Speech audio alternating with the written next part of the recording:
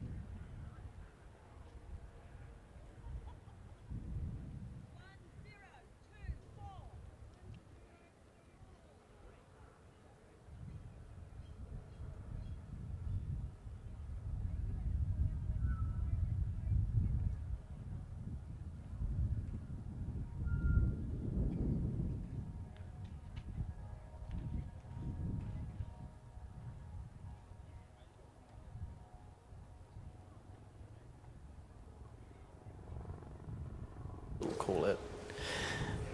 So great to see the action underway now in the field. On the track, slight delay as we try to get the start team up and running. You can just see there's a few little technical issues over there with the start of the under 2100s, and we will introduce those fields once we have resolved the issues and get underway.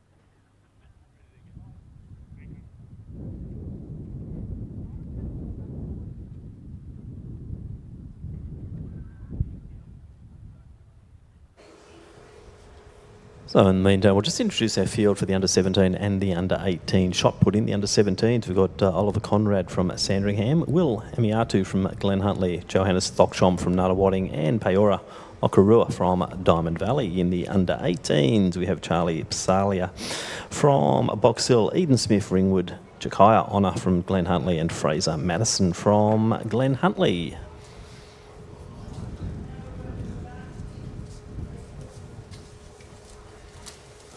How long were you in Cambodia for? 10 days. It was, yeah, good.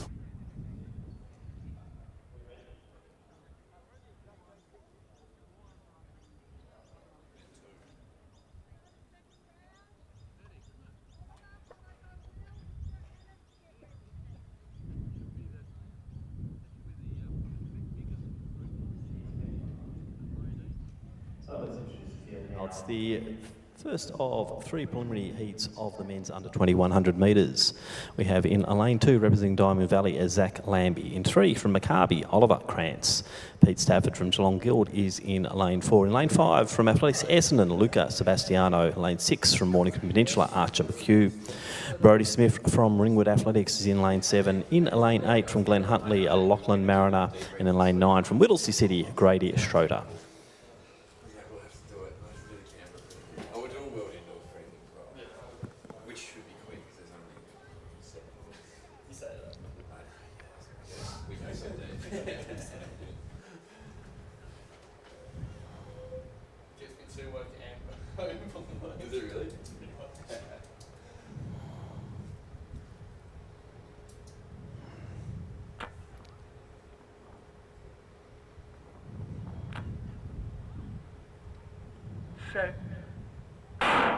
So good start there from McHugh. Sebastiano next to him also running nicely in the early stages. Alongside them is Brody Smith from Ringwood, but it is going to be the man from Mornington, Archer McHugh. He'll take it. Sebastiano in next position. Brody Smith will take third. Top two will go through automatically, plus the two next best times. 10.65 and a 0.6 headwind.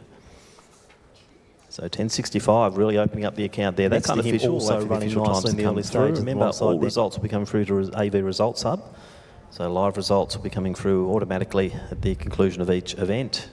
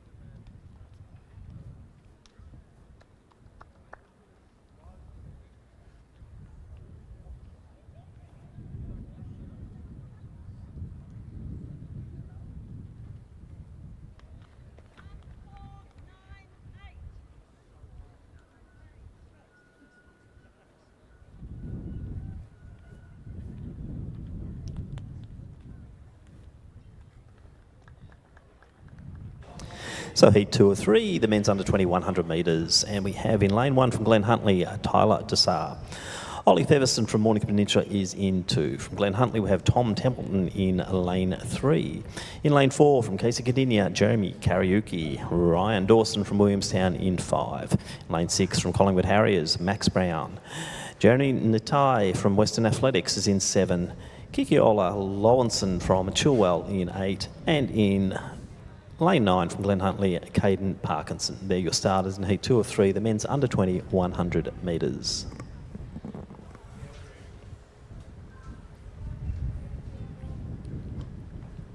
On your mark.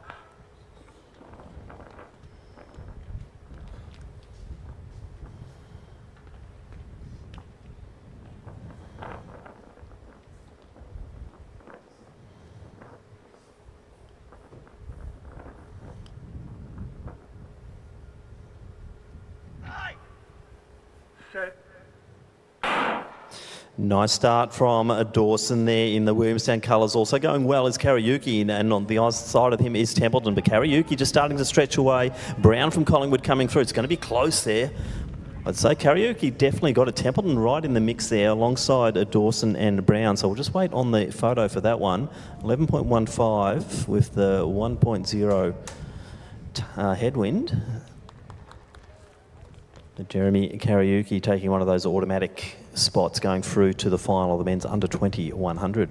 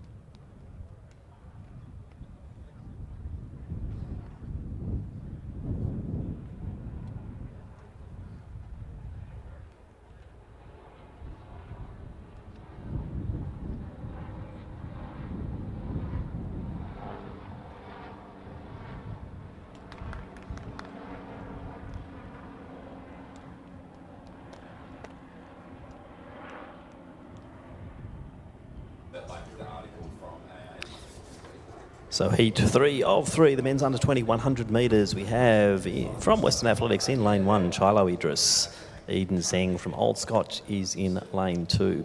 Taking lane 3 from Athletics, Essendon, Mackenzie Leaf. Pascal Bastioni from Western Athletics in 4. Matthew Parrott from Doncaster in 5. Ryan Hovey, Glenn Huntley's lane 6. In lane 7, Charlie Trezise from Athletics Chilwell.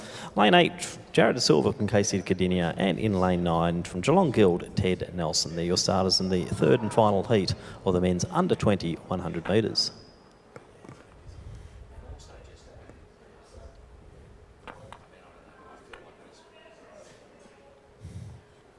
On your mark.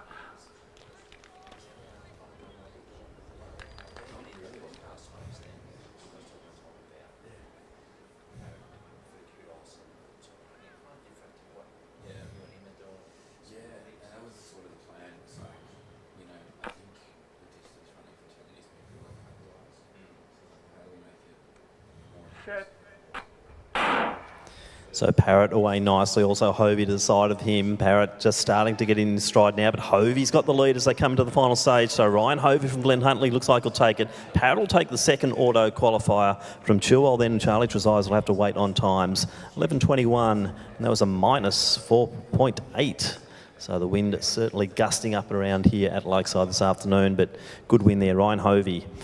We've also Matthew Parrott from Doncaster proceeding through to the finals. Now remember, just keep updating AB Results Hub, and that will give you the progressions through to the final of the men's under 20 100 metres.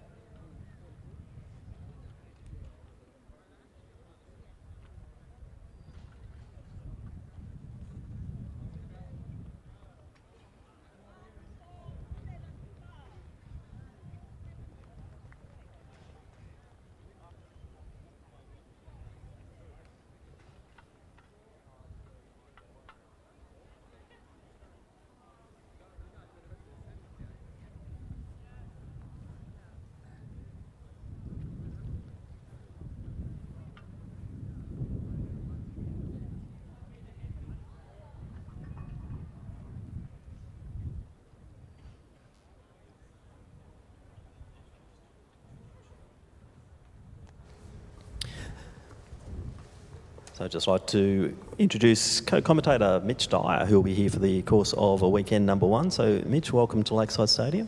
Thanks, Tim. It is lovely to be here. Near beautiful evening here at Lakeside. Nearly sometimes as nice as you can possibly get it, but good to start off with some fast hundreds and the Women's Open up now. So it'll be, following suit with that shortly.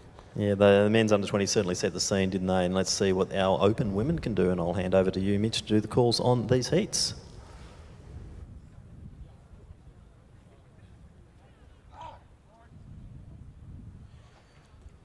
So behind the blocks now is the first of 3 heats for our Women's Open 100 metres. The top 2 will go through automatically. The next 2 fastest times will join them from there. In lane number 2 from Geelong Guild, it's Emily Solar.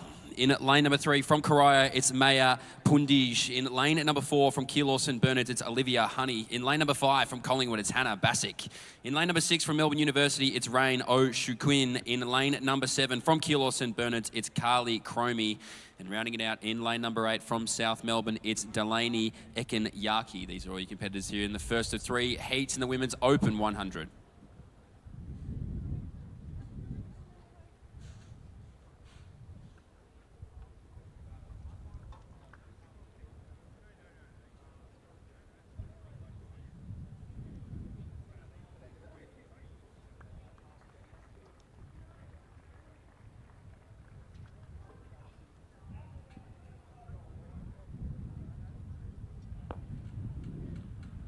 On your marks.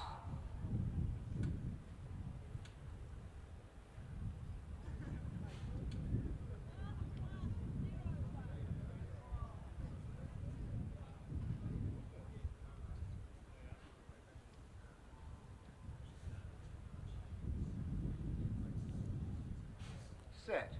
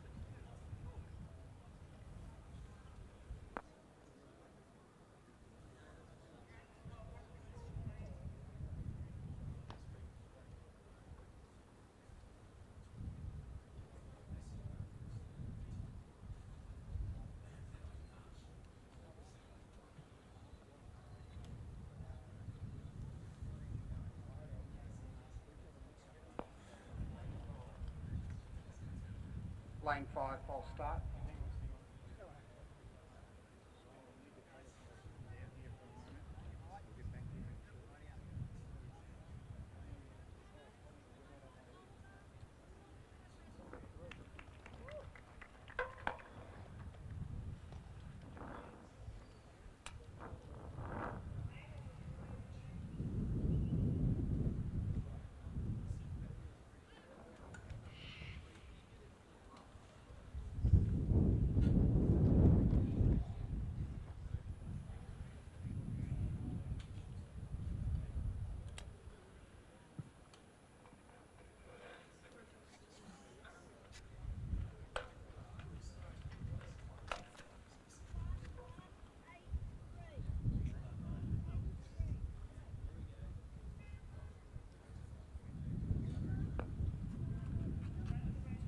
On your mark.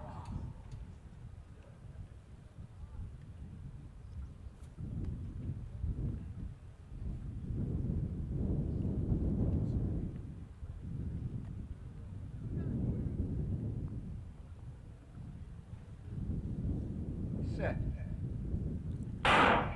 So cleanly away now, Honey in the middle of the track, the one to watch, the fastest seat time in the first of 3 heats here, and she'll start to boom away in the later stages of this opening 100. So it will be Olivia Honey on the inside shoulder from Karayo, Maya Pundij. They'll be the first 2 to go through automatically, 12:06 unofficially on the clock. Unfortunately, lose one at the beginning of the race, but those 2 will go through automatically. We'll wait to see who joins them over the next 2 fastest times. this evening.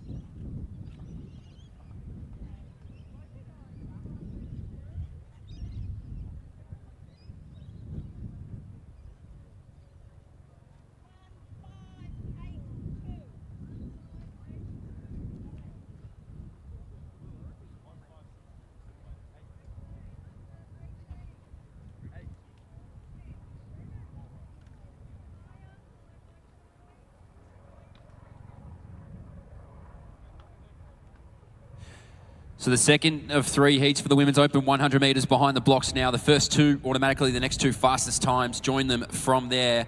Out of lane number 2 from the Ballarat Harriers, it's Lavinia Mail. In lane number 3 from Geelong Guild, it's Sarah Riddell. In lane number 4 from Diamond Valley, it's Keely Boyne. In lane number 5 from Keilor St Bernard's, it's Ellie Keratianos. In lane number 6 from Melbourne University, it's Alyssa Neal. In lane number 7 from the Yarra Rangers, it's Shani Bullard. And in lane number 8 from Eaglehawk, it's Juliette Hilaire. These are all your competitors here in Heat 2 of 3 in the Women's Open, 100 metres.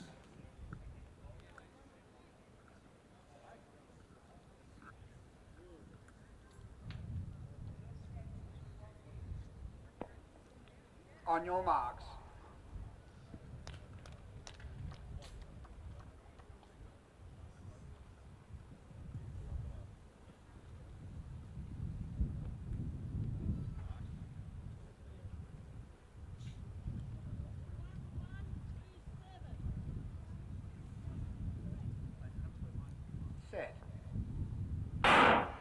So Keratianos jumped well on the inside shoulder of Diamond Valley, though now it's Boyne getting into her running, so she'll streak away from the Keilor St Bernard's athlete, and it will be all Keely Boyne takes it out here in Heat 2. Pulls up at the line, Keratianos there in second.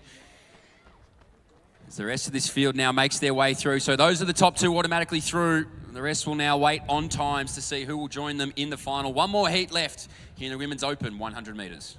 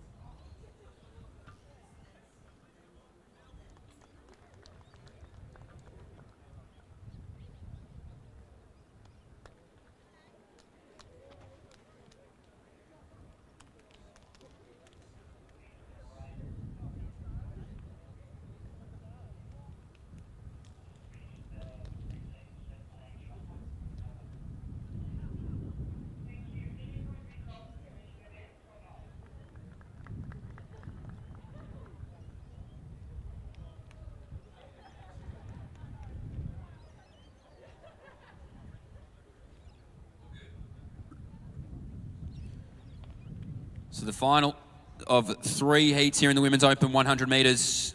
As I said it before, the top 2 will go through automatically. The next 2 fastest times join them in that final from there.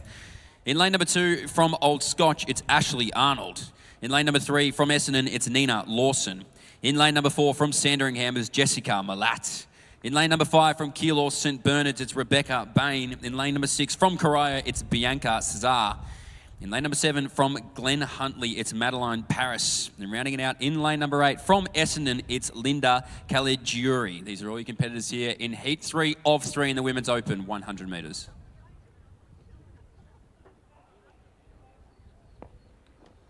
On your marks.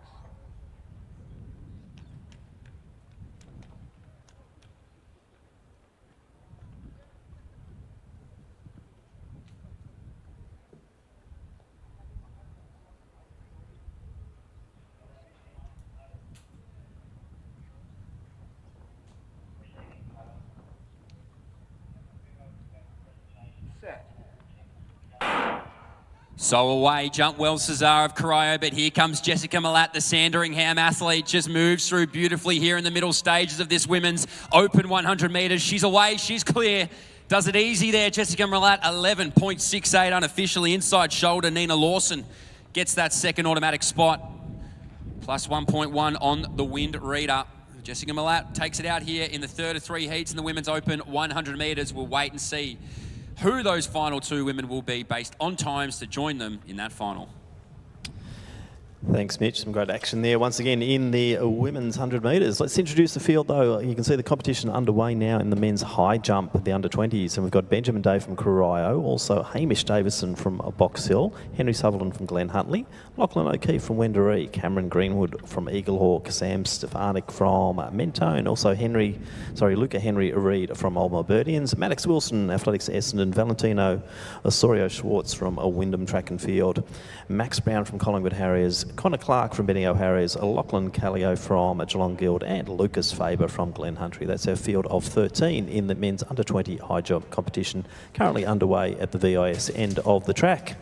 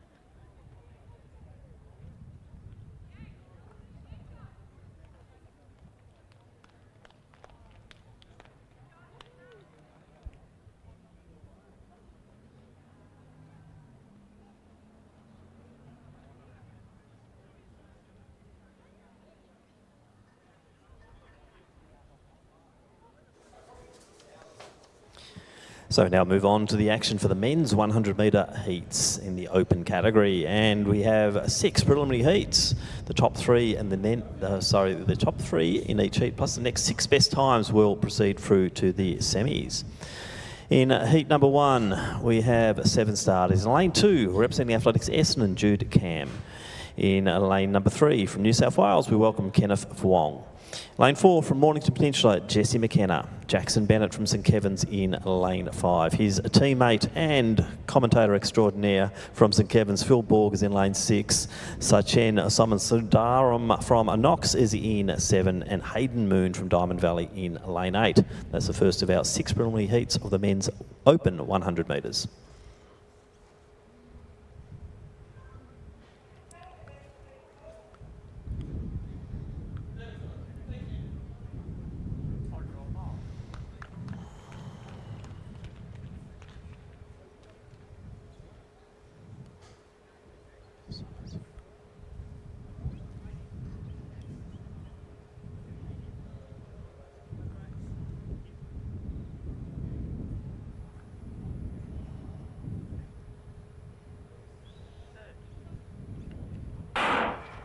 So Wright and Bennett and McKenna away very nicely. McKenna leading the way as they come down to the final stage of this 100. The New South Welshman Vuong also in the picture, but it will be Wright taking it from Bennett. Vuong in next position, I think, to the inside lanes there. Jude Cam from Essendon will have to wait on times. 10.69, 0.2 on the wind reading there as Jessie McKenna, Monica Peninsula, takes out the first of our 6 preliminary heats.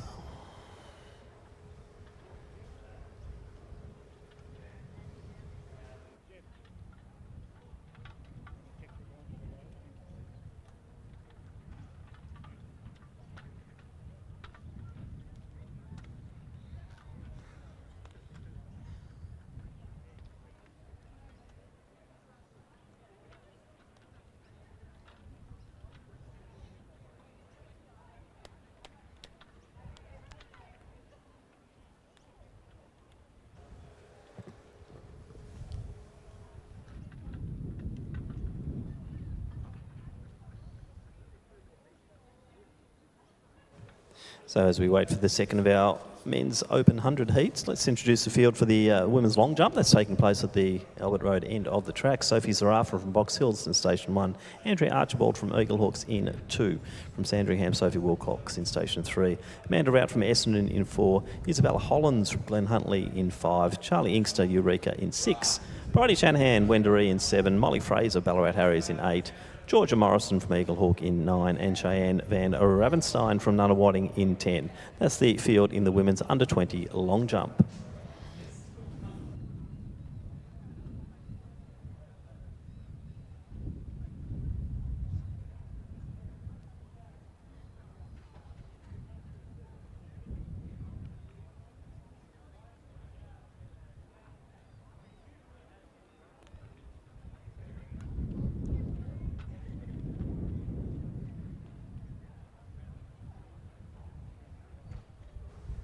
Heat 2 of 6 men's open 100 metres. We have in lane 1 from Ringwood, Sammy Latu.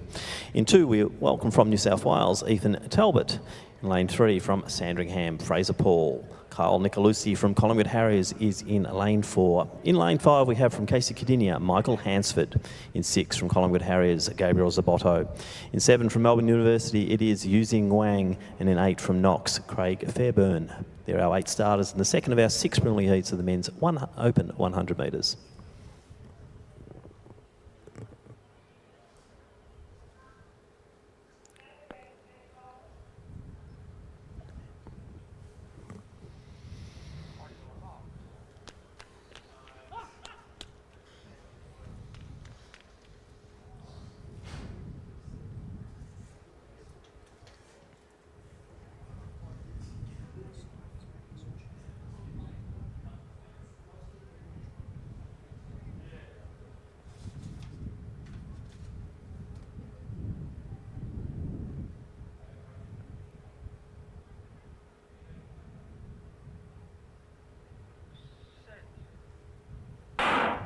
So cleanly away, good start there from Hansford from Cardinia. Now Nicolucci coming through, also Fraser Paul. So Paul probably leading it.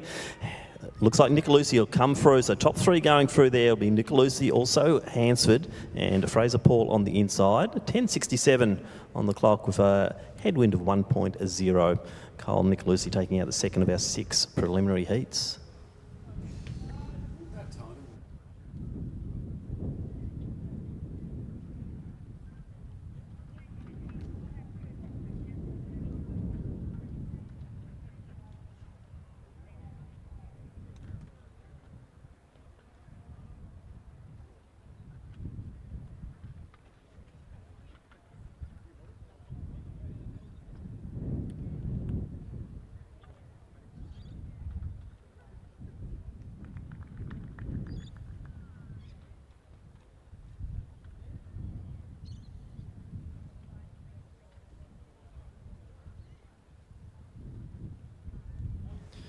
So once again, a big welcome to our new sponsor, South Melbourne Physio, on board for the 2024 Victorian Track and Field Championships. We have Yomi from South Melbourne Physio here. He's on the top deck and he's here for, if you require any advice or treatment, then go and visit Yomi, and he's in the main grandstand.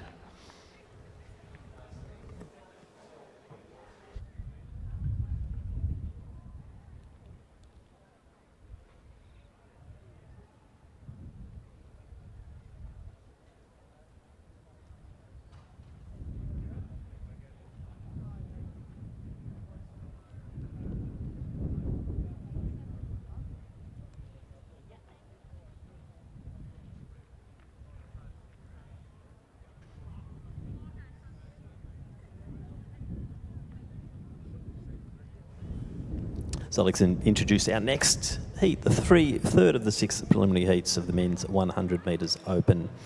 In lane 2, representing Geelong Guild, we have Mason Potter. In lane 3, from Corio, Jacob Caesar. In lane 4, representing Queensland, but he'll always be Victorian to us, as the former Stall Gift winner, Matthew Rizzo. In lane 5, from Collingwood Harriers, Massimo Aquaro. In 6, from Old Scotch, William Byrne-Jones. In lane 7, from Glen Huntley, Tim Rose. And in lane 8, from Ringwood, Hamish Hopkins. They're your starters in the third of our 6 heats of the men's open 100 metres.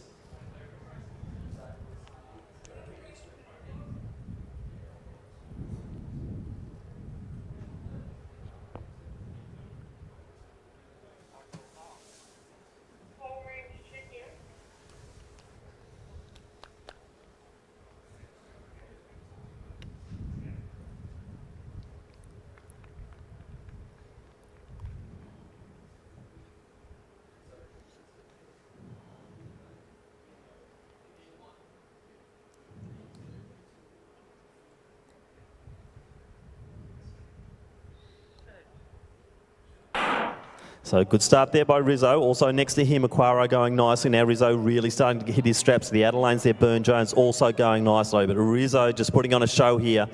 Aquaro will be through next. Byrne-Jones will take that auto qualifier. And that means that Caesar from Corio will have to wait on times. 10.79 with a 0.7 headwind. So Matthew Rizzo representing Queensland taking out the third of our 6 preliminary heats.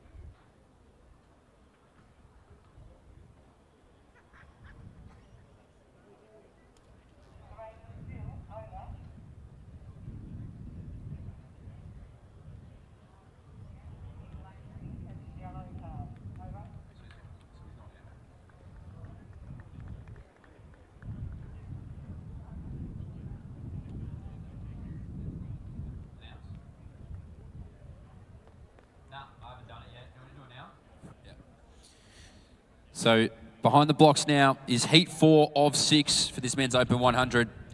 Top 3 automatic. The next 6 best times will join them from there. At lane number 1 from Nunawading, it's Zachary Wilmot. In lane number 2 from Williamstown, it's Khan Ma. In lane number 3 from Collingwood, it's Dylan McGann. In lane number 4 from Diamond Valley, it's Say Morris. In lane number 5 from Geelong Guild, Mason Spikers. Lane number 6 from Yarra Rangers, it's Mitchell Mullins. In lane number 7 from Essendon, it's Young Ho Michael Chow. And in lane number 8 from KC Cardinia, it's Ahmed Dreedy. These are all your competitors here in Heat 4 of 6 in the Men's Open 100.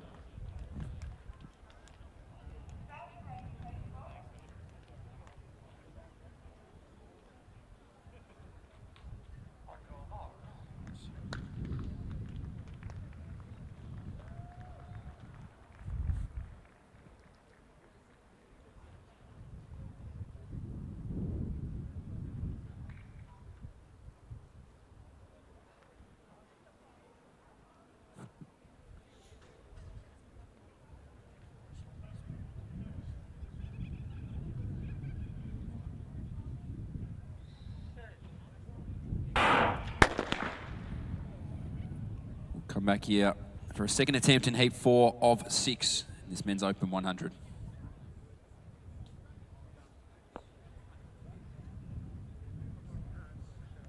Lane 4, you have a false start, you are disqualified.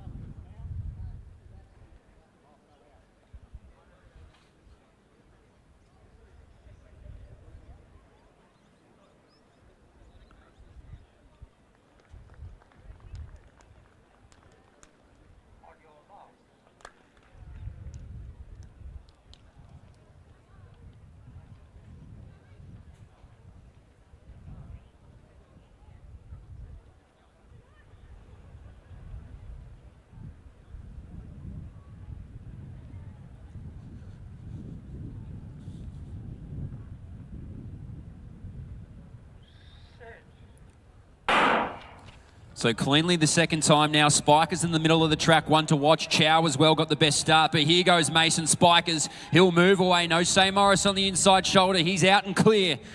Next one through there from Collingwood was McGann, and then it went back to Mullins in that third position. So those are your first 3 through automatically.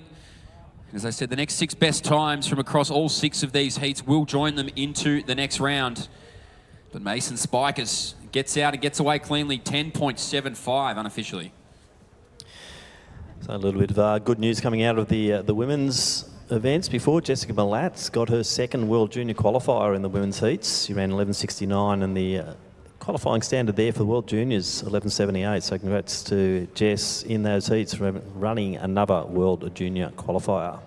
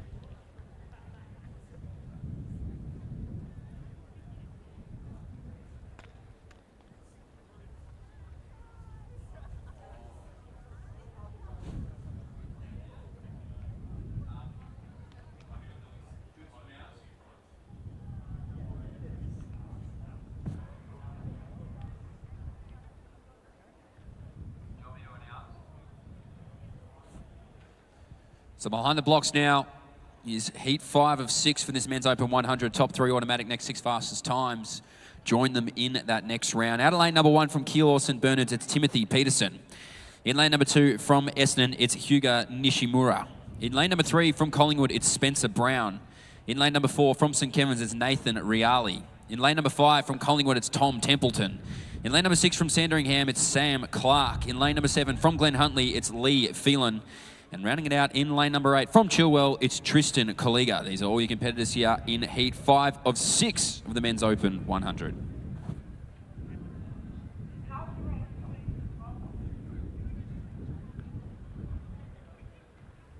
On your mark.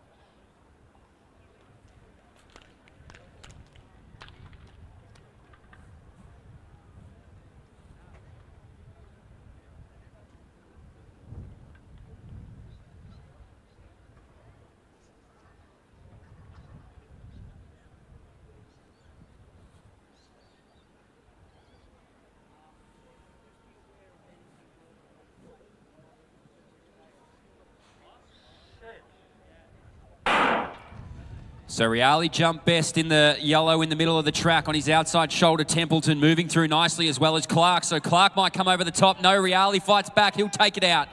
Riali to Clark on the inside of both of them, or in between them, I should say, was Templeton. And those two will jostle it out for second or third. They'll go through automatically nonetheless. But impressive there from St Kevin's Nathan Riali. 10.78 unofficially in heat 5 of 6. One more remaining here for the men's open 100.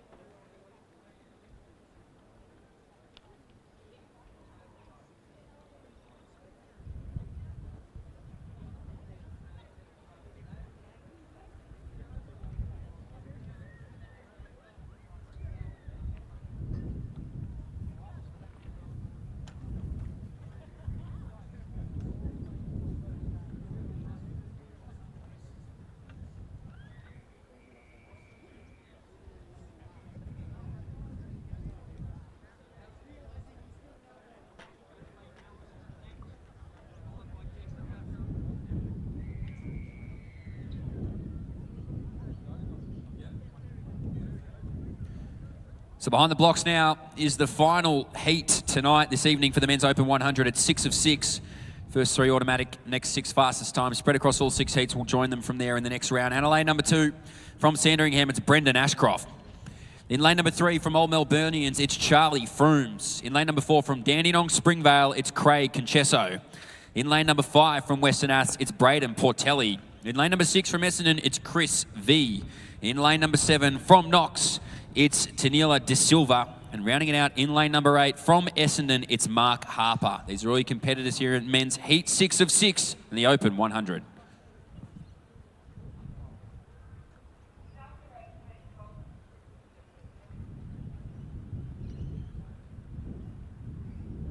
On your marks.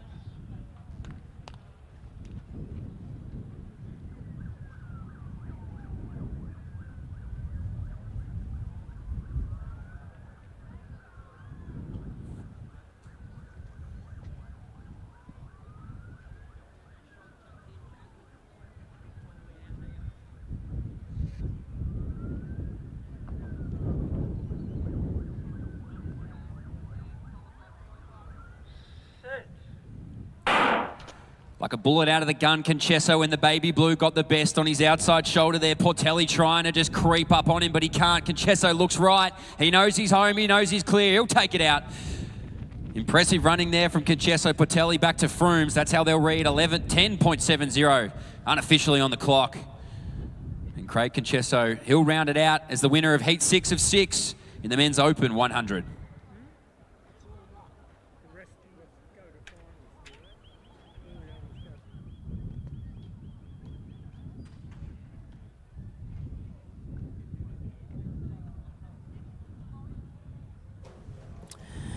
So let's turn our attention to the infield, and it will be for the presentation, the first presentation of the South Melbourne Physio Victorian Track and Field Championships for 2024.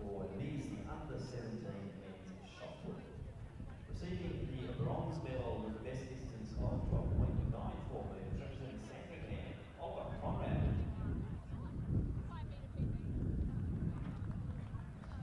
Silver medalist with the best distance of 14.51 metres, representing is Will Ayatu.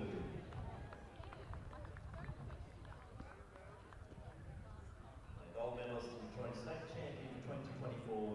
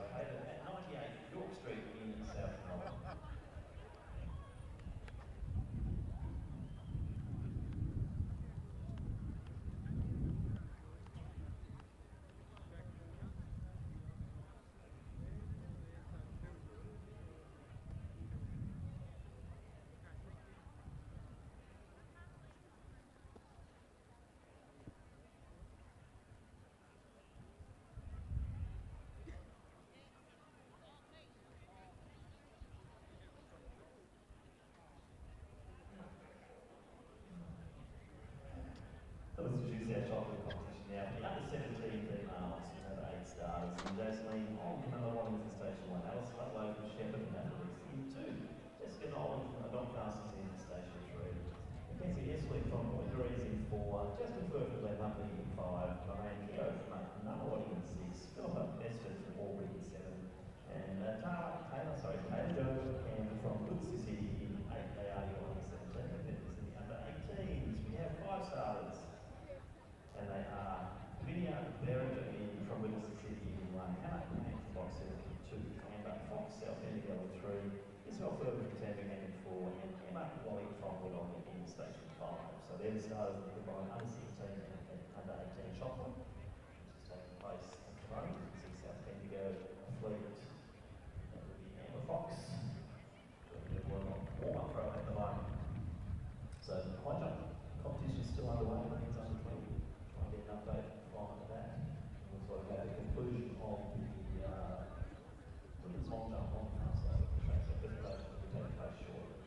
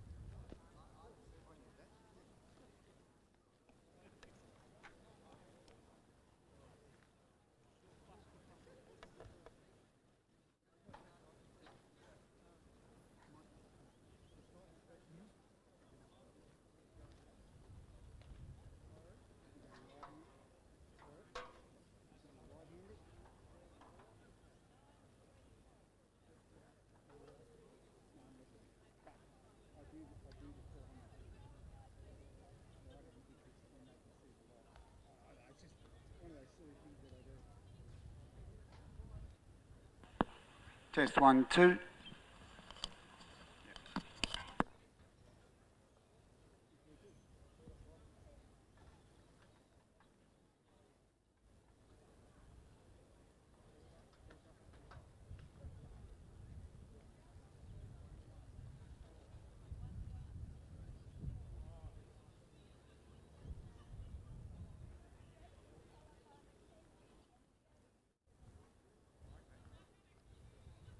All right.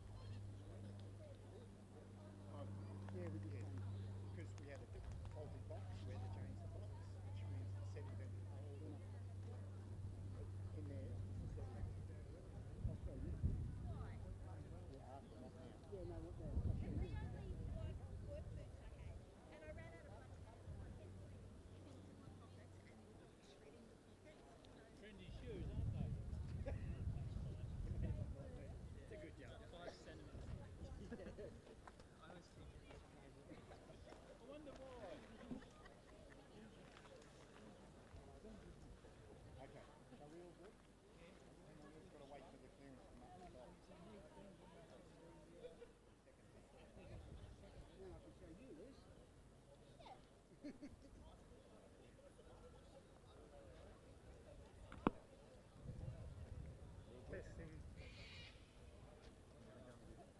Testing.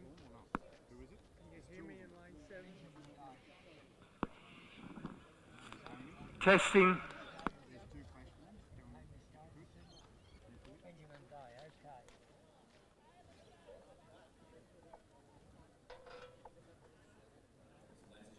So you checking from here or out the front? One of three in the men's under 20. I need somebody out the front. He was going out there. Across all three heats, will join them from there.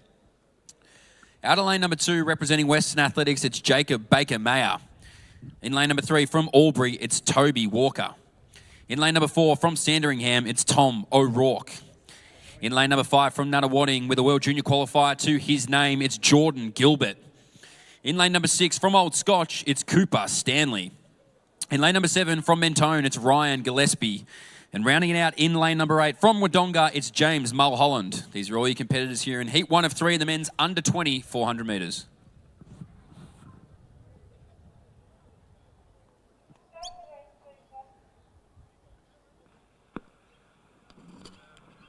On your marks.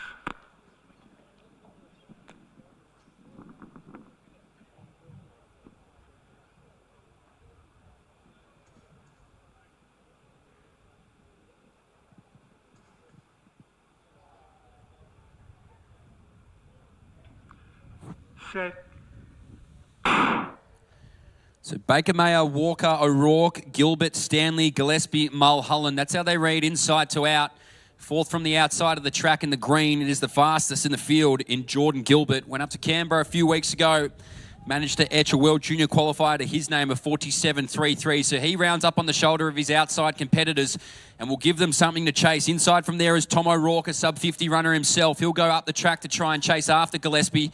And these two seem away at the moment. Further back is Stanley in those Old Scotch colours as they round their way into the home straight. So it's the top two that go through automatically, and they are absolutely clear at the moment. It is all Jordan Gillespie and Tom O'Rourke as they start to gap away. Gillespie looks on his inside shoulder. He'll only see O'Rourke in his rear view mirror. He pulls up. O'Rourke keeps pushing, and these two are through.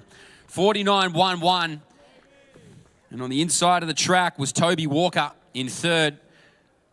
So they'll have to wait and see who gets through the next two fastest times from there. But Jordan Gilbert, Tom O'Rourke, no disputing. Those two will be through to the men's under 20 400 metre final.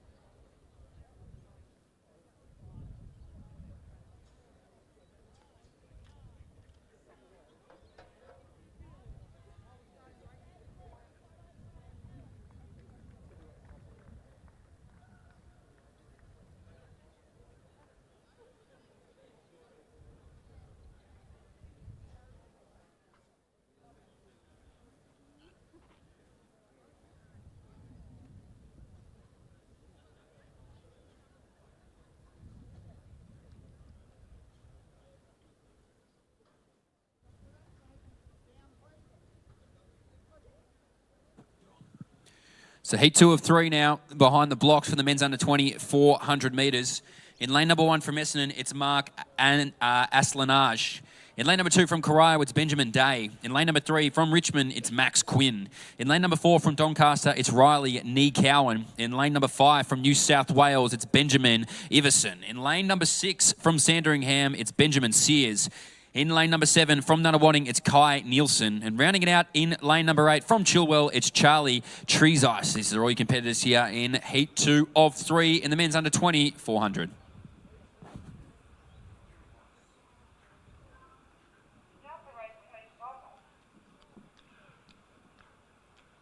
On your marks.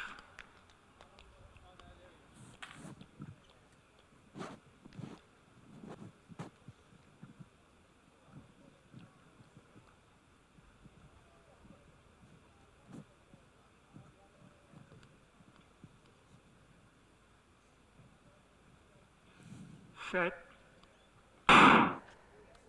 So away cleanly, it's Heat 2 of 3. The top 2 will go through automatically. The ones to watch, the man in the grey from New South Wales in Iverson. He's got Sears on his outside shoulder. So both 48 mid runners. They're the 2 fastest in the field. The next one behind him was Nee Cowan of Doncaster. So a little bit of work to do to get up on Iverson. He's gone booming up the back straight through the first 200 metres, the man in the grey. So call it around 23 seconds here for the opening 200. Chasing after him intently is Benjamin Sears. And coming through now is Nee Cowan. Inside of him is Max Quinn of Richmond.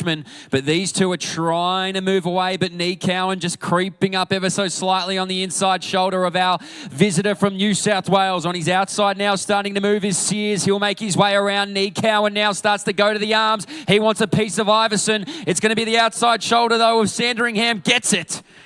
So Sears, Iverson, Nee Cowan, 49.23 on the clock. A swirling headwind ensued. Aslanage will round it out here in Heat 2 of 3. We'll have to wait and see who got there officially, but out in front, it was Benjamin Sears.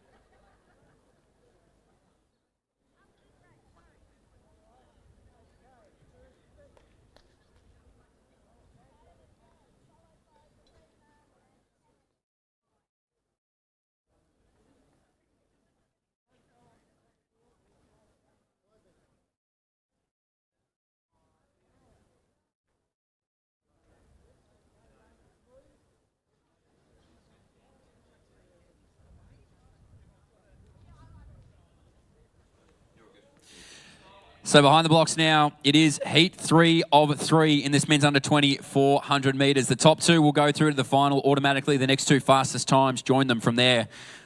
In lane number 2 out of Box Hill, it's Hamish Davison. In lane number 3 from Doncaster, it's Lachlan Reynolds. In lane number 4 from Geelong Guild, it's Max Franklin. In lane number 5 from Frankston, it's Samuel Elvey.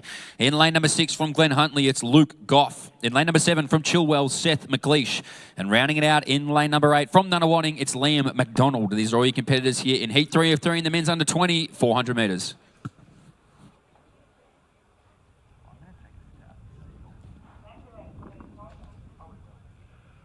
On your marks.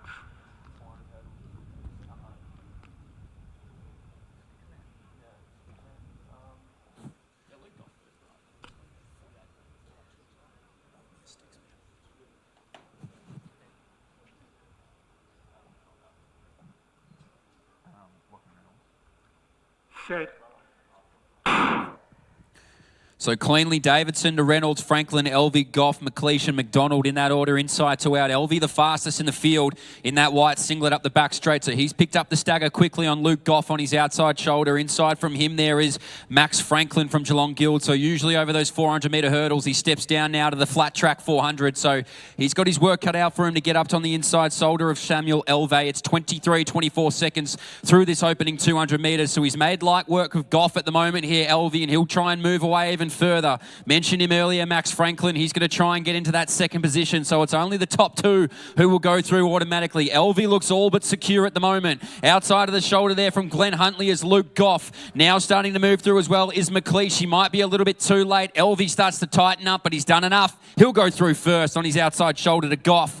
Move through well, McLeish, so too Franklin. We'll have to wait on times. 49.74 unofficially strikes the clock for the winner. And Davison will round it out here. Heat 3 of 3 done in the men's under 20, 400 metres. Thanks, Mitch. And we'll go back to the presentation area where we have the women's under 20 long jump. So in third place and taking the bronze medal with a best distance of 5.16 metres, representing Eaglehawk, Georgia Morrison.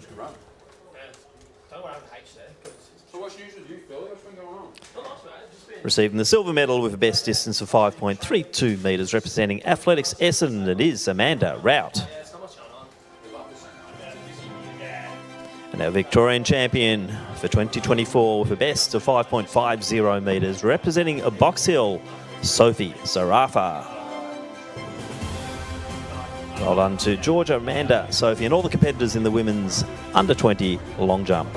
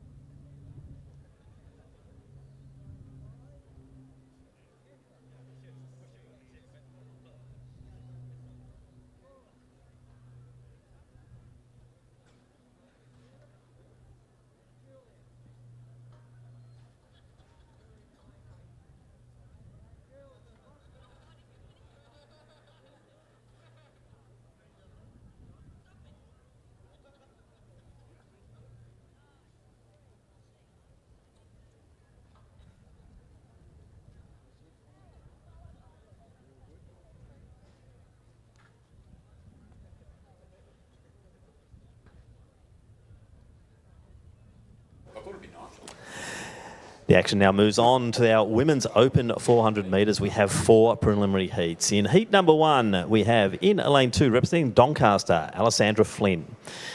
In lane 3, from Williamstown, Daniela Roman. In 4, from Athletics Essendon, Michaela Saladinakos. In 5, from Glen Huntley, Sophia Hanlon. Lane 6, from Melbourne University, Genevieve O'Brien. Lane 7, representing Mentone, Karen Hayder. And in lane 8, from Wendouree, Mari Campbell. Top 3 to go through automatically, plus the next 4 best times will proceed through to the semis.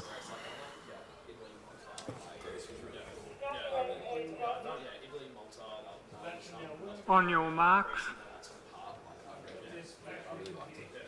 I think I'm going to try and go to the Moroccan.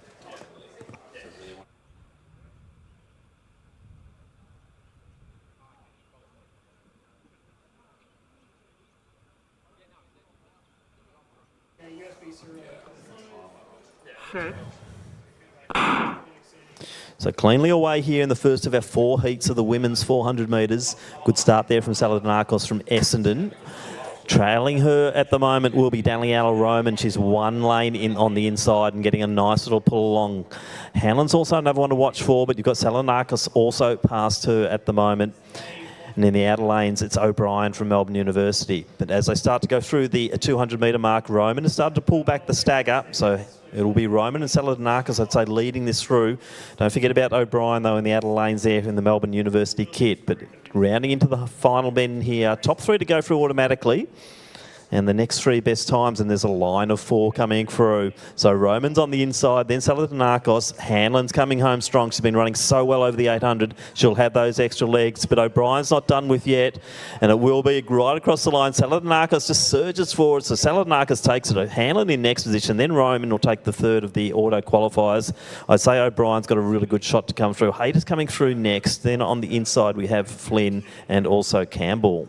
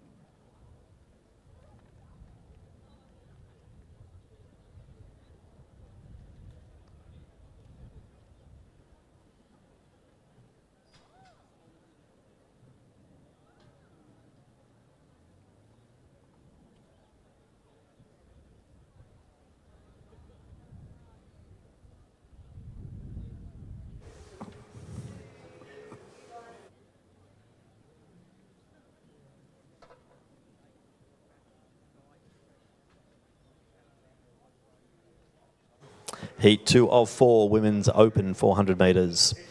In lane 2, from Ringwood, we have Nicole Reynolds. Lane 3, representing Glen Huntley, Jemima Tanakun. In 4, from Collingwood Harriers, Mia Gross. In lane 5, from Athletics Essendon, Sophia Gregorevic. In 6, from Collingwood Harriers, Kendra Hubbard. Lane 7, from Deakin, Laura Kadri. And in lane 8, from Eaglehawk, Juliet Hilia.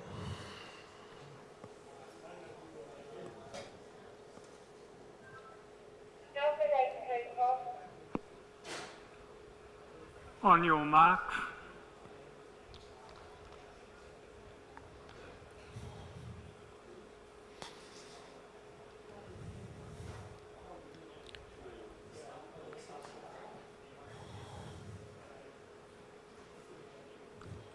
Set. So away in the second of our 4 preliminary heats here. Mia Gross in 4. You've got Gregorevic in the outside, in lane 5, and those two already starting to move beautifully. So it is Gross leading the way, approaching her teammate there from Collingwood Harriers there in Kendra Hubbard, who's 2 lanes out. So Mia Gross got off to a great start here in the first 200. So top 3 are looking like Gross, also Hubbard and Gregorevic. Tanakun started to come through. On the inside of her, you've got Reynolds, the hurdler. She's on the inside. But it is Mia Gross going to come into the home straight first. Hubbard and also Gregorevic having a good battle. Those top 3 will go through to the semis. Mia Gross probably just start to switch it off now. As we see Reynolds, her strength over the hurdles coming through now as she starts to move away from Tanakun. And then we have Kadri and Hilia. But Gross just starting to ease it back now. Gregorevic's probably going to come over the top and take the win in the heat. And she does. Close there, 55.01. Hubbard there in 3rd position. Reynolds will have to wait on time. Also Tanakun. And then we have Kadri and Hilia.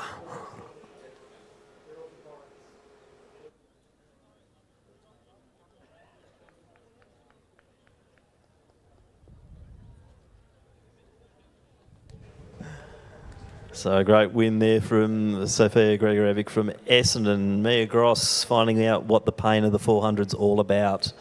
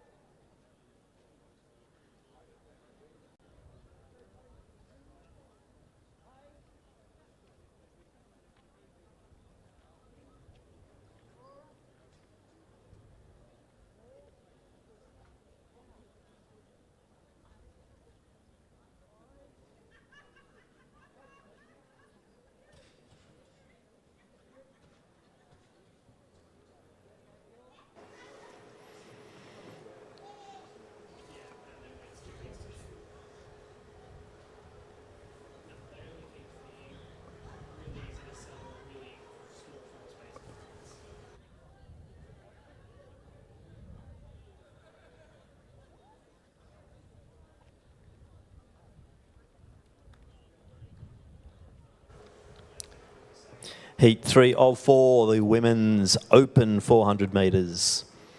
In lane 2 from Collingwood Harriers, we have Scarlett Burmeister. Lining up in lane 3 from Frankston, Alexia Lazou. In lane 4 from Collingwood Harriers, Jessie Andrew. In 5 from Western Athletics, Ella Tobin. Lane 6 from Deakin, Lily Bays. In 7 from Athletics Chilwell, Ashley Mead. In lane 8 from Corio, Ella Rayson. They're your starters in Heat 3 of 4, women's open 400 metres.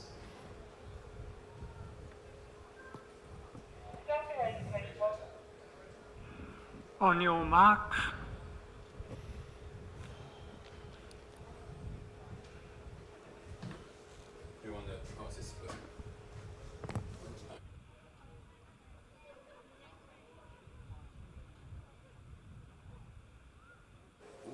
Yeah.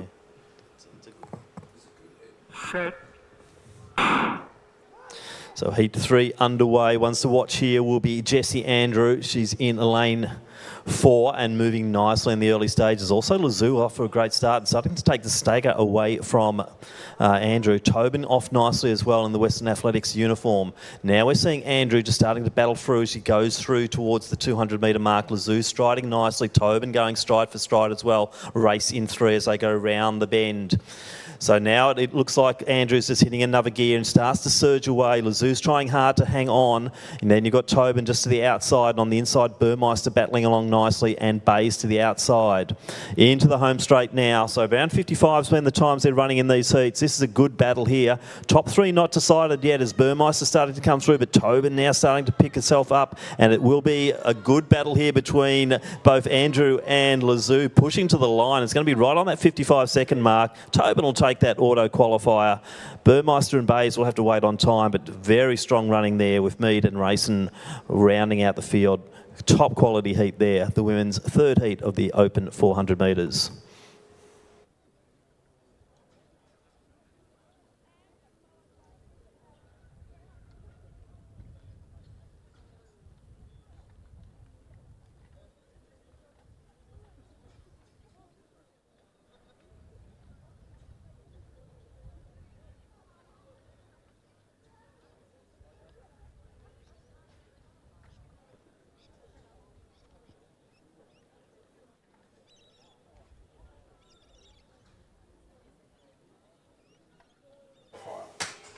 So a reminder, just keep checking Results Hub for these progressions at the conclusion of each set of heats. So live results coming through on Results Hub quite quickly. As we see the field assembling now for the fourth and final of the preliminary heats of the Women's Open 400.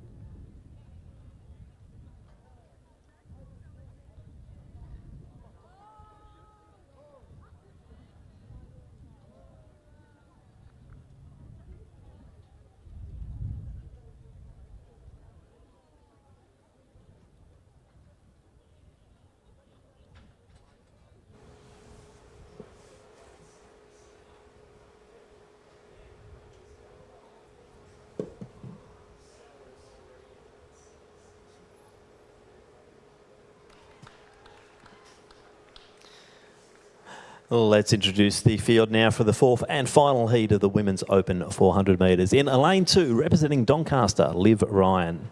In 3, from Frankston, Paige Elvey. In lane 4, we welcome from Tasmania, Laura McShane. In 5, a welcome back to Lakeside, the defending 400 metre Open champion from Sandringham, Anna Plessinger. In 6, from Glen Huntly, Ashley Palmer. And in lane 7, from St Stephen's, Bridget Humphrey.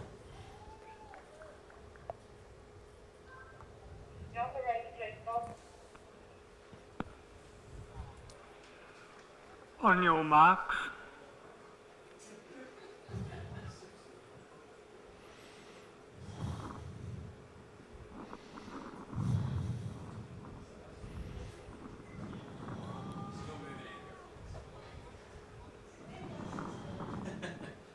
Good point. Set. So away in the fourth heat here, watch out for McShane. She's at the top seed time, but you have got the defending champion Plessinger just to the outside of her. Two of our top hurdlers in Elvey and Palmer also lining up in this field, but McShane looking really strong. As she takes the stagger now off Plessinger, so approaching the 200 metre mark, the Tasmanian leads the way. Also running well at the moment is Palmer, and then to the outside there is Humphrey. Elvey now starting to hit her straps as they go round the top bend, but it is all McShane as she comes into the home straight first. Plessinger will be in next position, battling on nicely Palmer in the outside, and also you're seeing the other hurdler in Elvey coming through. So top 3 to go through the semis automatically in the next 4 best times, but it will be Laura McShane taking one of those auto qualifying spots. I'd say it might be Elvey coming through to take the second. Plessinger's fighting on. She'll take the 3rd spot there, and then it's going to be close between Ryan and Palmer. I'll give that to Ryan, just over Palmer in 4th and 5th position, and then Humphrey will round out the field in the 4th of our heats of the Women's Open 400.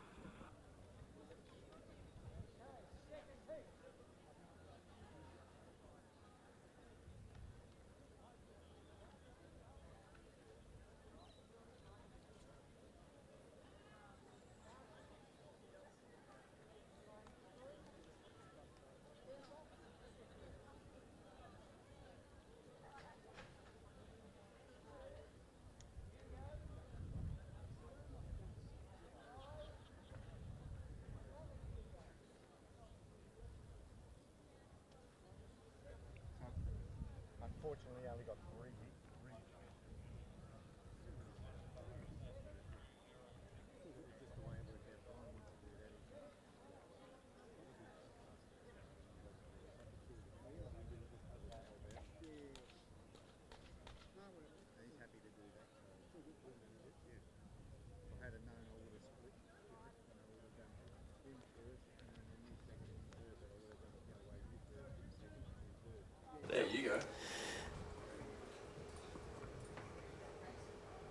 So just if you cast your eyes across to the high jump, the bar now at 2:06. So the bar at 2:06 in the ends under 20 high jump.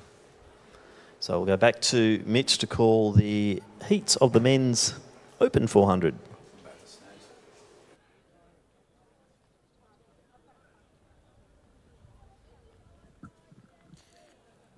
Yes, thank you, Tim.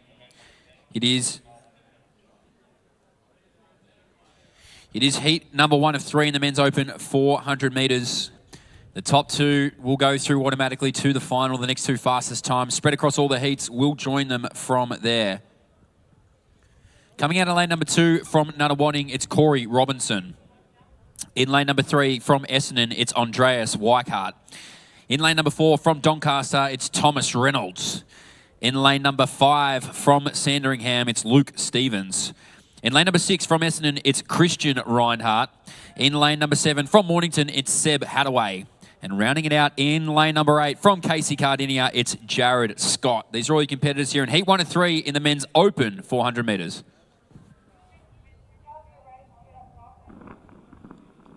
On your marks.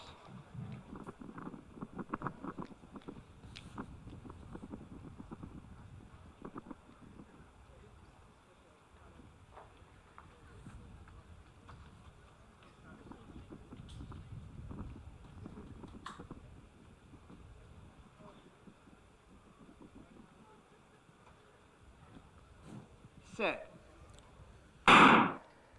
So heat 1 of 3 away cleanly. The fastest in the field, the big looming figure in the yellow singlet, that's Thomas Reynolds. He's trying to pick up the stagger of Luke Stevens on his outside shoulder. So these two will move clear up the back straight. A little bit wider than that is Reinhardt of Essendon. Another one to watch, Seb Hadaway in those orange colours of the Mornington Peninsula. But out in front at the moment, Luke Stevens leads out Tom Reynolds, or it might go the other way as they straighten up into the home straight. But these two are out in front and clear. Seb Hadaway not too far away either. And a little bit further on the inside is Weichart. But 100 metres to go now. It's Luke Stevens, Tom Reynolds. Reynolds takes a look to his right. Stevens takes a look to his left. They have a slight conversation. And Reynolds and Stevens, they're in the top 2. The others are coming around on the outside now, though, moving well. Reinhardt, Hadaway in 3rd and 4th. But these two will come home and come clear. A little challenge there to Tommy Reynolds. And it was the way of Seb Hadaway. He made his presence felt. 49.06 unofficially on there. So Luke Stevens, he takes it out. Tom Reynolds gets the dip for that second automatic spot. And it was back to Seb Hadaway in 3rd there. And heat 1 of 3 in the men's open 400 metres.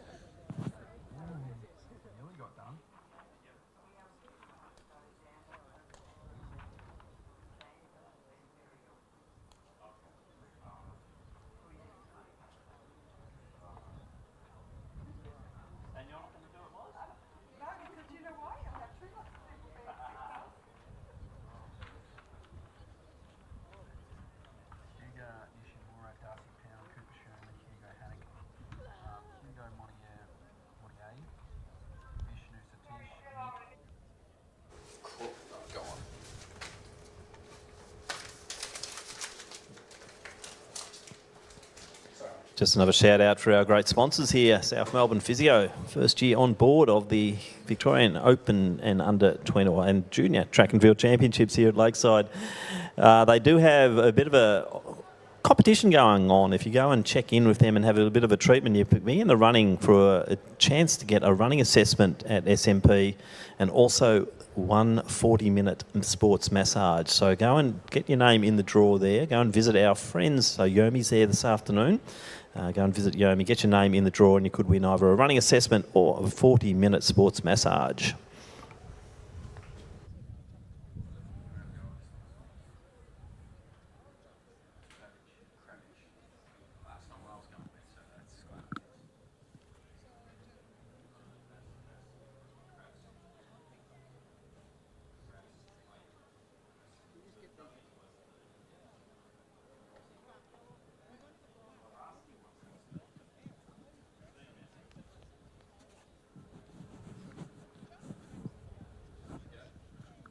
So heat number 2 of 3 behind the blocks now in this men's open 400. Top 2 automatic, next 2 fastest times. Join them from there. Out of lane number 2 on the inside of the track from Essendon, it's Hugo Nishimura.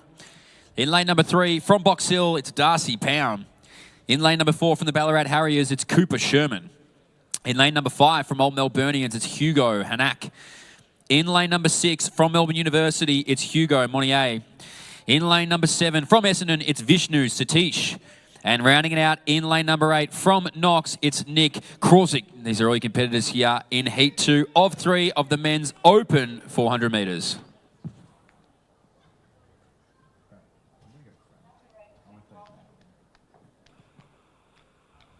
On your marks.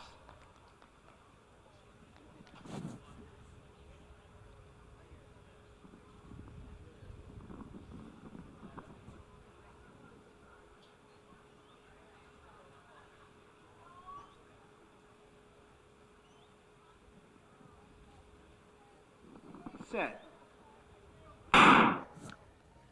So cleanly away here in Heat 2 of 3. A few to watch in the middle of the track. Cooper Sherman, the fastest out of the Ballarat Harriers Club. And he'll go right up on the inside shoulder there of Hugo Hanak. So the 2 fastest in the field on times. Out a little bit wider is Vishnu Satish as well. So he has the benefit of having nobody out in front of him, but plenty to chase him. So Satish out moving well. Sherman 2 there. Starting to get up on his inside shoulder. Gives Hanak a little bit of work to do. So only the top 2 are automatic through to the finals here. Moving up on the inside shoulder now. Satish on the outside from Hanak. Sherman 2 in the middle of them both. So he gets a good look at where he needs to be here, the Old Melburnian. Out in front now coming into the home straight is Cooper Sherman. Satish now starting to side ever so slightly. Hugo Hanak now starts to move through. He gets right up on the shoulder of him, but Sherman takes it to Hanak. 48.39. Satish there in third.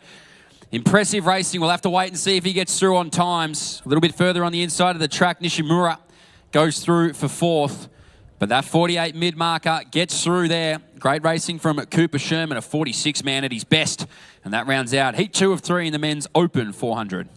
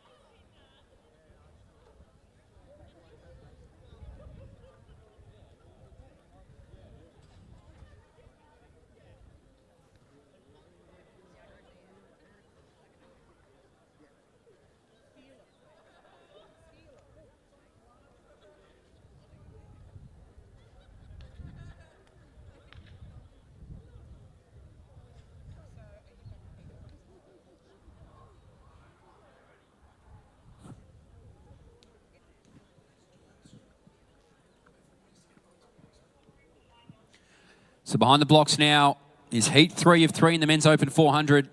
Top 2 through to the final automatically. Coming out of lane number 2 from Glen Huntley, it's James Hatton. In lane number 3 from Collingwood, it's Will Johns. In lane number 4 from Sandringham, it's Lawson Power. In lane number 5 from Geelong Guild, it's Caleb Kilpatrick. In lane number 6 from Old Melburnians, it's Conrad Kumaris. In lane number 7 from Box Hill, it's Lucas Archer. And rounding it out in lane number 8 from Casey Cardinia, it's Ahmed Dreedy. These are all your competitors here in Heat 3 of 3 in the men's open 400.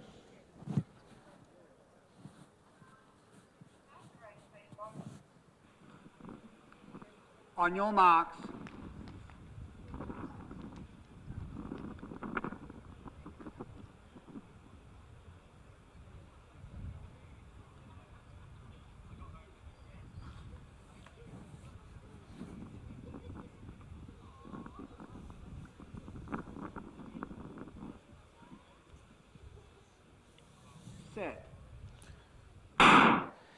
cleanly away here. Heat 3 of 3. It's Hatton to Johns, Power, Kilpatrick, Kamaris, Archer, and Dreedy as they read. So the ones to keep an eye out for, Lawson Power in the middle of the track. He's outside shoulder. Caleb Kilpatrick has a World Junior qualifier to his name as the man from Geelong. Will Johns over the 200 metres formally now steps out over the long track distance and a little bit wider than that Conrad Kamaris. So it's Lawson Power, the diesel. He gets right up on the inside shoulder now of Kamaris. Kilpatrick a little bit further back from there. Will Johns with a little bit of work to do as well. Kamaris sitting in that second position. So only the top two go through automatically. Kilpatrick now just moves through like butter, but it's all diesel Power out in front. He takes a look to his left and right. There's nobody there. He's home and hose here in Heat 3 of 3. He can shut it down if he wants to, but he goes through the line. So he'll take it out there. Power goes back to Kilpatrick. Impressive racing. Will Johns on the inside to Kamaris. And then further back to Hatton on the outside there from Box Hill Archer. And rounding it out here is Dreedy from Casey Cardinia. But impressive racing there from Lawson, the diesel Power.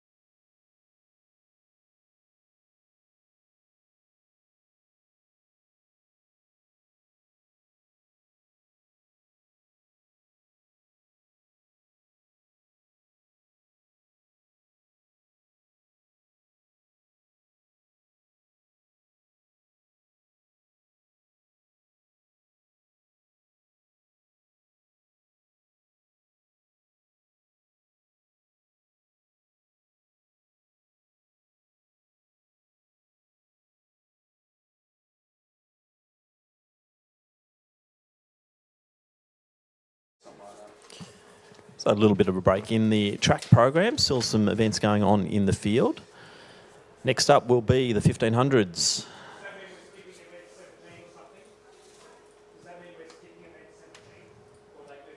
So the 1500 metre program will take us through to the conclusion of the track action here.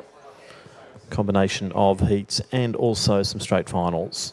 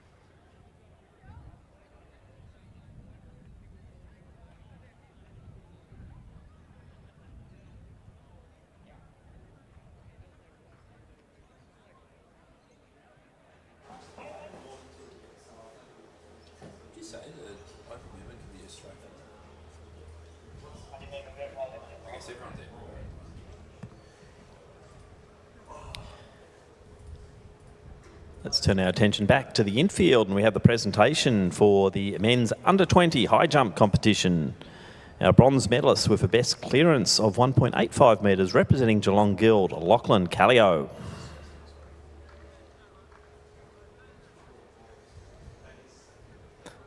Receiving the silver medal with best clearance of 1.98 metres, representing Glen Huntley, Lucas Faber.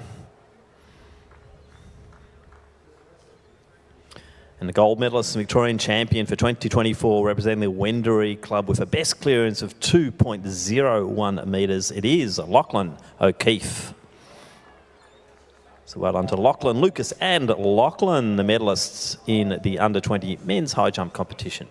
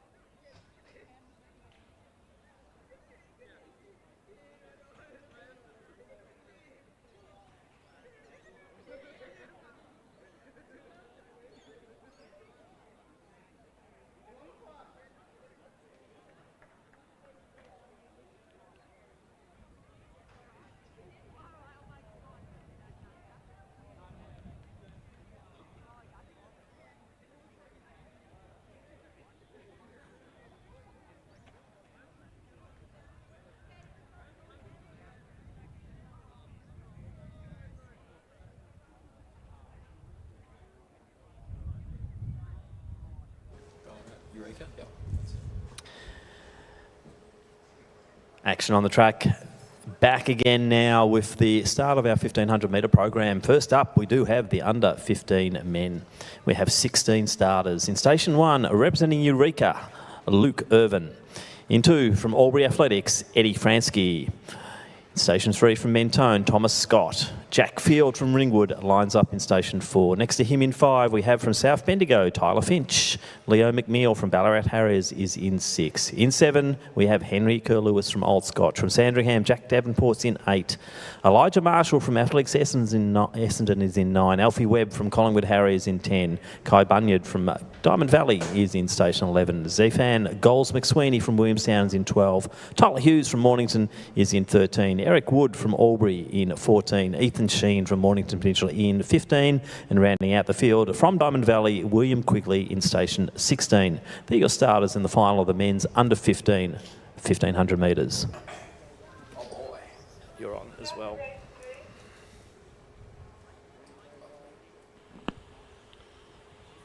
On your marks. Scott Hughes will probably lead it. So good, clean start. I'm interested to see who takes the lead, and I reckon it might be the young Mentone runner there, and that's Thomas Scott. He doesn't mind leading. Kerr-Lewis, I think, has gone out early too, Mitch, so it's a pretty willing start, isn't it?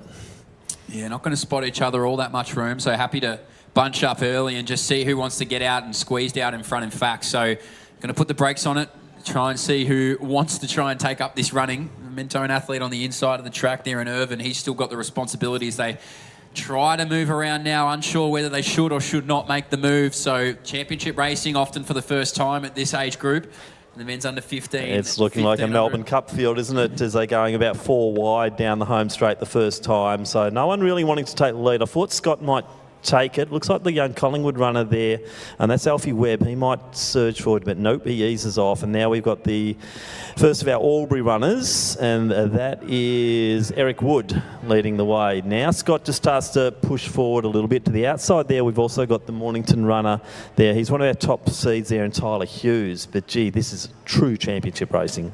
So pedestrian pace at the moment. This group, as you said, Tim, so poetically happy to go out into lane number 4 in order to find a spot. And here we go now. So a kicker from the field emerges and goes booming. So if you've been following Vic Chance for a while, you know the last name Fransky, and he's going to follow his older brothers in suit of just going after it early. So Fransky blows it up, and now the train behind wants to get on the carriage. Yep, we've gone from about 4 wide to single file in the space of 100 metres. What a little move that was from Eddie Fransky. He really put a cat amongst the pigeons, exactly what they needed. So Fransky's been brave. Scott now just settling down. And then we have Webb in next position. I'd say that's Hughes coming through next in the Mornington colours. Kerr Lewis also up there. A few going a little bit wide as the pace starts to just ease off a little bit and they start to come together once again. So you need a move like that from Fransky really to wake a couple up here. It's been a big day at school and now they find themselves in towards a state championship. So Fransky's not afraid to lead them out here at all. Is young Eddie on the inside of him. On the outside back shoulder is Irvin. He's been right around the front the whole way through, and as you've mentioned a few times now, Tim, it's Webb just on the outside there in 3rd position. So there's still a few out wide in the middle part of the track, but at the moment out in front, Eddie Fransky is just happy to string them along, and he came from here last time, and he certainly led them through a much quicker pace there in the second 400. Yeah, so probably through just under the 2:30 mark there through the 800 metres. So they're still well off the times that some of these young men can run, particularly Thomas Scott, who's got a sub 4:20 under his belt so far this season. But it looks like a little group of 5 with Kerr Lewis just trying to make that 6. I think the South Bendigo runner still in the picture there, and that's Tyler Finch. He's a 4:25 runner, so he's to be respected amongst that bunch as well, and probably finding this pace relatively sedate as they do settle in to this next lap. So seem to create somewhat of a separation here, this group of, we'll call it 7 out in front. Fransky still on that inside shoulder, doing plenty of the work on the rail. His fellow Albury compatriot now starts to get moving in Wood. So Wood, he can sense blood in the water at the moment. He wants to try and see who wants to come with him, dropping off a few quick kickers as well in the process. So Wood now is going to try and pump his arms with 400 metres to go. 3:25 it is on the clock. And I think the most dangerous one to follow him will be Finch. So Finch on the back shoulder there of our man from Collingwood, who moves through nicely. He's hardly moved at all there as Marshall. And now the rest of this pack has a little bit of work to do to get up on there. And as you mentioned so many times before, Tommy Scott, he's got one of the fastest times in the field. He's now going to have to put it to work up this back straight. Now, I thought Fransky was gone, but he's back in the picture again here. He drifted back, but we're seeing the long legs there from the South Bendigo runner in Finch. And I think you picked that one early there, Mitch. He's looking really strong. But Alfie Webb, he's really putting them to the sword at the moment. He's staking his claim as they go around, but the legs of Finch just starting to tick over a little bit more quickly. Wood also still in the picture at the moment. Gap then, I think that is to Hughes in next position, and then Scott. So a few of our favourites just sitting in that mid-pack there as Alfie Webb leads them into the home straight. You can call him in, Mitch. So Webb going to try and break the heart of Finch if he can. Finch with the longer levers, but Webb went the earliest. He's opened up the inside door, though, and he comes booming through to Finch. So he's going to come through and take out an emphatic state title. Sensational racing there. He just got up the inside. He was so brave, our man out in front in Webb. Just got done there late. And impressive racing from our man from Mornington.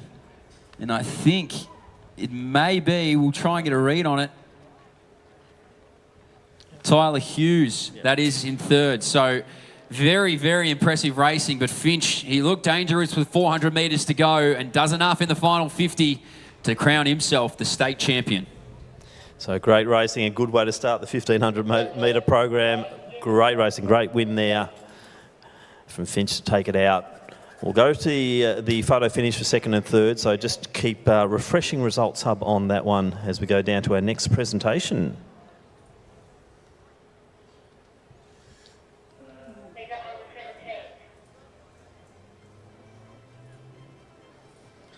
So it's now the presentations for the under-17 women's shot put competition. Now, bronze medalist with a best distance of 11.14 metres, representing Nunna Wadding. It is Milan Keogh.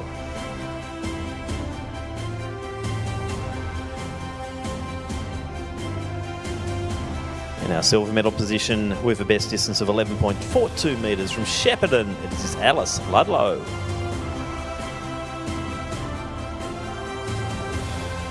And our gold medalist and Victorian champion with a best of 11.62 metres. It's the woman with many talents, Jasmine Firth, representing Glen Huntley.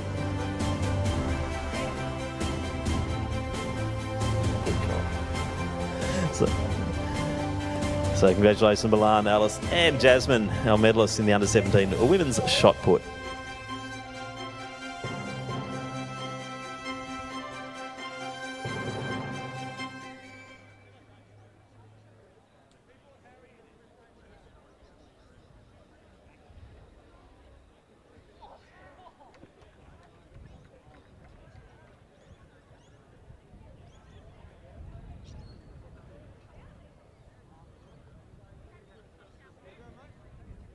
Again.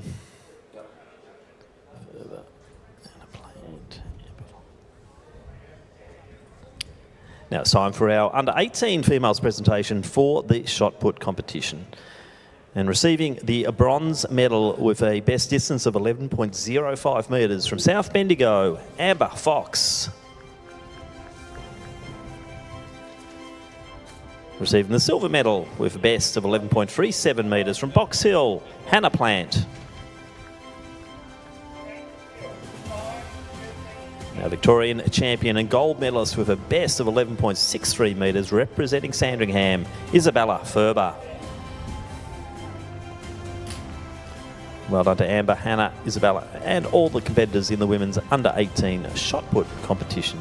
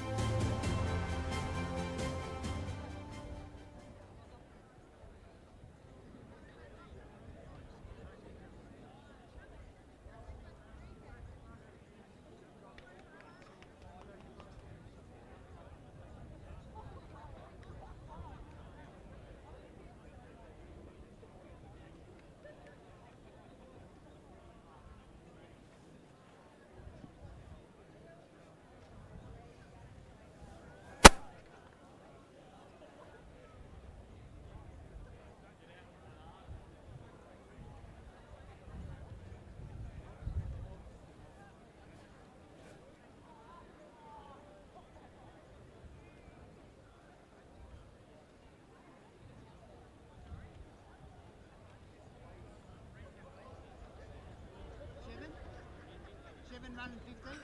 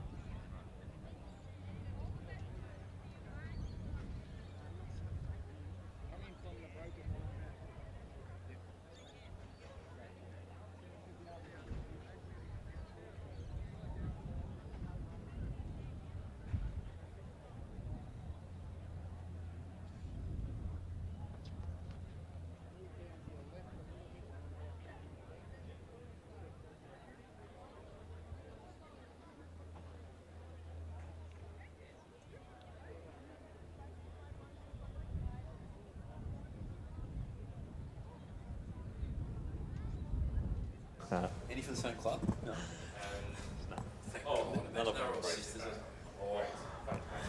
Let's introduce the field now for the 1500 metre final for the under 16 women. 16 starters, and they are from South Melbourne in Station 1, Bridget Williams. Station 2, representing Wellington, Grace Grafsma.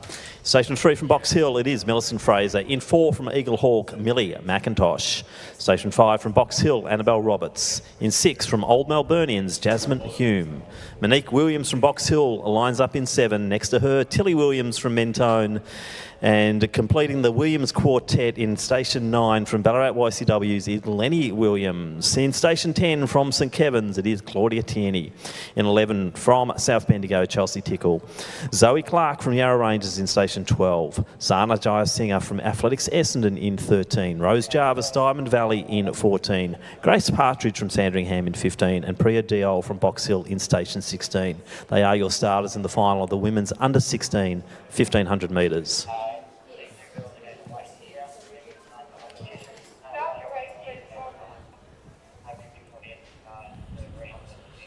On your marks.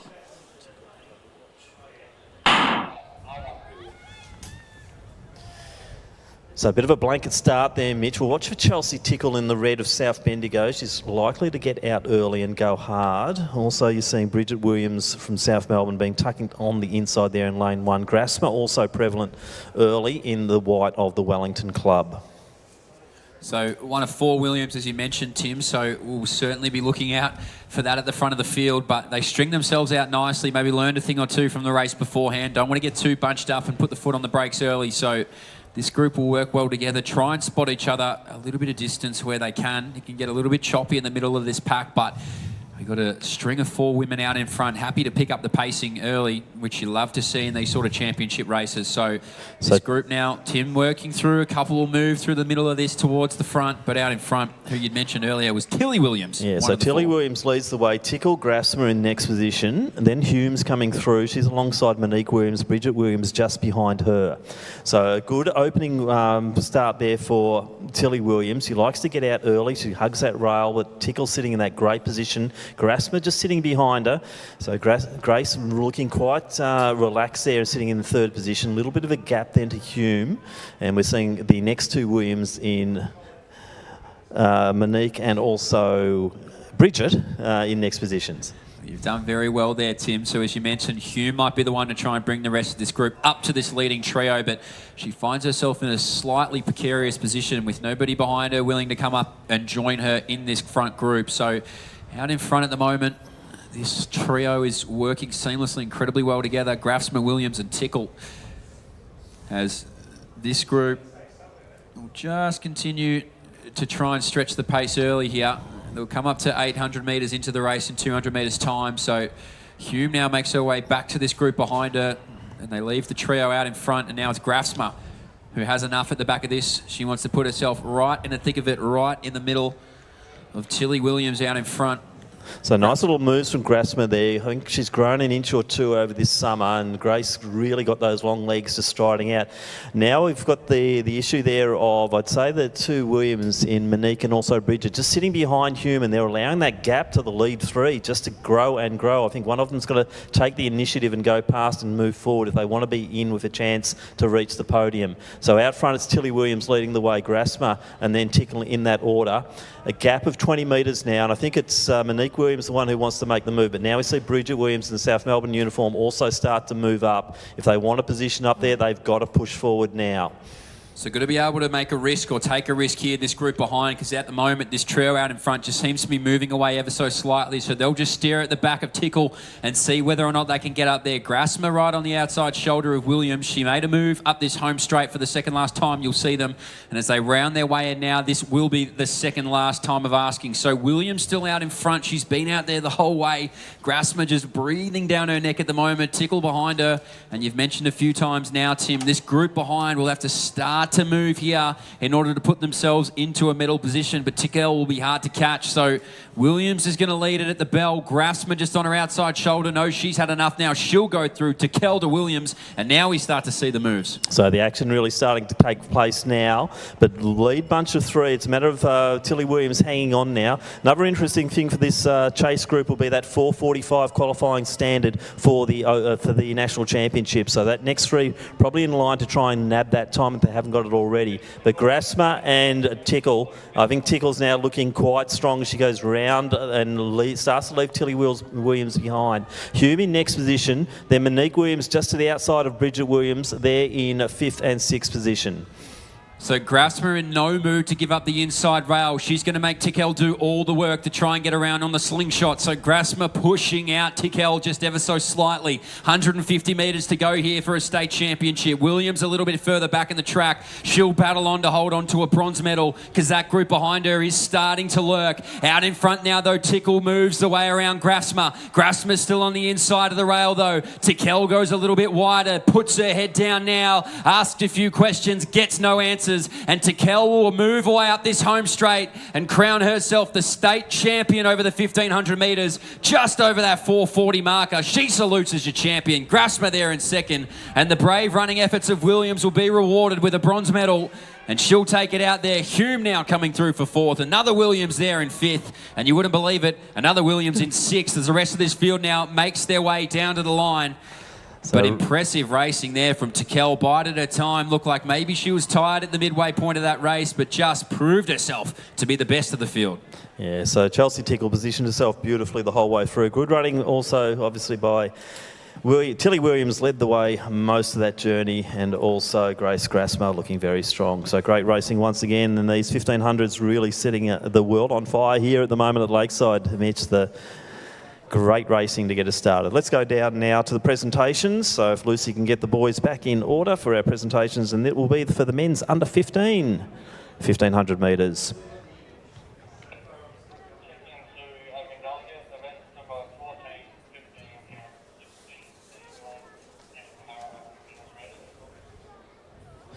So receiving the bronze medal in a time of 4:32.27. It is Tyler Hughes from Mornington Peninsula.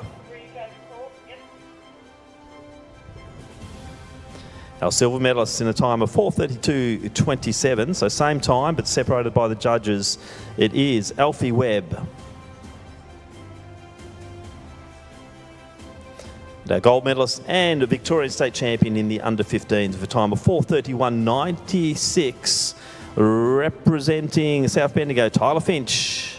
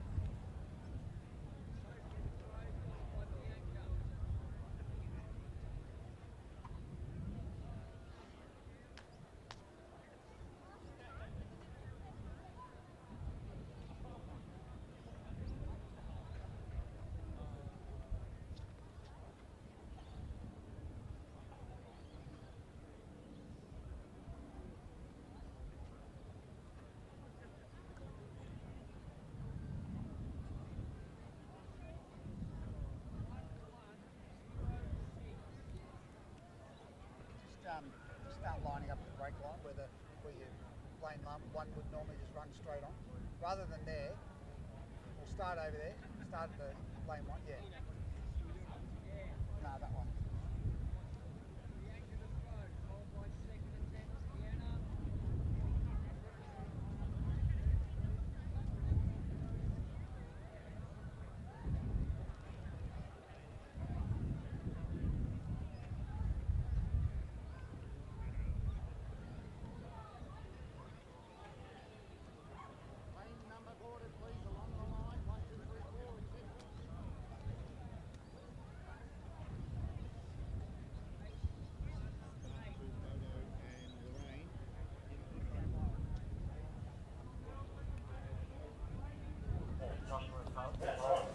No lane 4.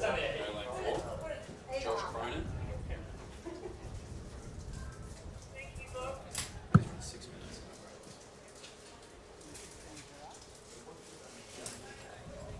Yeah, no 4. Yeah.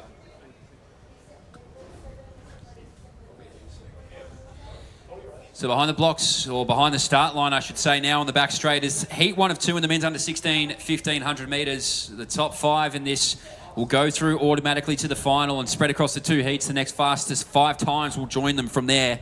Hip number 1 from Knox is William Anderson.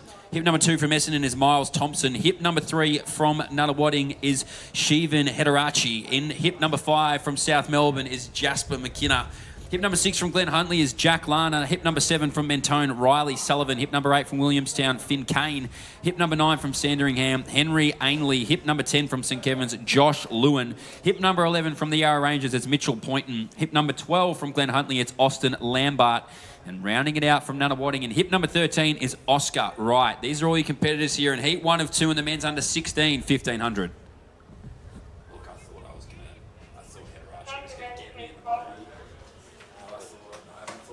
On your marks. So we're away. Heat 1 of 2 here in the men's under 16, 1,500. As I mentioned, the top 5 will automatically go through to that final. The next 5 fastest times from this and the next heat will join them from there. So bunched up nicely through the first 100 metres. The first 300 always the best indicator of what type of race we're going to be in for. And out in front at the moment in the Williamstown colours is Finn Kane. So Kane will lead it out. On his outside shoulder is Oscar Wright from Nunawading. He has a group behind him there that includes St Kevin's Old Melburnians and another Nunawading member in Hederachi on the inside of the rails. So this group out in front, call it a pack of 6, will string out just ever so slightly. McKinnon of South Melbourne with a little bit of work to do to get on the back of these 2 in the baby blue. But out in front from Williamstown, it's Finn Kane, happy to lead this train out behind him here through the first 300 metres. So Riley Sullivan also up there early. Just behind him is Lewin in the St Kevin's colours. He's next to Hederachi, but Wright and Kane doing a good job, just setting a decent pace here, Mitch. It's not super quick, but it's also going to be quite a decent opening 400 as they go through in about 67 seconds. So 67 on the nose it is. This group of, we'll call them 6 at the moment here, doing a really good job, as you mentioned, the 2 out in front, setting the pace nice and early. And what that does allow is that group behind them to benefit just from that sit, not having to think, not having to do all that much, just cover a move where they need to. So this group behind here, or these 2, I would have to guess from Glen Huntley and Lambert, and also Lana, maybe training partners, so they'll know each other's movements very well. Hederachi in front of them from there.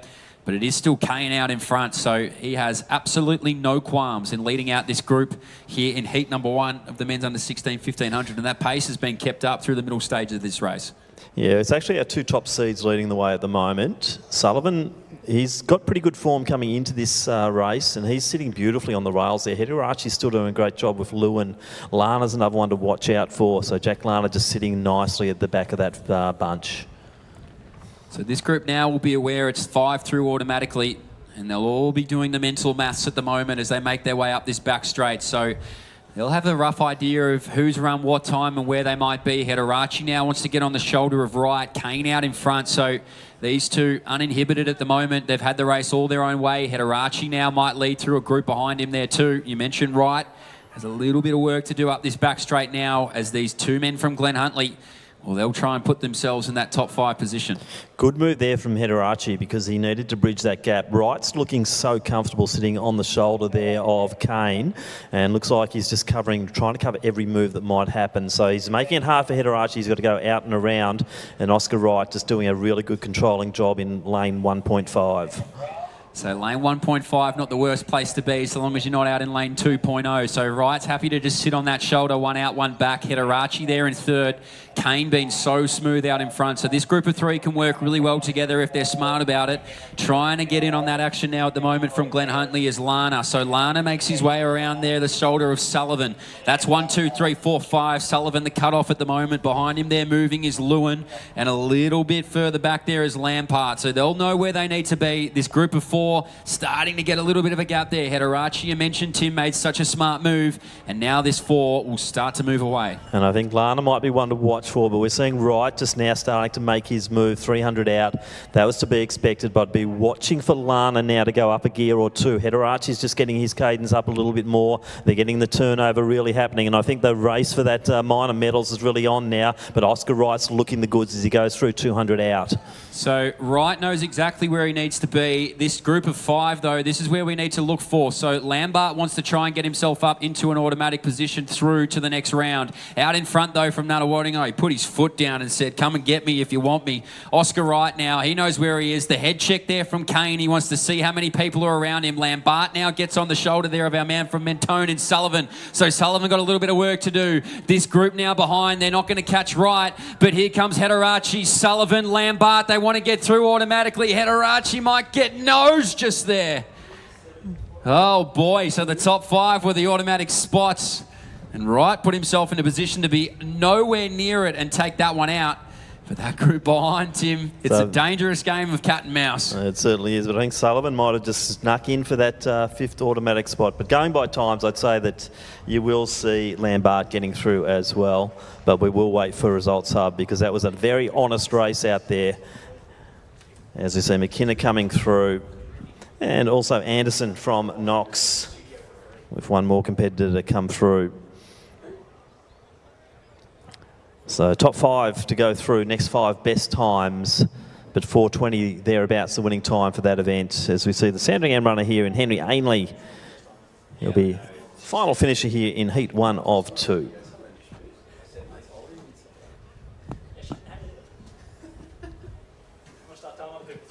No, don't do that. Please do. I'll leave you guys to it. Okay, hey, good luck. This is the fucking spot. It's actually so nice. Yeah. I like the shoes, that's what I want to do. But apparently I can't. So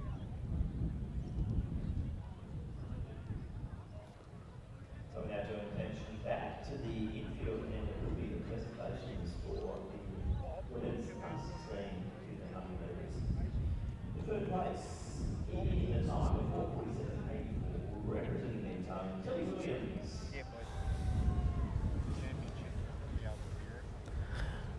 Our silver medalist in second position in a time of 4:43.75, representing Wellington, Grace Grafsma. Our under-16 champion for 2024. The gold medalist in a time of 4:41.91, representing South Bendigo, Chelsea Tickle.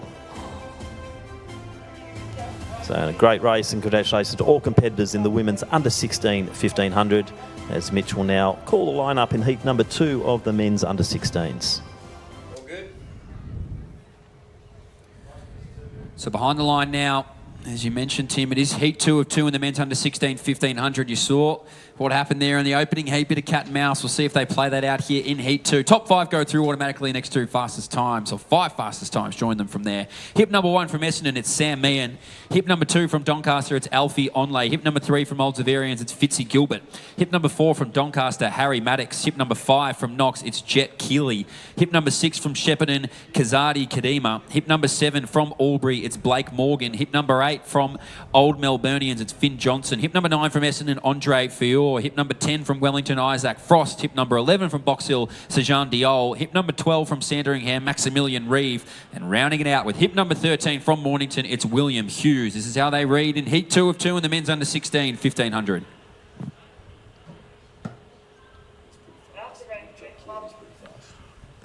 On your marks. Yep. Across the line, it looks like Keeley wants to get out early. He's the top seed. Watch for Kazadi as well from Shepparton, and that's the 1-2 as they start to settle down, Mitch. So it looks like they're going to order here, as they should do. But Keeley's got a 4:09 to his name. Kazadi's a 4:13 runner, and those two, I think, are trying to avoid trouble and get out quickly.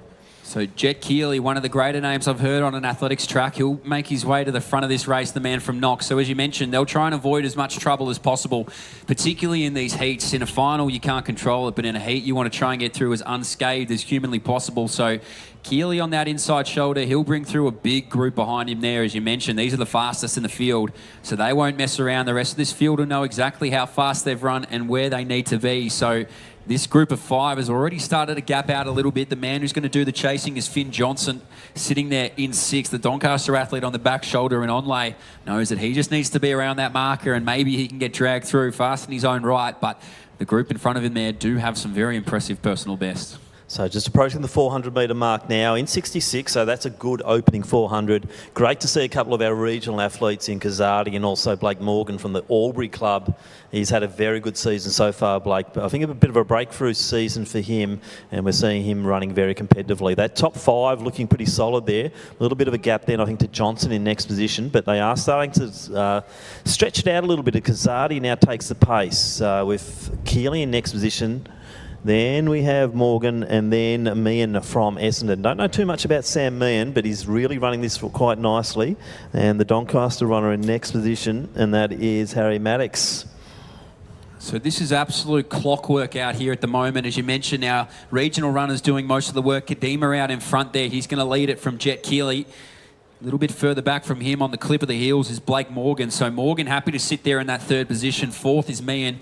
And as you mentioned, 5th, our Doncaster athlete in Maddox. So he's happy to go along for the ride. A little bit further back there with number 8 on his hip is Johnson. And he's bided his time very well, and he's going to bring through a group of 2 behind him there as well. In and amongst that is going to be William Hughes, who is more than happy to benefit the sit off from there, and so too Maximilian Reeves. So these 2 are going to try and move along and put themselves in a position to really attack come the bell. But Kadima out in front, a nice looping stride on the man from Shepparton. He looks very smooth. Jet Keeley then behind him there, and this hasn't moved all that much with Blake Morgan just on that outside shoulder. Don't be surprised into this home straight if he wants to put himself in that 2nd position. So good move from Johnson. He's going along quite nicely and trying to get, not necessarily an auto qualifier, but just get the time on the board, because we saw a very competitive heat number 1. So heat number 2, they have to try and replicate that. But the pace is definitely quite hot out there in this 2nd heat of the under 16s.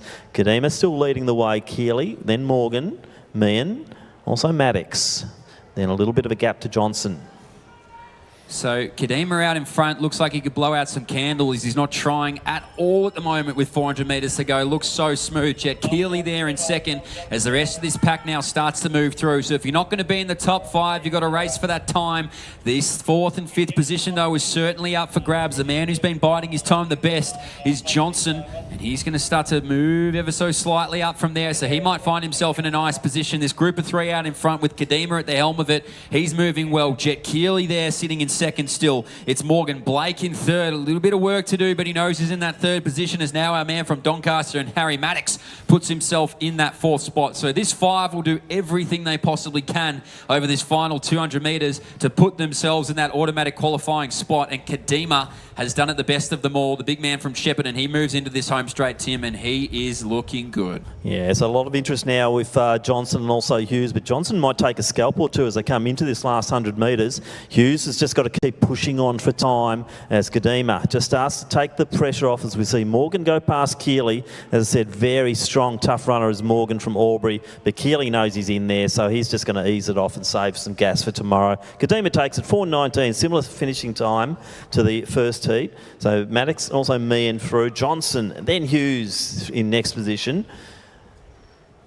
Unfortunately, no running clock. Now the running clocks, but I'd say that that's a good position there for Hughes to try and get through to the final as well. As we see, Reeve coming through next. Then from Doncaster, we have our next runner there, and that is Onley. Then Diol. Next position there from Old Severians, we have Fitzy Gilbert. From Wellington, that's Isaac Frost. And Fowler from the Essendon Club. He will conclude our event here in the men's, or the second of the two heats in the men's under 16 1500 metres.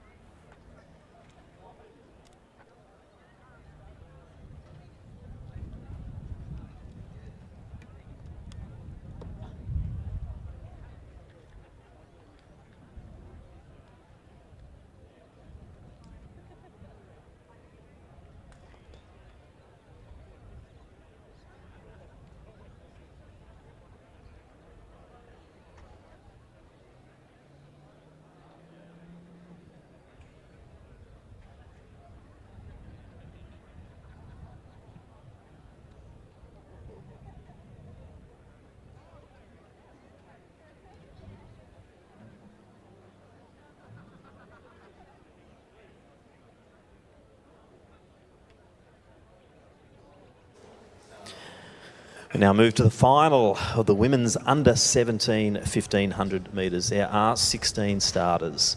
In Station 1, representing Athletics Essendon, it is Harriet Gray.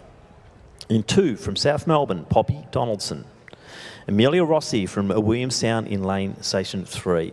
Eve O'Connor from Albury in Station 4. Station 5, from Ballarat YCW, Rose Ashman. In 6, from Diamond Valley, Georgia Lestrange. Station 7, from South Melbourne, Ruby Donaldson. Erin Mariner from Ringwood in Station 8.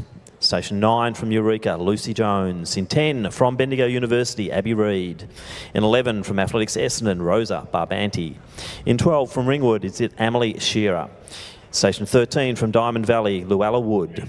Station 14, from Eureka, Eilish Ryan. In 15, from Western Athletics, Lucy Cleveland. And in 16, from Ringwood, Alicia Harmer. They're your starters in the under 17 women's 1500 metres.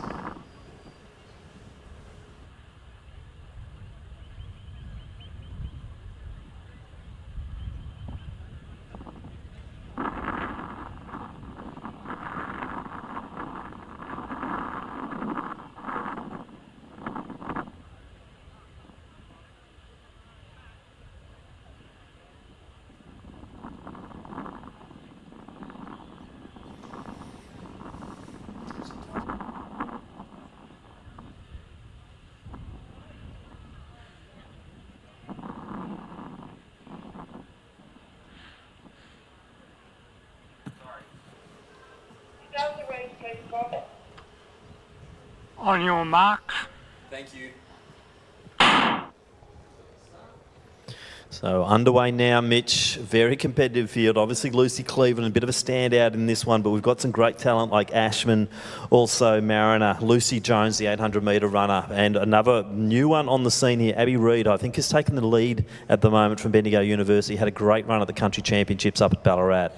Yeah, it'll be interesting to see how this race does pan out. Obviously, personal best can start to get into the minds of some young athletes, but we can see right now they're not going to dilly-dally around at all. They're happy to put their foot on the gas early and just see who wants to make this. I won't differentiate between championship racing and real racing, but this does feel like the type of race you might see on a Tuesday night at Box Hill at a Milers Club. So they're happy to go out there and box it around and see who wants to make this thing real. Lucy Cleveland now just gets on that shoulder. So this is the fastest athlete in the field. She'll sit there in second in the fluorescent green socks, I should say, as the rest of this field is strung out nicely. So a lot of lane 1.5s, as you said earlier, Tim, which I really enjoyed. And this group, as I said, mixes it with a couple of different personal bests. Lucy Cleveland on that outside shoulder at the moment. Yeah, it's probably going to order at the moment. You've got Jones just tracking along with Cleveland. They track through and now go through the 475. So it's a decent opening. Reed's fairly new on the scene. Probably doesn't know many of the competitors that well, but she's got Lucy Cleveland just to the outside of her. Jones in next position. Mariner's sitting pretty there on the rails as well. So a lot of the favourites up there.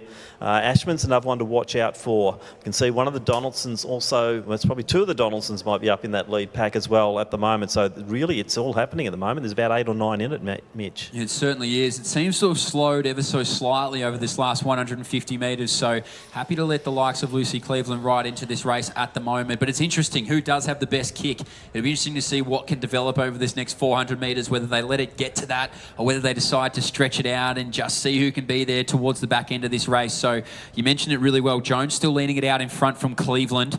This group of about 7 behind there are just trying to find a comfortable spot and be there when the move is made, and the move is done now. So Cleveland goes right around Jones. She's going to lead it out there behind her, tucked in nicely.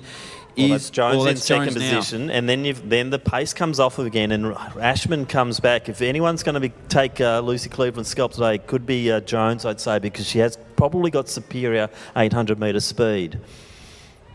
So approaching the 800-metre mark now. Cleveland now starting to grind it out. Ashman, she can grind out a race. Never runs pretty, Rose Ashman, but geez, she is effective. And look at the way she is just trying to hang on to Lucy Jones. Jones trying to hang on to Cleveland. Cleveland just trying to grind the hell out of the rest of the competitors. Mariner also up there. A little bit of a gap now to Reed.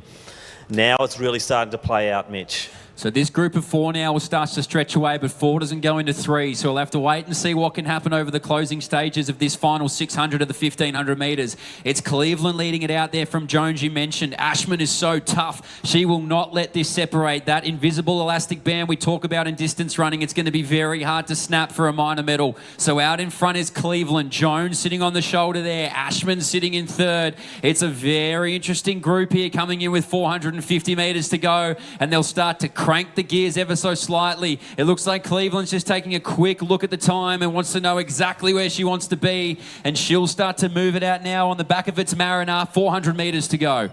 So Mariner being stretched a little bit now as they hear the bell. Cleveland goes up another gear, but Jones goes with a gap now forming a little bit to Ashman, and then Mariner. Reed in next position, followed by Shearer and then Rossi. But out front, the class is starting to come through now, Mitch, as Lucy Cleveland starts to put the gap down. I'm not sure if Jones can match that as they go into the final 300. So Lucy Cleveland, she was woken up by the sound of the bell, and she's absolutely flying up this back straight, but maybe, just maybe, Jones can go with her. She starts to find another gear up the back straight here. So Cleveland out in front's been spotted 15 metres. Jones will have some work to do. The battle for the bronze between Ashman and Mariner will heat up over this final 200 metres. It's still Ashman leading out Mariner right now for the bronze medal, but out in front, all on her own, is Lucy Cleveland. So Cleveland went to check the inside shoulder. She might see Jones starting to move along, but it's Lucy Cleveland out in front. Jones now storming down the home straight. Cleveland out in front. Jones a little bit too far back, and Lucy Cleveland will be your state champion. She'll take out this women's 1,500 metres. Goes back to Jones now, and Ashman finds one more gear. You said she was gritty, and she'll hold on for a bronze medal here in the 1,500.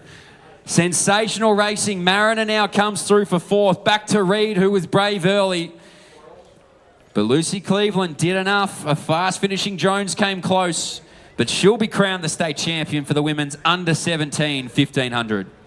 So Rossi coming through next, then the first of the Donaldsons, and that is Ruby through first. Next one through there, that was O'Connor. And then Poppy Donaldson, Barbanti in next position. Looks like Harmer next. Then Lestrange, also from Diamond Valley, her teammate coming through there.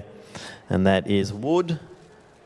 And then next to Eureka runner there, that's Eilish Ryan.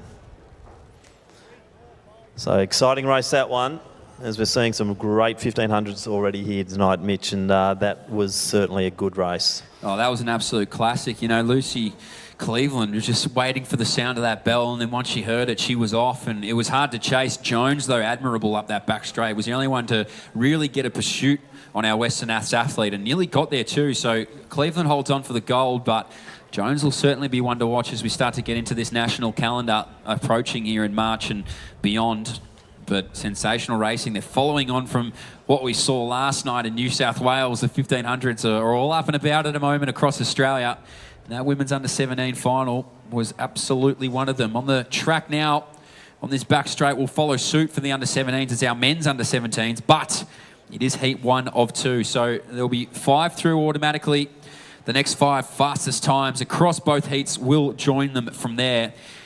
Out of hip number 1 from Athletics Southwest, it's Jared Ferguson. Hip number 2 from Wyndham is Matthew Pershin. Hip number 3 from Coburg, Leo Eriksson. Hip number 4 from Mentone, Dylan Edwards. Hip number 5 from Essendon, Oscar Leacher. Hip number 6 from Williamstown, Isaac Sontag, apologies. Hip number 7 from Mentone is Gideon Fisher. Hip number 8 from Old Scotch, Thomas Lindemann. Hip number 9 from Casey Cardinia is Lucas Chris. Hip number 10 from Essendon is Jesse Lumby. Number 11 from Corio is Daniel Bilinski. Hip number 12 from Essendon is Aidan Davis. Number 13 from Glen Huntley is Oscar Gray. Number 14 from Coburg is Noah Warren. And rounding it out in hip number 15 from Bendigo University is Avery McDermott. This is how they'll read here in heat 1 of 2 in the men's under 17, 1500.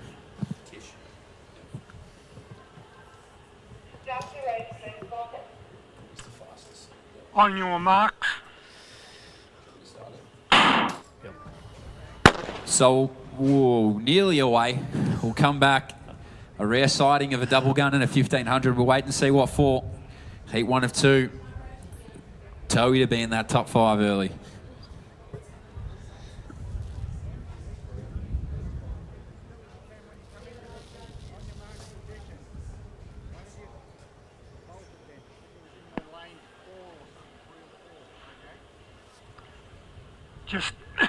Just unsteady, no false start.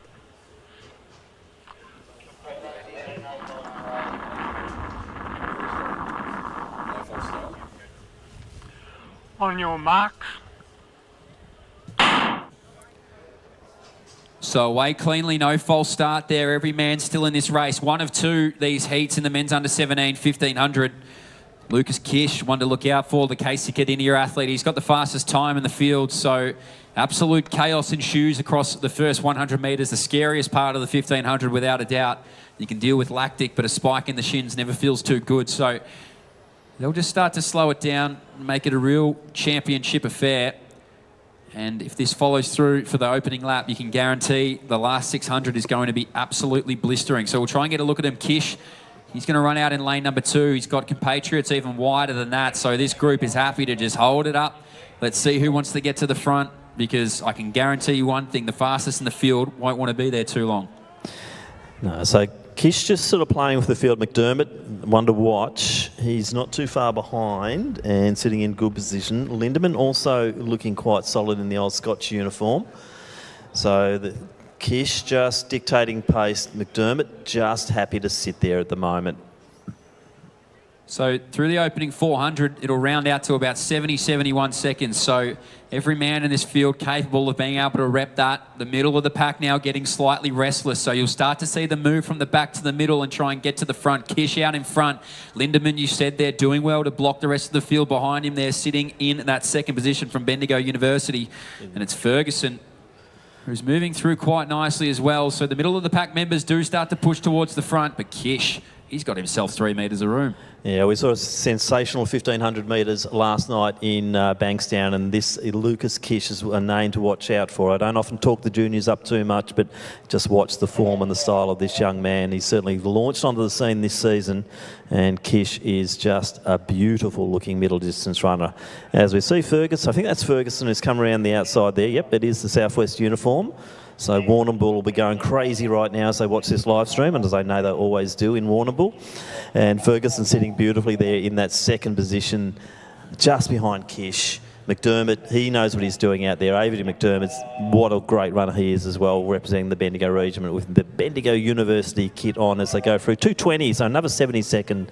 Mitch, I reckon you'd still be in it if you're out there. Well, I'd probably do an Achilles in the process, but I might be still limping around there somewhere. So Kish now, he just keeps his foot on the accelerator. The rest of this field now, though, Kish is just going to slightly ramp it up. So little incremental bursts of speed. It's a really good tactic to see who's got the wheels and who doesn't. And you mentioned Tim, he's been sensational to begin this year, and Kish is certainly one to look out for, and you're about to see the tactics on the young man. So Kish now still going to lead it out. He's got a little bit of a gap back there to McDermott, so too Ferguson. You mentioned where else would you want to be but the bull. He's on the inside of the track. A couple of bodies in front of him now, though. From Glen Huntley, it's Oscar Gray now putting himself in the second position. Knows what Kish is capable of. Doesn't want to be too far away when it gets there. McDermott gets the hip check. He sees Tommy Lindemann right on his shoulder. 3:10 it is. They're starting to ramp it up.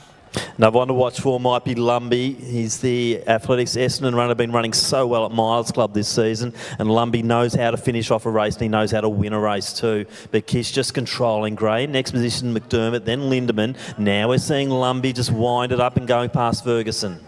So Lumbey now puts himself into that automatic spot. Ferguson, though, is going to latch on there like a piece of gum on a boot, and he doesn't want to go anywhere. So right out in front is Kish. A little bit further back from him, or right on his heels, is Gray. Right there is McDermott as well. So this three moving through so nicely. Lindemann there in 4, so you'd think they're safe. Lumbey, you mentioned, Tim, can finish off a race. Well, he finds himself in a battle for an automatic position at the moment. So Lumbey starts to get rid of Ferguson ever so slightly. Kish has been absolutely unbelievable through the heat. He hasn't had to move an inch at all. He looks around his outside shoulder. He says, yep, I know you. How about we go through to the final tomorrow night? Kish is going to take it out. Lumbey puts himself there in that 5th position. Beautifully called by you, Tim. And here's your 5 in the final.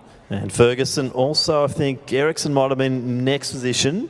And then we had 2 of our Mentone runners coming through there in Edwards and also Gideon Fisher. So we'll wait. Once again, we'll wait on times, but top 5, that was even for a heat, that was an interesting race.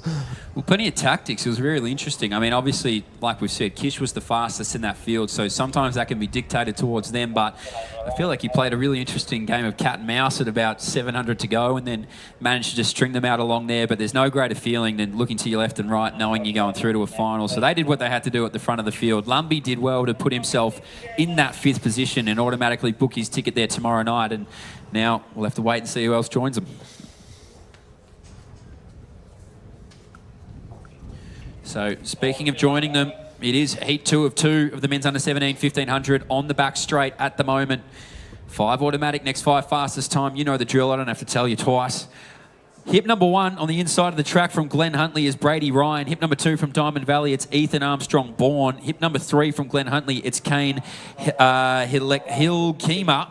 Hip number 4 from Old Scotch, it's Bart Leighton. Hip number 5 from Essendon, it's Vabama Gunalan. In hip number 6 from Chilwell, it's Gus Augustine. Hip number 7 from Albury, who won't be here. Hip number 8 from Ballarat Harriers, it's Oakley Burge. Hip number 9 from Chilwell, it's Hugh Nucky. Hip number 10 from Ringwood, Harry Alder. Hip number 11 from Wellington, Riley Stewart. Hip number 12 from Nunawading, Gilbert McCann. Hip number 13 from Ballarat YCW, it's Jesse Nankervis. Hip number 14 from Ringwood, it's Callum Settle. And hip number 15 from Old Scotch, it's Luke Bodle. This is how they read here. Heat 2 of 2 in the men's under 17 1500.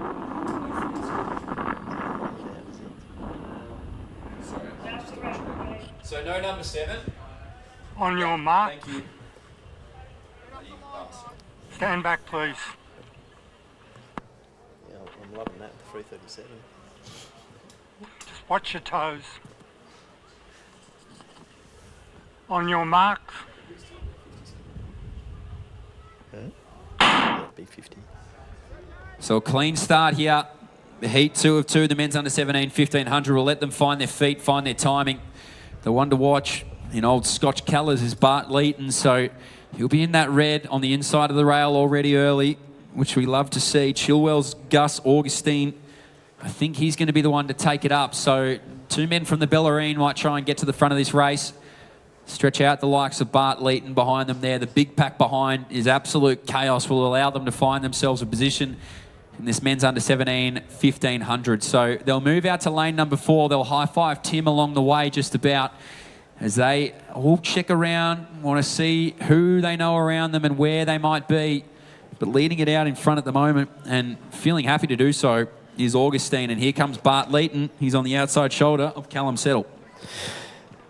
Yeah, so Augustine doesn't mind leading a race. He's been running well over the 800s right through to the 5,000 metres. So young Gus from the Chilwell Club having a good season and quite content actually, Mitch, to just sit out there and take them through in about 68 seconds for that first lap. Bart's just doing what he needs to do. Elder's not far behind him.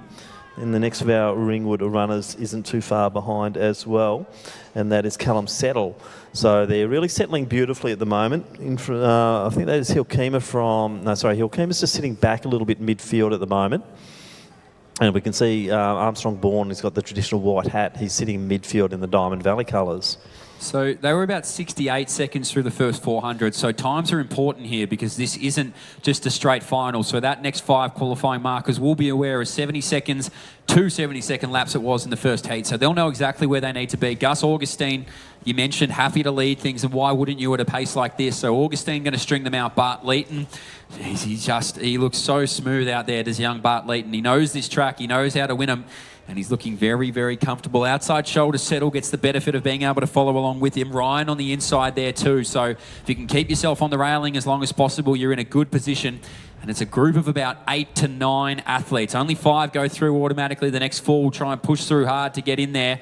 And they're going to be just under what we saw in the first heat. So slightly slower lap here, number 2. Augustine happy to take his foot off the gas if they're going to leave him out there all on his own. But now Bart Leeton, he just puts his head down a little bit and says, all right, who's coming with me to be an automatic qualifier? Yeah, looking very, very comfortable at the moment. Let's try and pick up the second of our... I think that's Brady Ryan, actually, yes. Brady's been running very well all season as well. He's sitting beautifully in that 4th position. He'll do a little bit of controlling of that pace nicely as well as they come around. But we're seeing Augustine's just doing what he needs to do. But, gee, there is a bit of a peloton following him at the moment, so he might start to really feel the pressure of those footsteps as they come through to get 1 lap to go.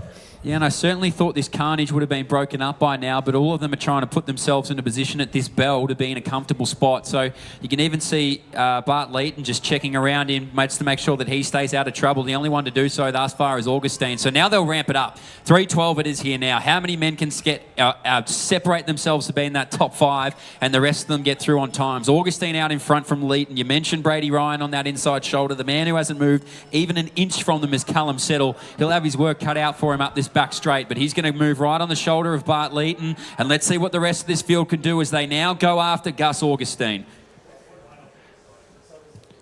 So Nucky's the one who's making a big move there, so we might see a 1-2 at the moment for the Chilwell club, but Leeton's sitting in the middle there. Ryan's going beautifully with him at the moment.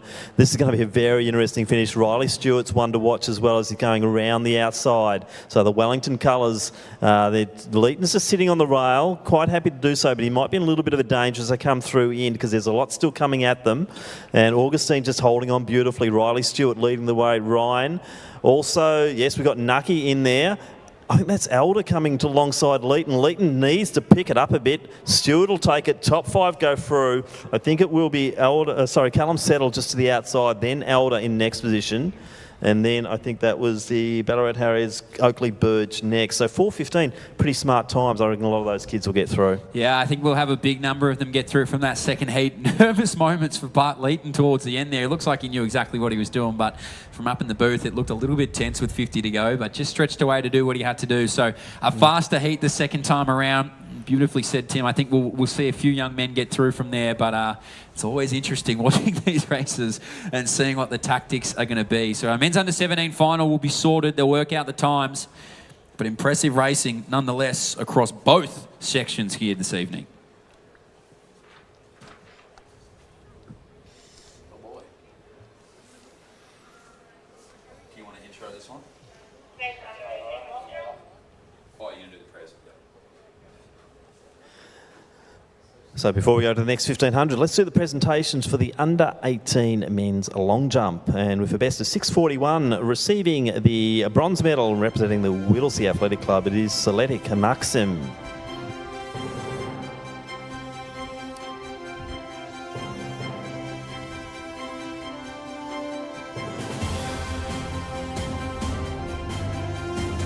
In the silver medal position, representing Frankston with a best of 6:47, it's Jack Brewster.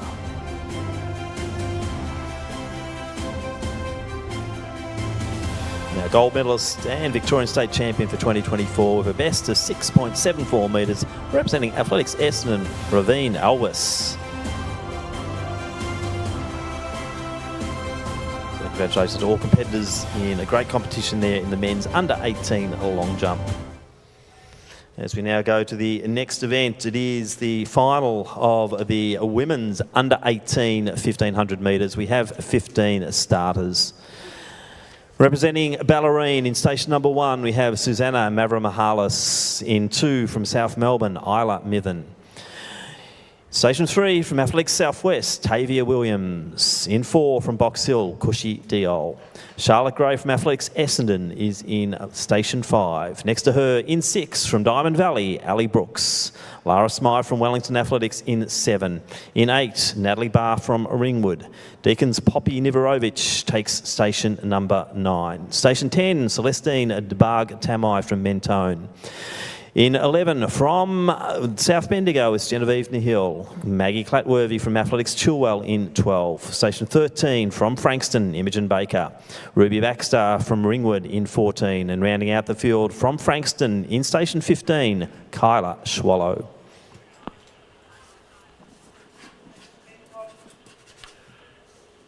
On your marks.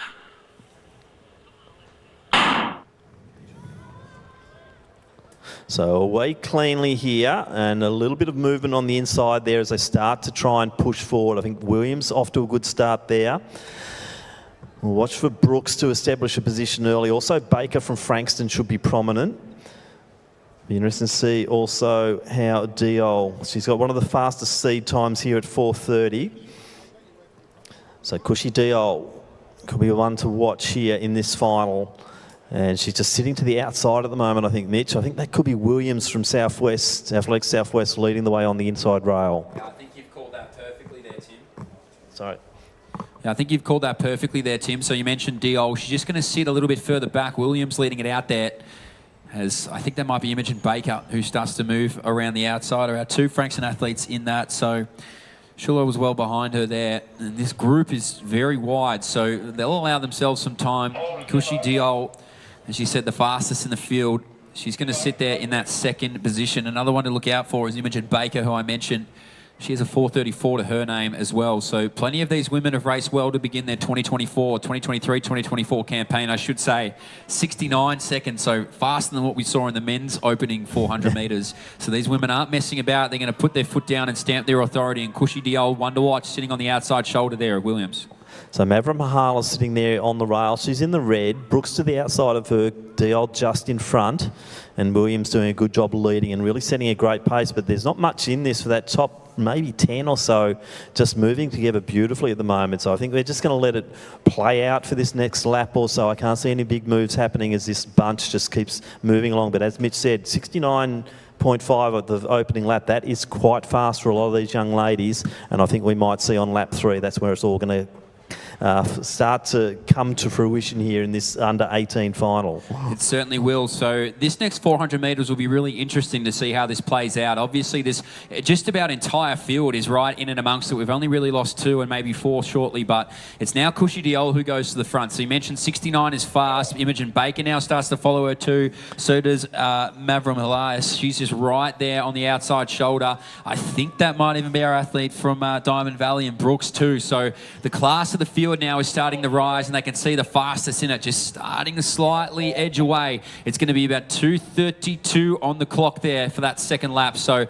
little bit slower than what we saw in the first, but you can see that it's still strung out. It goes to talk about the detail of how fast that first lap is. And as I said, they'll come around here. It'll mark the 400-metre point from when I named it. They'll come close to the bell. Cushy Diol, she's just going to try and see what she can do. That was a good move by Brooks because she got herself in a bit of trouble. Had to go wide and then bridge that gap, and she's coming on the shoulder now of Diol. A little bit of a gap then to Baker. Mavra Mahalis is alongside her. Tavia Williams just seems to be drifting back. She's got Swallow next to her. So I think the top 4 are starting to sort themselves out here as they come down 500 metres to go. So about 3:08 through the 1 kilometre mark. So fast, but not super fast. And we're seeing a lot of moves. Mavra Mahalis very, very impressive at the moment. She's counted every move. Baker going along on the inside with her, but Diol controlling it on the rail. Brooks to the outside. So Mavra Mahalis the furthest on the outside. Maybe she can do something around the outside shoulder of Brooks. Diol, though, doesn't want to give up the inside rail, and neither does Baker on the inside. So 3:31 it is. This group of 4 starting to move away from the rest of the field. Diol, the fastest one out there. Baker there too. Mavra Mahalis running a fantastic fantastic race. And Baker, well, she's the second fastest in the field, but she finds herself in the 4th position. Mavra Mihalis now just starts to move around the outside shoulder of the 2 in front. Diol under immense pressure up this back straight at the moment. Mavra Mihalis wants to try and get there with 200 metres to go if she can. Brooks in the middle of them too. So it's still going to be Diol leading it out. Brooks now seems to be throwing everything she has at the Box Hill athlete. Mavra Mihalis is dangerous. Brooks now edges a little bit further ahead of Diol. Diol has the benefit of the rail. She starts to fight back. Mavra Mihalis might have run her race, but don't count her out. Here comes Diol now. Brooks is just bided her time now. Drops back. What can she do? Diol the fastest in the field. Oh, she's going to stretch away down this home straight now, then show them exactly why. So Cushy Diol, she was challenged over the final 200 metres, but she puts her foot down and ascends to be the state champion, and a 4:37.38 to go with it. Brooks now, the battle for bronze is just on the line. Oh boy, I'm not brave enough to call that. It was a commendable effort there from Baker to get right up on the shoulder. I don't know who's got that minor medal. Mavra Mihalis was brave to go with that move. Yeah, Mavra Mihalis right in there, but it could have been Baker on the outside with the momentum taking that bronze. We'll just have to wait now for the photo finish on that one. As we see the rest of our competitors coming through and finishing off this 1,500 metres. What a great race that was.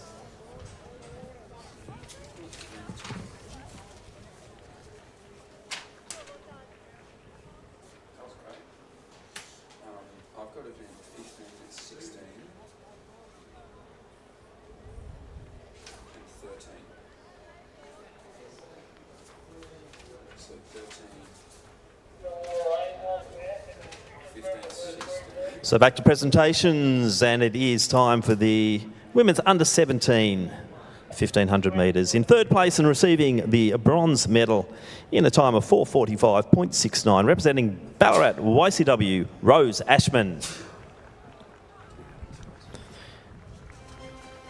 In second position and receiving the silver medal in a time of 4:38.38, representing Eureka, Lucy Jones.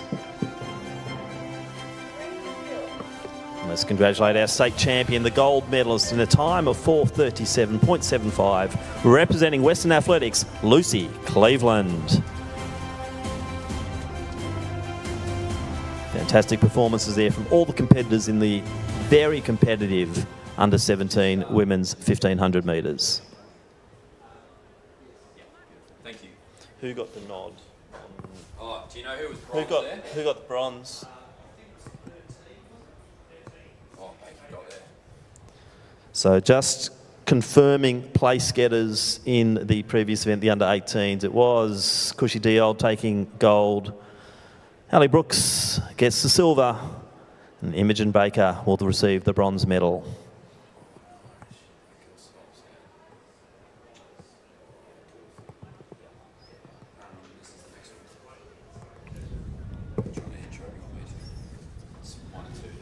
You can try. Yeah, I'll intro now. So back on the back straight we go. It's the men's under 18 1,500. It's heat 1 of 2. You wouldn't believe it, but the top 5 are going to go through automatically. And the next 5 fastest times across the 2 heats are going to join them in the final from there. Hip number 1 from the Bellarine is Jackson Unthank. Hip number 2 from Box Hill is Joshua Carlin. Hip number 3 from South Australia is Benjamin Hayes. Hip number 4 from Mornington is Joel Davies. Hip number 5 from Diamond Valley is Rodri Whelan. Hip number 6 from Box Hill, it's Andre Mialarodet. Hip number 7 from Diamond Valley is Cameron Ellis. Hip number 8 from Mornington is Sebastian Farrelly. Hip number 9 from Doncaster is Thomas Steinman. Hip number 10 from Essendon is Isaac Fior. And hip number 11 from Western Athletics is Jackson Wright. This is how they read inside to out. Heat 1 of 2 in the men's under 18, 1,500.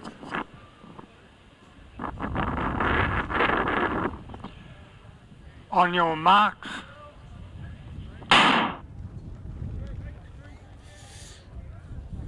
So we're away. Heat 1 of 2 here.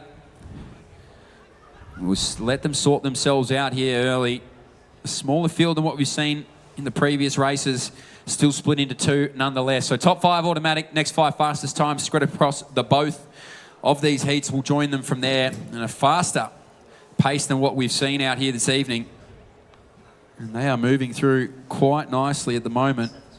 It's Benjamin Hayes from the City of Churches. He's going to come down and he won't waste any time. He will not want to leave a singular thing to chance to make it through to a final.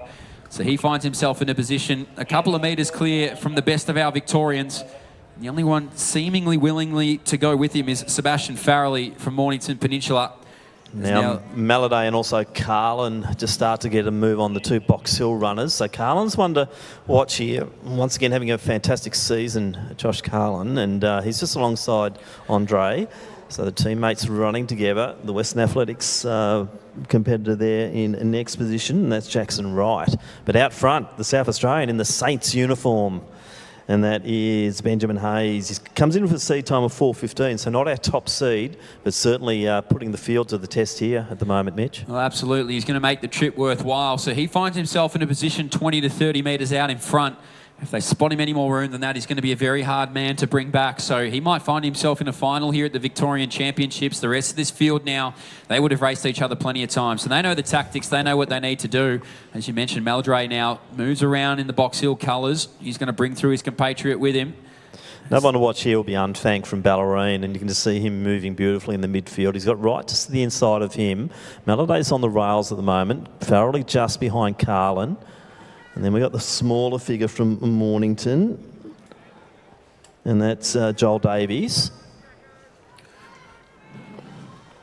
So Jackson Unthank now, brilliantly called, Tim, just gets a little shove forward as though to say, let's keep this thing moving. We don't want to do too much too late. Jackson Wright, that was, who gave him that slight nudge. So he's one of the fastest in the field as well, right? So he'll know exactly where he needs to be to get through to the final. Maldre's still leading it out and doing a superb job at that for this big group chasing down our South Australian and Benjamin Hayes. So he's still out in front, but it'll be a pack mentality behind Hayes here. They'll all feed off each other. They'll all work off each other's energy to try and bring our South Australian back. Maladre, it is out in front. He's been tasked with it. Carlin, it is indeed. So the rest of this field now, they've got to figure out who's going to be the five, and over this closing 500 metres, that's exactly what they'll do. So we're just seeing the wheels falling off a little bit here on the South Australian as Carlin's doing a good job, and Unthank's one to watch too as they start to come through. Big group here, Mitch, and I think they are just hunting the 100 at the moment as we see the two figures there, or probably 4, 5, 6, 7 of them still in the picture here as they come through and get the bell. So Unthank on the shoulder of Carlin. They're going to be the two to try and bring down Hayes. Hayes still out in front at the moment. A big group of 7 behind him going to get there. Maladre now moves out a little bit wider than that. And so too do our men from the Mornington Peninsula. So Joel Davies and Sebastian Farrelly, they'll work well together on each other's shoulders to see how close they can get to the South Australian. He's still out in front, but he has a charging group of Victorians behind him there. They don't want to miss out on a home final. And they'll move as far wide as they possibly need to. Might join the long jump if they have to try and get through in this men's under 20 1500 metres, or sorry, under 18 1500 metres. So they now make their way up to the shoulder of the South Australian. He'll have a little bit of work to do to try and get there, but this big group now has to find out exactly how they're going to get down into 5. So at the moment, Sebastian Farrelly, Joel Davies it might even be, they're all going to move as wide as they can here. Oh, I'm going to try my best to call this one. Maladre, the Box Hill man, Carlin as well, the South Australian still in it. Call it now. Gets through there was Davies, the South Australian. Unthank. So too, I think, Farrelly and the two Box Hill boys. Geez, they were boxing on for that 4th and 5th position to try and get through. Very, very commendable. Benjamin Hayes, the South Australian. Well, he puts himself through for an interstate final. Yeah, so I think Unthank might have been the last of the 5 there, but I reckon a few of those are going to make it through. As we see the rest of the competitors start to come through now, and that was Steinman from Doncaster, also Whelan and Fowler from Essendon will round out the first of our 2 heats in the under-18s. 4:13 thereabouts the winning time, but I think there could be, well, it shows the heat 2 exactly what they have to do, and there should be no mucking around in this heat because they've got to run fast if they want to make it through and as a non-auto qualifier. So we'll now go to the next of our presentations, and this is for the women's under-20 high jump competition.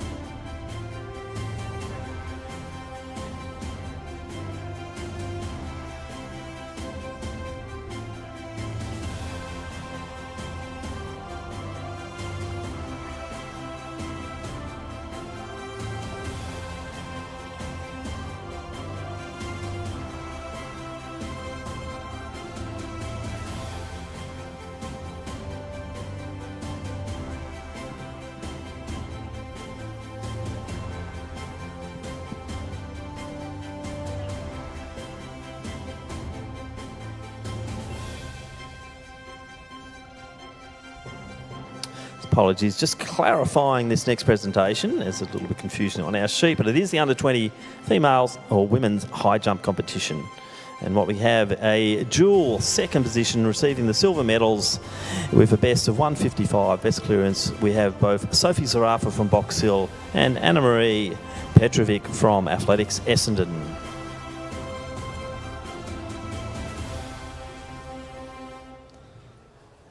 Our winner and state champion with a best clearance of 1.65 metres, representing Sandringham, Mia Skerry.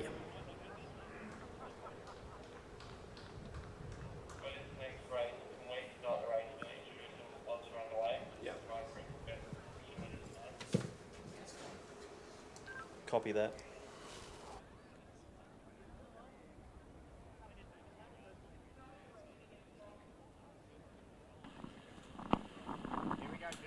On your marks. So we'll let our men get underway here. Heat 2 of 2 in the under-18 1500. On the inside of the track from Shepparton was Jack Gospel. Then it went to Angus Eamons, Joshua Unthank, Ned Tyrrell, Kaylin Luong, Brody Atchison, James Gibbs, Finlay Simmons, Cooper Bayliss, Connor Sullivan and Cade Hutchinson in that order. Now they're nice and mixed up already through the first 150 metres, so bear with us whilst we get our groundings. But out in front, we believe it's Cooper Bayliss, the man from Mentone it might be. So let them find their feet. I know that's Luong on the outside shoulder there from Box Hill.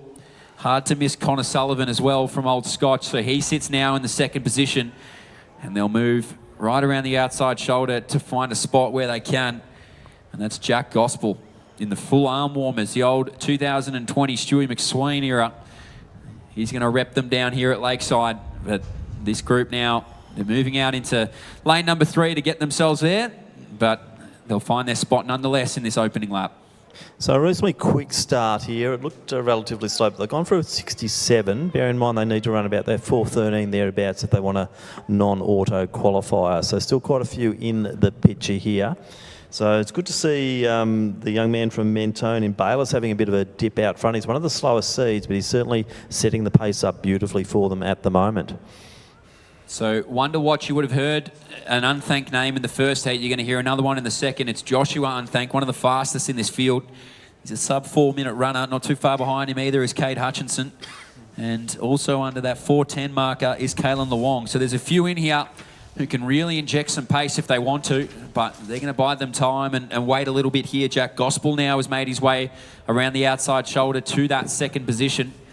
And he now gets swarmed just ever so slightly by Connor Sullivan. So Sullivan wants to get right to the front. Now starting to move through there too is Brody Atchison in those Knox silks. Kaylin Luong right around the move when it needs to be made.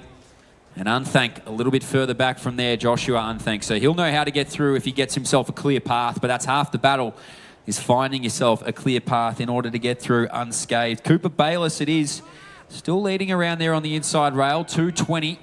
Connor Sullivan from Old Scotch moving through nicely. Jack Gospel as well from Shepparton. He's still on that inside rail. Kaylin Luong. Josh Unthank, here he comes now, the man in the red. So moves from 8th to 7th to 6th to 3rd. Might even go from 2nd to 1st. Why not while you're there? So Unthank now can sense the move. Connor Sullivan it is moving along with him.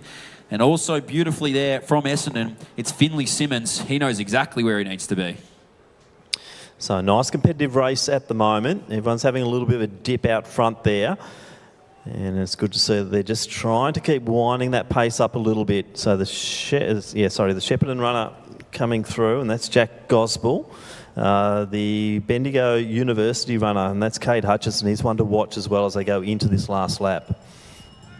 So they hear the sound of the bell, 3:11 it was on the clock. So as I said, many capable of running around this marker, if not faster. Kaylin Luong from Box Hill. He just finds himself outside the top 5 at the moment, so he'll have some work to do up this back straight. They start to move now. Connor Sullivan it is of Old Scotch, starting to move away from the likes of Josh Sullivan. Now going after him is Ned Tyrrell from St Kevin's, one of the greater haircuts in the field. He's going to try and put it to good use tomorrow night in the final. So he'll follow Sullivan. He'll stalk the footsteps. Unthank now sitting there in third. You mentioned Cade Hutchinson. He's there in fourth now, slips back to fifth. The man, it is from Essendon and Finlay Simmons. He puts himself in that fourth position. And Kalen Luong, he's going to try and creep up on the outside shoulder there of Cade Hutchinson. Gospel there too. So that fifth spot is certainly up for grabs at the moment. The top four try to move away. Connor Sullivan checks the shoulder. So too does Upthank. So too does the rest of the front of this field, because it is absolute carnage behind them at the moment. So they're all checking everywhere but forward. They want to know where they need to be. This group of four will move through. Maybe the man from Bendigo.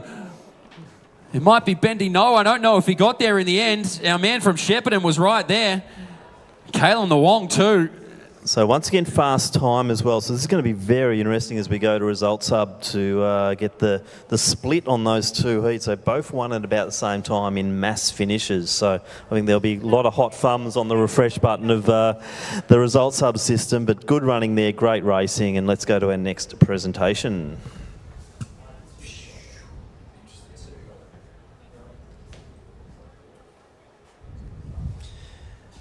And this is for the under-20 female shot put competition. Now, bronze medalist with the best distance of 10.85 metres, representing Diamond Valley, Kira Sanchez. With a best of 11.06 metres and representing the Sandringham Athletic Club, our silver medalist is Sophie Wilcock. And for two presentations in a row, on top of the dais with a best of 13.03 metres, representing Sandringham, Mia Skerry.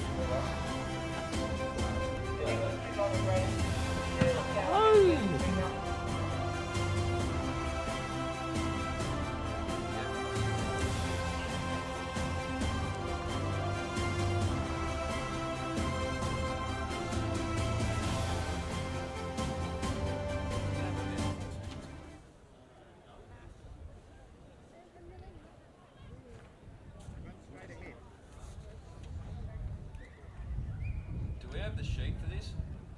Alright,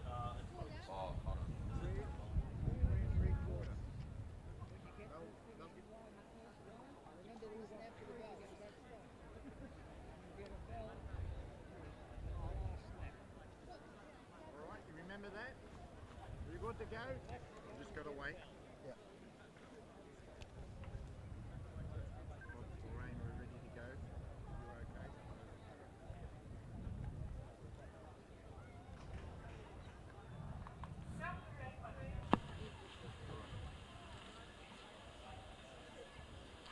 On your marks.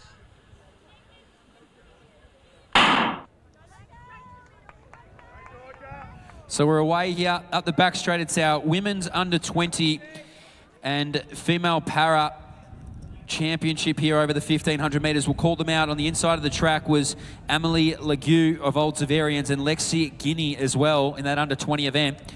And for our opens, it was Christy Newcomb of the Ballarat Harriers as well as Georgia Pounding of the Old Zavarians. So this is a combined event for the women's para under 20 and open. And it's Pounding who's out in front here early for the Old Zavarians. So very strong contingent in the black and red here. There always is in these para events, which is amazing to see.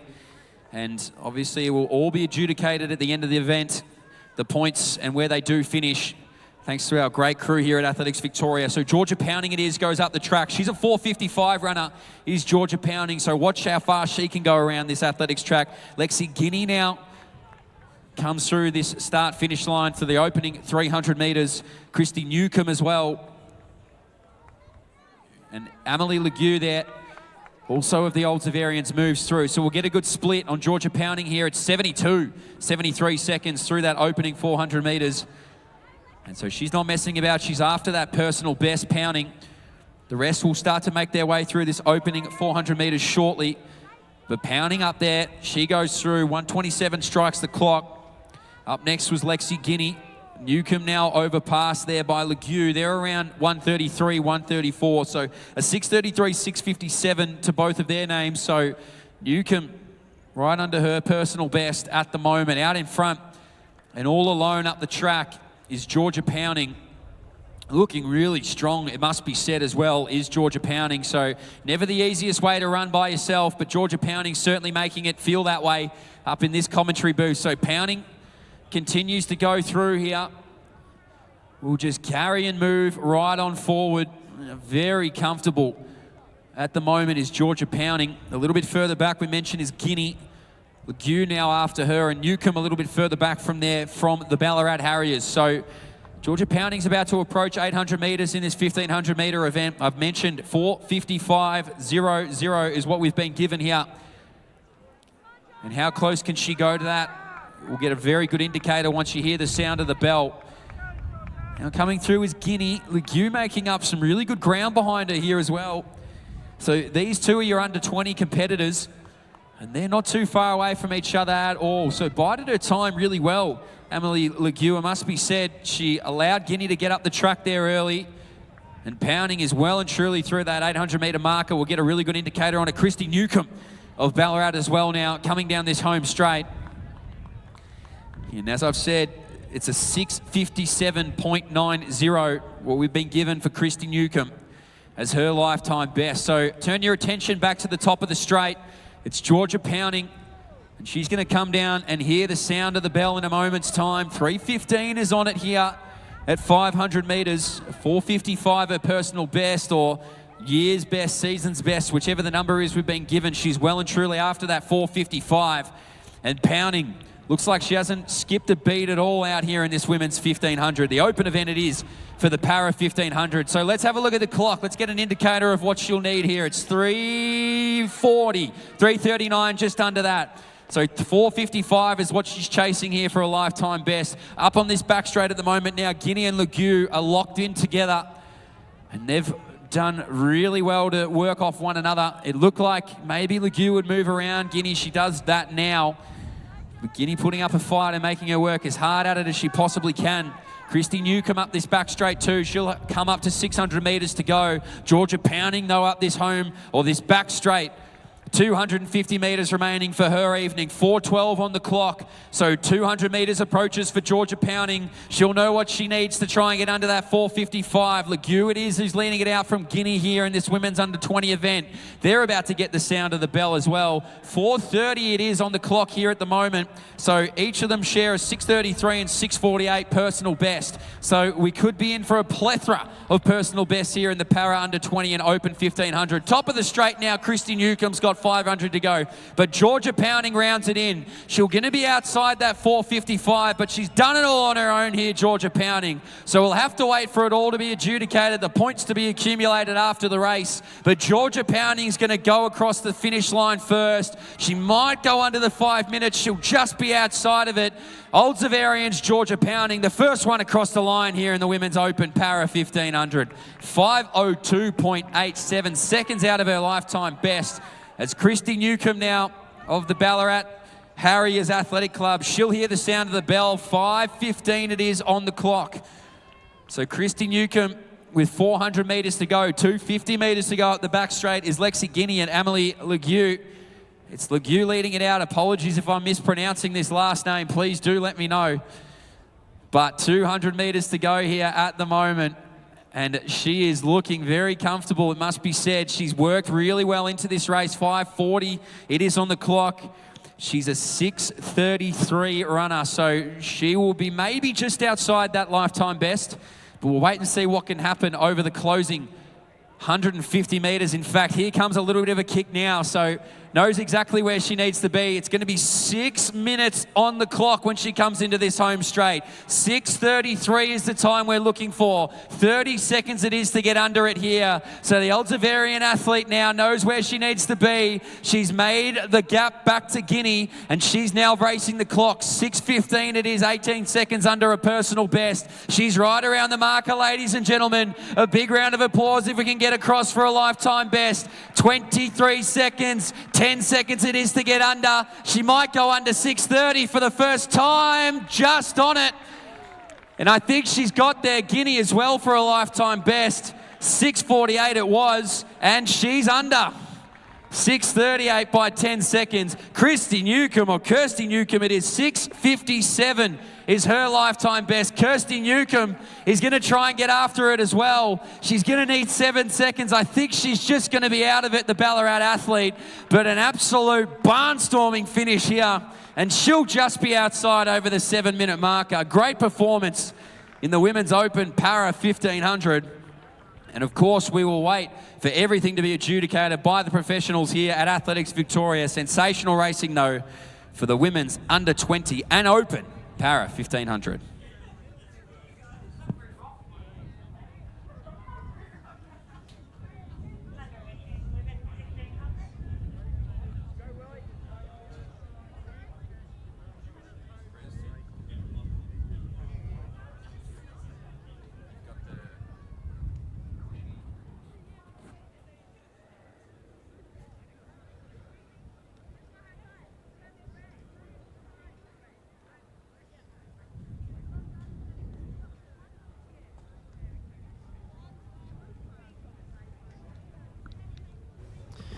So time now for our next presentation, which is for the women's under 18 1500 metres.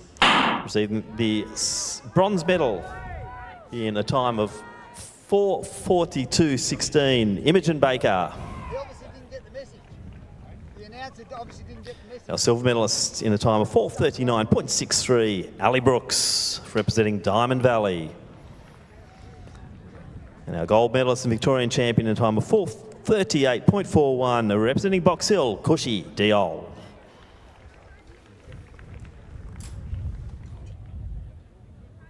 So congratulations to our women there on the track. You'll see they've started. It's the combined men's under 15, 17, 20 and Open Para 1500. So bear with me whilst I go through. In the under 15 event from Mornington, it's Thomas McGough, and also from Essendon is Gilly Lumby. Under 17 men from Old Zavarians, it's Lawrence Todd. And from the Yarra Rangers, it's Bradley McKean. In the under 20 event from Mornington, Kai Devonport. From Sandringham, Leopold Reeve. From Glen Huntly, William Short. From Old Zavarians, it's Lachlan Warren. And from Diamond Valley, it's Jordan Rudd. And in our open men's event, in the Para 1500 metres from Old Zavarians, it's Carlo Manalitsis. That's how they read here. So plenty of para talent out on display from the juniors to the opens. And we can see a big group of them out in front here at the moment, just trying to string up the back straight. So plenty of varying personal bests here as well. So bear with me whilst we get, well, I don't want to say the word twice, but get our bearings on exactly where everybody is here in this event. But at the moment, from Glen Huntly, William Short, it is on that inside rail. He's competing in the under 20 Para 1500. On his outside shoulder from Mornington, I believe it's Kai Devonport. And these two are battling it out for the same medal. So you might see a big contingent of under 20s, in fact, in this opening group. They've all raced together. And Tim, we've called these young gentlemen quite a few times over the years, so they're very, very familiar with each other's race tactics. And we love to see them go at it here at Lakeside. Yeah, very competitive race, this one. And a couple of Victorian state record holders in their respective divisions as well. Good to see that they've been cranking those records out. Every time we do a Milers Club, Mitch, we're filling out more of the record forms, because these young men are really finding their form into this season, 2023-24. But Short's been doing very well. I think Davenport just to the outside of him. A little bit of a move taking place there. I think I'll leave that one up to you to catch it. And it looks like it's Manalitsis in next position. Well, I can tell you exactly who it is. It's Leopold Reeve, another under 20 athlete. Yes, from Sandringham, yep. Sandringham man, a 4:33, his personal best. So he is the fastest in the field on paper by time, and he's now going to bring through a few of his other members in that under 20 field along with him. So they're not going to spot him a singular inch at the moment. Kai Devonport, he's just going to go right along with him on the outside shoulder. And from Glen Huntly, you've mentioned William Short. He's a little bit faster. He's a 4:28 guy. So he knows where he needs to be. The second fastest in the field, I'll redirect myself, is Leopold Reeve, and you wouldn't believe it, the third fastest in the field is Kai Devonport. So these three won't want to spot each other an absolute inch of room as they now make another lead change. So Reeve now goes a little bit further back. He's going to check back ever so slightly. Moving through the man from Mornington is Kai Devonport, and going along with him at the bell, 3:20 it is on the clock here. Todd Lawrence as well. Lawrence Todd, I should say, from the Old Zavarians. He's in the under-17 event. So he's going to go try and chase the big three out in front, and they are going to get moving up this back straight. They've changed again, and it is going to be William Short now who leads them up from Kai Davenport. And I dare say it, Leopold Reeve, he might have a pulse in the end. So these three now up the back straight. They're going to try and chase a personal best time and a state gold medal. He's going to go a little bit wider here, Kai Davenport, if he can. William Short on the rail, though, has the benefit of the sit. Davenport now, though, he wants to start to edge it along a little bit further. See how much is left in the wheels here of the Glenn Huntley man. And maybe he's just poked the bear because he starts to move around the corner here ever so nicely. So William Short it is from Kai Davenport. He's going to move into this home straight, 5 metres clear. Davenport with some work to do. Leopold Reeve a little bit further back. They'll go through the line first. Has to be adjudicated after. But here we go now. He's going to put his head down here. The man from Glen Huntley, the fastest in the field. He's going to come down. He's going to chase a personal best. 28 it is. 7, 8, just over there. But a personal best for Kai Davenport in a big way. 4:46 he came in with. So that is a monster effort. Taking out this under-17 event across the line, Ollers, was Lawrence Todd. He was a 4:51 runner before this as well, so he's taken down a huge personal best. More in this field are about to come through. Hearing the sound of the bell is Bradley McKean, or McMeekin, I should say, as now we start to see a few of our other competitors. It's Carlos Malitsis, the open man, 4:57. He's just outside his personal best as we see more come through now, Tim. I think Jordan Rudd also in for a PB there as well. But, gee, Mitch, great to see such a competitive race. Quite often with our para events and AWD events, they just stretch out the field. But honestly, that was a sensational performance. We see the final of the lap runners coming through to get the bell. And that was Gilly Lumbie from Athletics Essendon. We saw his brother Jesse in one of the races before. So, yeah, very entertaining competitive race there in the, particularly that under-20 age category. Great running by Davenport, wasn't it? But William Short's classy. Very classy indeed. He gave him something to chase, that's for sure. And it's always such an entertaining race when you come into this home straight, and you could be one of two, one of three men that can take it out. But we'll obviously allow our officials to be able to adjudicate all the points and accumulations that go into it for these para events. But 2 remaining out on this field at the moment, and they'll be coming through for this final 200 and 250 respectively. It's Bradley McMeekin from the Yarra Rangers. So we'll go on personal best watch again. It's 6:35 is McMeekin's personal best. He comes in at 6:10, it's going to be 6:11. close. Oh, I think it'll just be over. I think he's just going to be out. But the other man to keep your eye on in Gilly Lumbie, he's a 9-minute man coming into this. So we're about to see a huge personal best. But coming down to the home straight here is Bradley McMeekin. We love the sportsmanship at the end of the line here. They're rallying everybody out to say, let's will him over the line here. McMeekin from the Yarra Rangers, he's going to come down. He might be out of his lifetime best, but he's put in one heck of a performance here at Lakeside, and he'll go just over the 6:42 marker. And coming in now, Gilly Lumbie. Well, on our piece of paper in front of us, it says he's run a 9-minute 1500, and he's about to go just over the 7-minute marker. So think about your personal best that you run in your lifetime. Gilly Lumbie's on an absolute heater coming into the home straight. So 20 metres to go for Lumbie. 9 minutes, we'll scratch it off our piece of paper, and we'll put him as a sub-7:10 runner. Sensational racing from the man from Essendon to round out our under 15, 17, 20 and open para 1500. Yeah, great calling there, Mitch. And we'll now move on to our next event.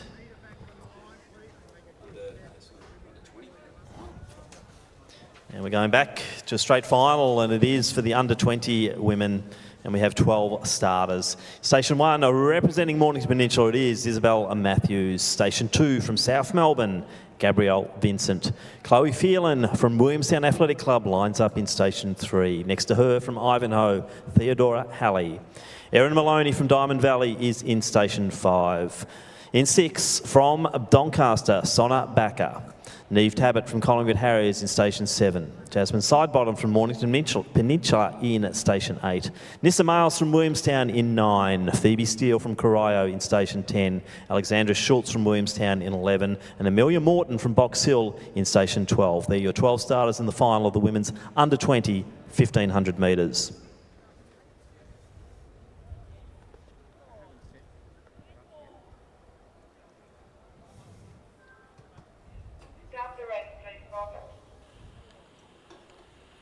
On your marks.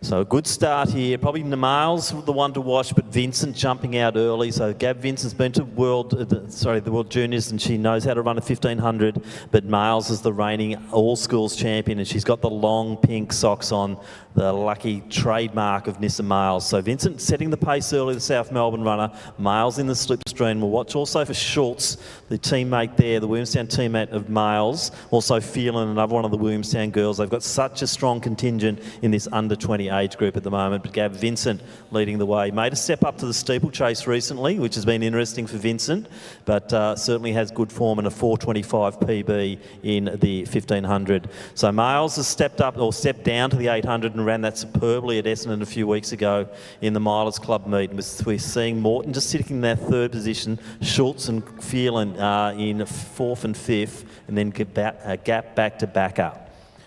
Well, it just speaks to the depth of female middle distance running in this country. Obviously, Gab Vincent, you mentioned, is the in-form athlete or the fastest athlete that we have in this field. Nissa Miles now sitting there behind. And this trio of Williamstown athletes are just working together so nicely in the beginning 400 of this event. So it was about 75 seconds through this opening 400, all capable of running around that marker and faster. So they'll be feeling very comfortable out in this front pack. They've separated it quite early, so you'd think that it's going to come from this leading group out in front. And Gabrielle Vincent, she's happy to just be out there out in front and letting the people behind her just follow along with her. Nissa Miles looks so comfortable in that second spot, it must be said. Tim, you said it beautifully.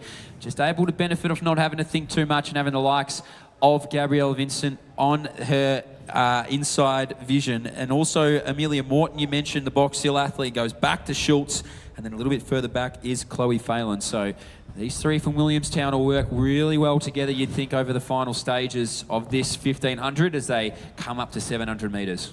So Morton definitely one to watch here, but I think Miles is playing into her hands at the moment. She stepped down to the 800, as I said, and surprised me with just how much toe she had over that distance. But Schultz is making a good move now on Morton, and Phelan, probably more the 3K, 5K type Chloe Phelan, just sitting at the back of the pack. You can see the Mornington Peninsula runner there coming through next.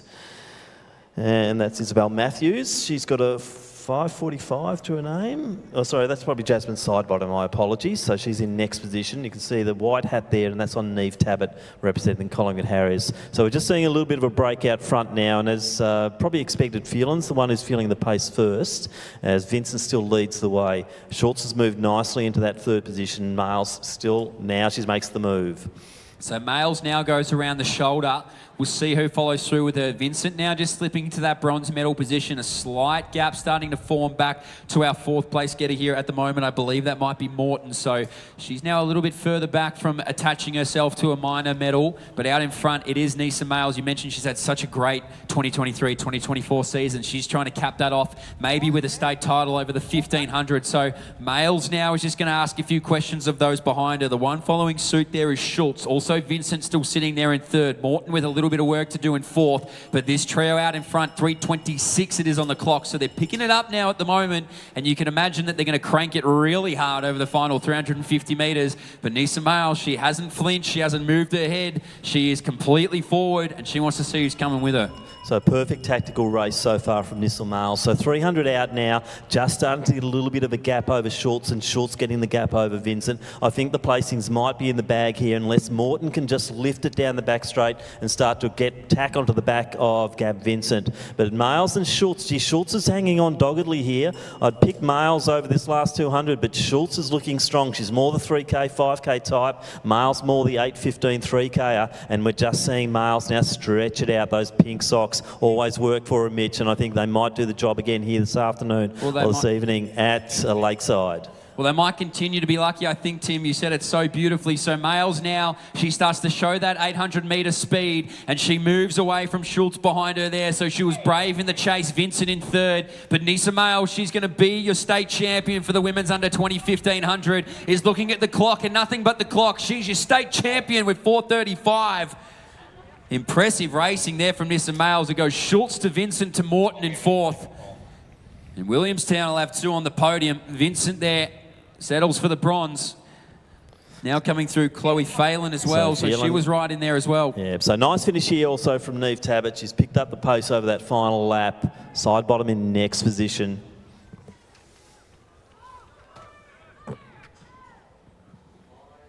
So Erin Maloney from Diamond Valley. She'll be the next one to stop the clock. Sonnebacker from Doncaster. Next one in just over the 5:11 mark. And then from Mornington, we're going to have Isabel Matthews. Also the Corio runner there. Nice little finish here. And that's Phoebe Steele. She's got a 5:33 as her PB, so she's going to get just under that. And then Mornington's Matthews was a 5:45 runner, also crunched a new PB for her. And Theodora Halley from Ivanhoe, also a 5:45, which will be just about on that mark as she comes through to complete the under 20 women's 1500. I don't need that added.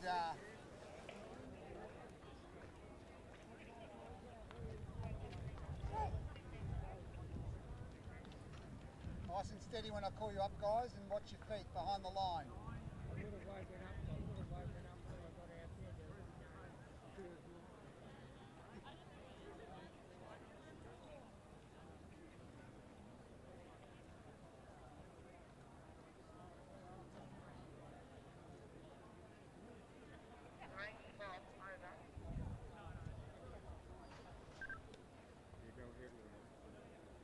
So next presentation will be for the Women's Ambulant 1500 Open event. In second position with a time of 7:01.84 and a percentage of 77.87, representing Ballarat Harriers, Kirsty Newcomb. A gold medalist and Victorian state champion with a time of 5:02.77 and a percentage of 86.98 from Olds Avarians, Georgia Pounding.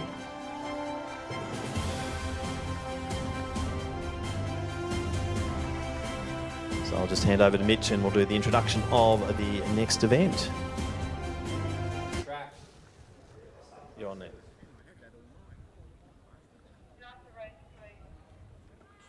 Ready to go, gentlemen. Yes, On your marks.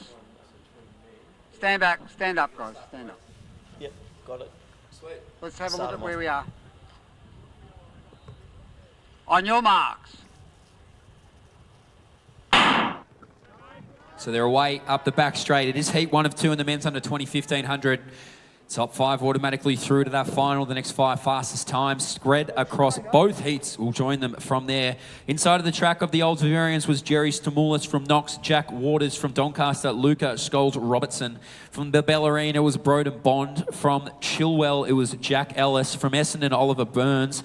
From Knox, it was Harvey Anderson. From Old Scotch, it was AJ Merry. From Mentone, it was James Pizia Di Sierro. From Old Scotch, it was Nathan Munro. From St Kevin's, Tom Forster. From Ivanhoe, Jamie Blackburn. From Box Hill, it was Nathaniel Ueka. And rounding it out from Mornington was Charlie Kyber. That's how they read from inside to out as they ganked their way through the opening 400 metres. Tom Forster from St Kevin's gets himself to the front, but he's about to be accompanied by just about the rest of the field.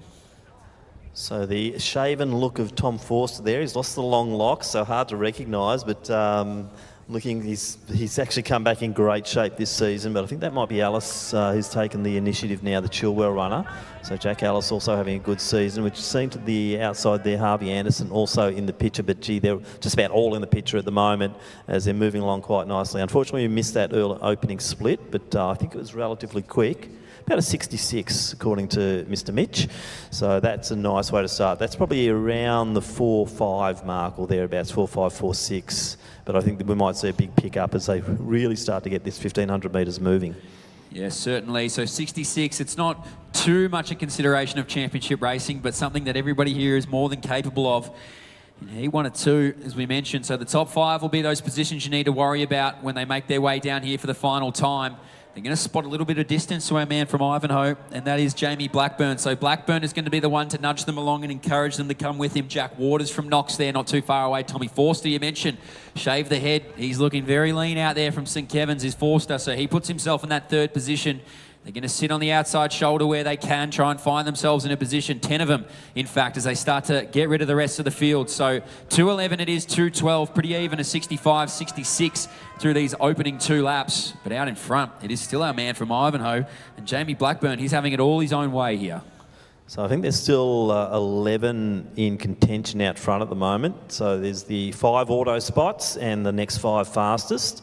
And I'd say that those top 10 or 11 are certainly looking at those positions. But out front it is the young man from Ivanhoe. Comes in with a just under 4-minute seed time, 3:59 for Blackburn. Just looking to the outside, and Nuka's just taking the wide line. He's just following along behind Alice at the moment. Anderson, also we're seeing Forster just move his way forward again. Bond in next position from Ballerine. Scholes Robertson, that was a good move from him as they hit the bell at 3:01. So this will be interesting to see who can put themselves in that top 5, Tim. You've mentioned there's 11 people still potentially in it. And yes, it's getting strung out more with 300 metres to go, but Tom Forster wants to put himself in a position not to have to wait around at all. So he's going to make his move around Blackburn. Going with him now is Jack Waters. So these two will really just start to move up the track. Broden Bond it is from the Bellarine as well. He wants to get right on the shoulder of Blackburn, and now starting to move through with a fair bit of pace is Charlie Kybred, I believe. So this is 1, 2, 3, 4, 5 at the moment. Tom Forster, he was sitting in the middle of this pack, and now he's just announced himself in the first of 2 heats, and he'll move away with 10 metres. So a little bit of work to do. In fact, now he starts to tread water is Jack Waters. And now let's see behind him who can make a move to put themselves in this final. So Tom Forster's up the track. He's gone. Jack Waters, it is there in second. The rest of the field now starts to move through. It's going to be interesting. At the moment, it is AJ Merry, not too far away either. No, in fact, now moving on the outside is Kybred for second. Gets there. Bond in third. Anderson, Kyberd, Bond, Scholes Robertson, Blackburn, all in the picture there. So they should probably get through if they didn't make the top 5 on times, as you see Stamoulis coming through now. But great running there from Forster. I think second probably was Anderson from Knox.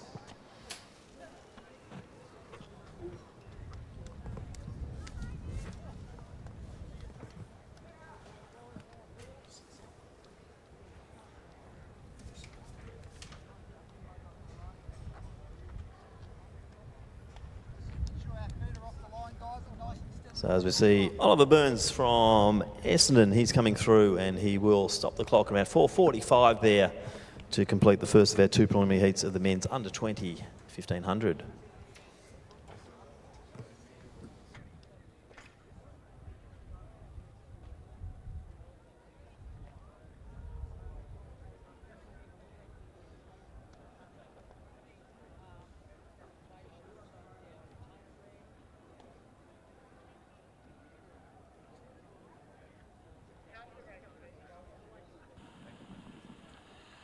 On your marks.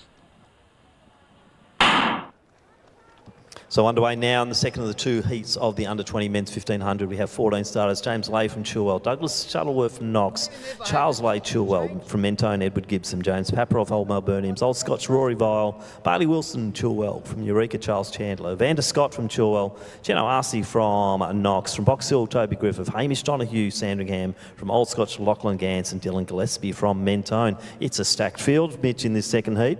And we've got the 2 Lays from Chilwell, both been running really well this season.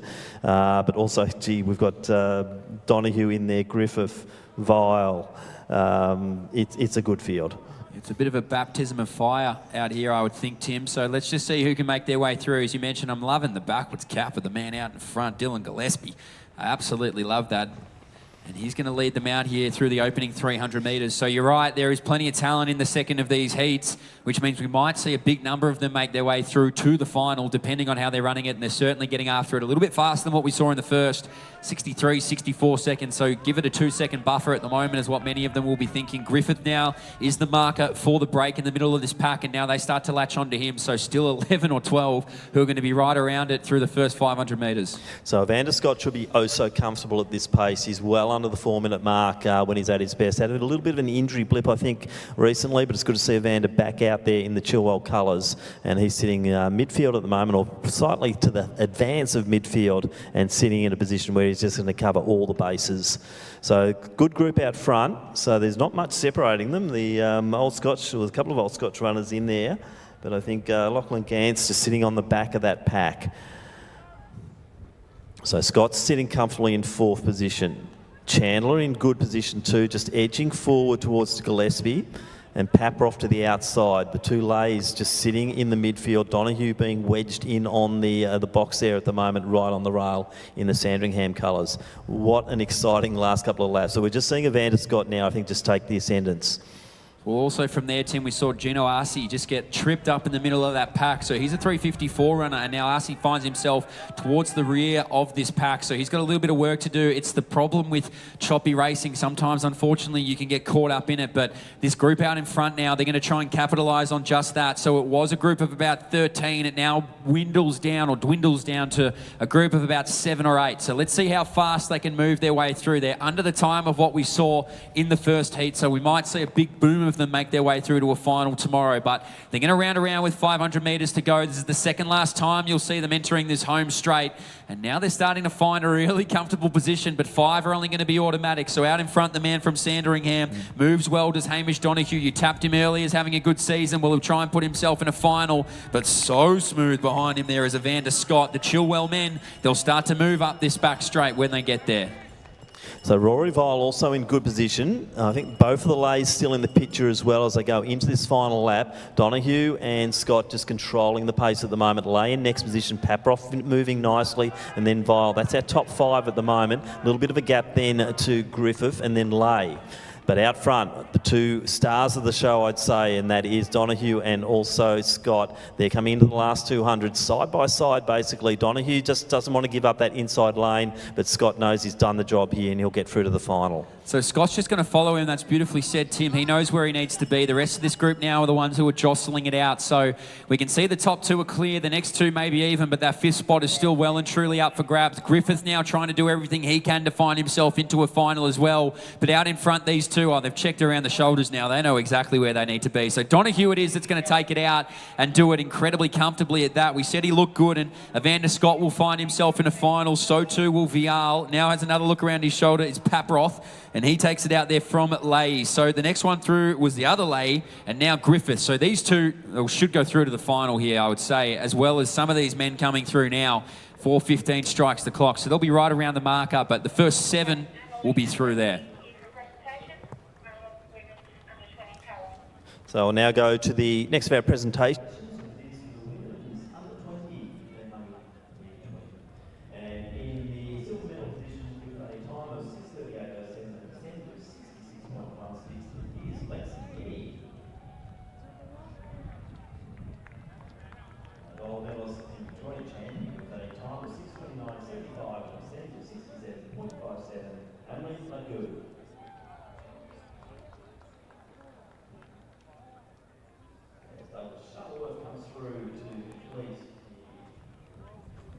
The men's under 20s.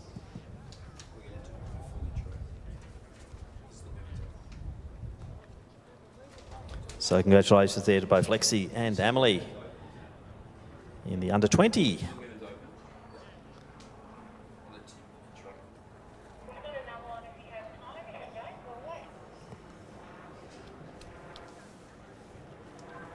We'll have to wait because this race is ready to go.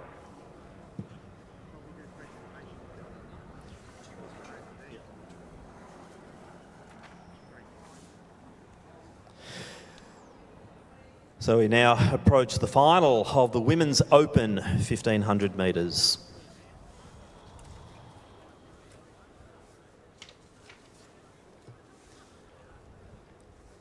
So this is the 57th time this event has been run. The Championship record holder, Lyndon Hall, 4:08.98, set in 2017. The reigning champion, Madeline Murray from St Stephen's, 4:21.67. Most wins shared by Jenny Orr, Jackie Perkins, both from Ringwood, also Anne Cross from Essendon and Amanda Paulen from Doncaster. And your field of 14 is, in Station 1, representing Athletics Essendon, Alison Rogers. Station 2, also from Athletics Essendon, Jennifer Mendez. In 3, from Eaglehawk, Juliette Healy. In 4, also from Athletics Essendon, Ali Kays. Station 5, from Box Hill, Julie Fitt. In 6, from Glen Huntly, Emma Wadley. Station 7, from Ballarat YCW, Eliza Lapierre. In 8, from Melbourne University, Eleanor Benson. Station 9, from Old Severians, Annabelle Coleman. In 10, from St Stephen's, Meg Oakley-Kerr. Station 11, from Wellington, it is Rachel O'Brien. In 12, from Melbourne University, Zoe Woods. In 13, we welcome from New South Wales, Cassie Deege. And in 14, representing Glen Huntly, Alexandria Anthony. 14 starters in the final of the Women's Open, 1,500 metres. Start the race, please. On your marks.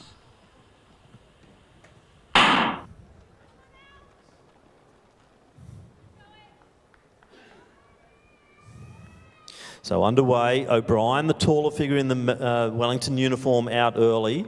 A couple to watch for here. Eleanor Benson, she snagged a medal in the Victorian Mole Championship just a few weeks ago.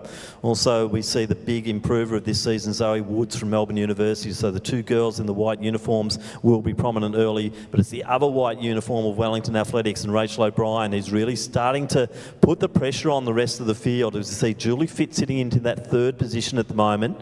Well, Benson's just alongside her. Watch out for Lapierre. She's in the Ballarat YCW uniform and running wide. Anthony from Glen Huntly in next position, sitting beautifully in the pack. Mendez just to the inside of her. But O'Brien setting the pace. Woods unlucky not to get a medal at the mile champs. She was pipped by her teammate there in Benson. And Woods is running bravely out front as she chases O'Brien. So impressive racing out in front, as you mentioned, Tim. It must be said. Not going to wait around at all is Zoe Woods. She's going to see who wants to come along with her here. So this big group behind her, they're going to spot a little bit of distance and anticipate that maybe she'll start to come back to them. But she just looks so strong through this opening 400 metres. 73 seconds it was on the clock. So Zoe Woods is chasing after. And it's O'Brien, in fact. So I've got my wires crossed there. O'Brien just looks so comfortable at the moment. And this 1, 2, 3 position, they're all out on their own. But this pack now maybe starting to wake up to the move just a little bit. And don't want to spot it all that much room if they can avoid it. Yeah, just trying to spot who's bringing the pack through. And that is Coleman, actually. So Annabelle Coleman, one of our para-athletes. What a run from her. You've got Anthony trying to go with her. But out front, we're just seeing Woods just bearing down slightly on O'Brien. O'Brien, the big gap there. Benson now being passed by Coleman. Anthony going with her. Lapierre, she's had a great season. Oakley-Kerr just behind her. Then Deege and Fitt. So now 2 laps to go, 2:06, and we're just seeing Woods bearing down slightly again on O'Brien. Race for the bronze medal here is going to be really, really enticing, as we see about 5 competitors still in the mix. So approaching the 800 metre mark, O'Brien and Woods crossing at about 2:23.24. So pace went off a little bit there, Mitch. So just a little bit slowed down, which allows, as you mentioned here, she's been chasing so bravely at Zoe Woods, and now she's going to find herself in a position not just to be spotted off the back, but she might even get right on the heels here of our early race leader in O'Brien. So these two have been uninhibited. They haven't been challenged remotely. It seems to be a race into as they make their way around into this home straight once again. The pack behind, as you mentioned, Tim, is incredibly interesting. Coleman, it is leading it out. She was leading that charge to get up on these two, and now she seems to be the one being hunted for a minor medal at the moment. So these two out in front. These two are in their own race at the moment. This big pack of 5 behind are jostling for a minor medal, but a really, really strong performance out in front from Rachel O'Brien. Zoe Woods got right on the shoulder, but O'Brien, we can see the man with his hand on the bell. He's about to make the greatest sound in 1,500 metre running. It is 1 lap to go, so she's up the track and away. Woods is going to be the one to try and chase her. You mentioned it was Coleman. Behind her there now, starting to move through is Lapierre. So too moving nicely is Anthony and Oakley Kerr.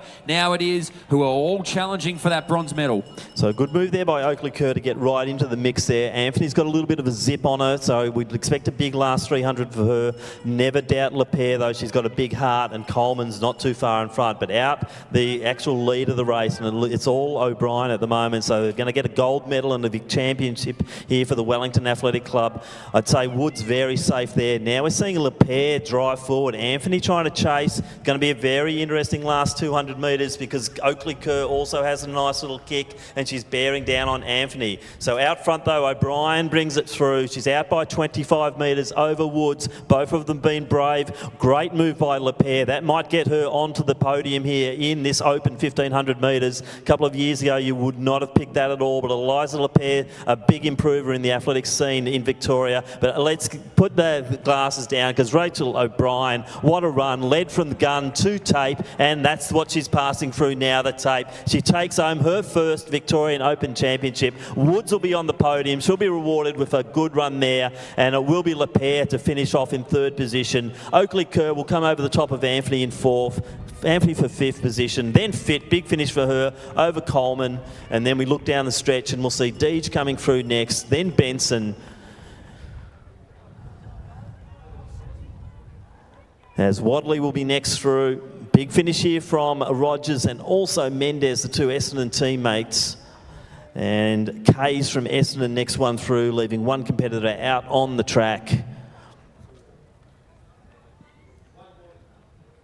So congratulations, Rachel O'Brien, her first Open Championship. Big hugs there for Eliza Lapierre as she makes the podium on the 1500 metres. An awesome spot to be. And we will go next.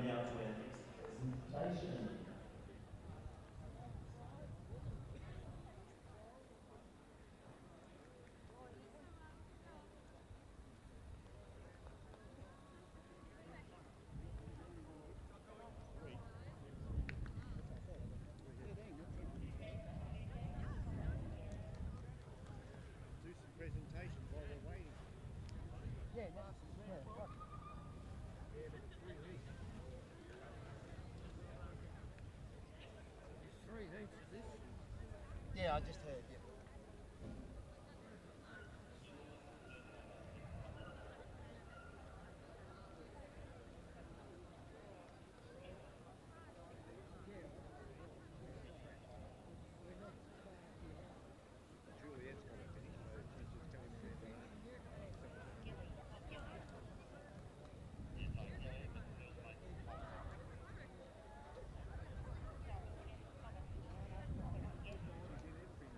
So let's now go to the presentation for the 100 metres for our men.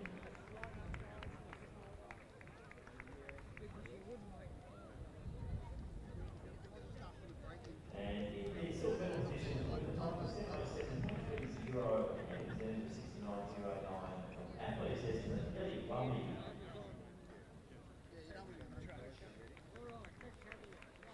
Now, gold medalist and the Victorian champion for time 5:16.89 and a percentage of 71.16. Representing Morton finisher Thomas McGough.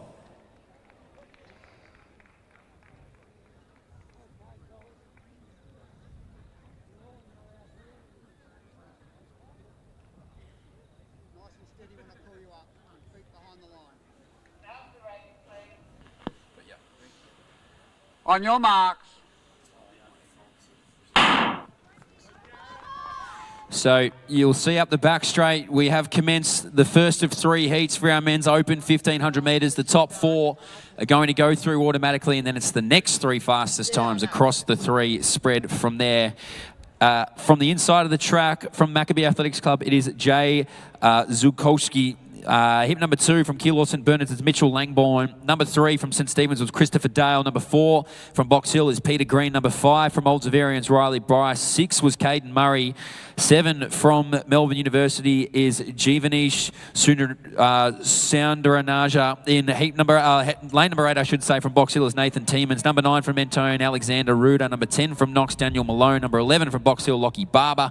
Number 12 from Knox, Jai Hadfield. And number 13 was Tyler Denboa. That's how they read here in 1 of 3. The top 4 automatic, and then the next 3 fastest times it is across these 3 will go from there. And it's our man from Diamond Valley, Tim, who's going to go out in front. Caden Murray, he's going to waste no time as well. 62 seconds it is through the opening. Just under the 4-minute schedule at the moment. Dale sitting in next position. Then seeing Langbourne and Hadfield in next.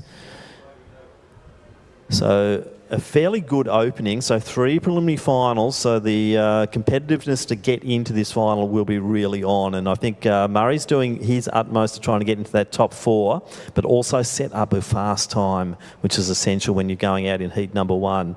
Our top seeds, Jai Hadfield obviously is a bit of a standout. Also Riley Bryce. He is our Victorian mile champion, and he is in the Old Zavarians uniform. Just sitting back in about 6th position. He's got Barber just to the front of him. Be interesting to see how Langbourne copes over the 1500, more renowned as an 800 metre runner, and Dale, obviously a former Victorian champion over the 3000 metre steeple. So it's Christopher Dale, you mentioned, who's going to lead it out there. It's a big group behind him. Lockie Barber on the outside shoulder looking very comfortable as he makes his debut back in this 1500 metres. So Barber on the outside shoulder of Bryce. You mentioned they're 2 of the fastest. Jai Hadfield now as well puts himself in that 3rd position. So this opening group, also Nathan Tiemans as well. He's been moving over the distances, comes back into the 1500. Peter Green as well there. Caden Murray starts to just go backwards just a little bit. So the injection of pace is there. Chris Dale doesn't want to wait around. He doesn't want to anticipate that he might be on the verge of 5. He wants to make sure he's at the front of the 4. And it's Christopher Dale who's going to lead it out. Jai Hadfield looking good now. Barber on his outside shoulder. Bryce back there will rate his kick, and he might just bide his time until he's in a position to be able to unleash it. Langbourne as well from Keilor St Bernard. You mentioned he's very fast over the 800. So what does he have? And Lockie Barber, he was a World Junior representative over the 800. So the kick, ladies and gentlemen, is about to happen. It certainly is. So you'd like to put a bit of money on Langbourne because he's very good over that 800. Probably one of the quicker ones. Hadfield's got the time over the 15. And we're seeing Bryce, he's just run a beautiful race there for a heat race. He's stuck himself in the position he needs to be. And Riley Bryce is not covering any more metres than he needs to get into this final. But there are only 4 top auto positions to go through. You want to be in that top 4. So they're starting to rain down on the early leader there in the St Stephen's runner, and that's Christopher Dale. So he's now drifting out to that 5th position. Now we're seeing Bryce go to the outside, but it's a good run from Barber. He's got Langbourne to the outside of him. Hadfield's still in the picture, and I think that's going to be our top 4. Dale's just got to soldier on. Tiemans in next position with his teammate Green, not too far behind, and then Murray. Bryce just drifts forward now. Good strategic run, as I said. Didn't nearly have to do much. Time check now, hitting onto the 350 mark, and it will be Riley Bryce who takes the win there. Then we have Barber, Langbourne, Hadfield. Dale will have to wait on times. Then Green, just over Tiemans. Murray coming through. Unfortunately, the running clock not going, just over the 4-minute mark. Zukovsky, also Ruder in next position. Then Sandra Jardrin. And also we have from Knox, that's Daniel Malone. And our Melbourne University runner coming through, Tyler Denboa. And he will complete the first of our 3 heats. It was impressive. It was a heat made up of 800 metre kickers, and it's fantastic to see Lockie Barber make his way through to a state final as well. Impressive racing from Mitch Langbourne, steps up through the distances, but as you mentioned, Riley Bryce, he made that final 100 metres look very easy. So the kickers get through. Heat 2 and 3 would have watched. We'll see if they make any adjustments as they make their way to the track.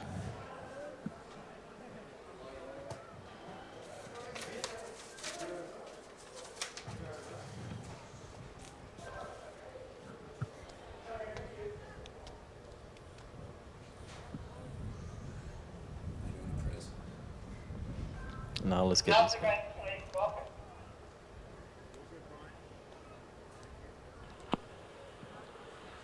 On your marks.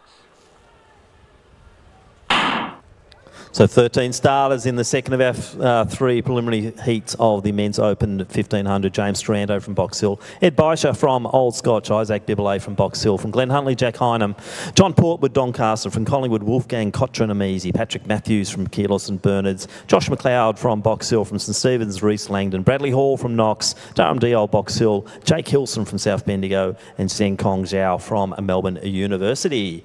And out front, looks like it's Reece Langdon, Mitch, who's setting the pace here, one of our para-Olympians, hopefully.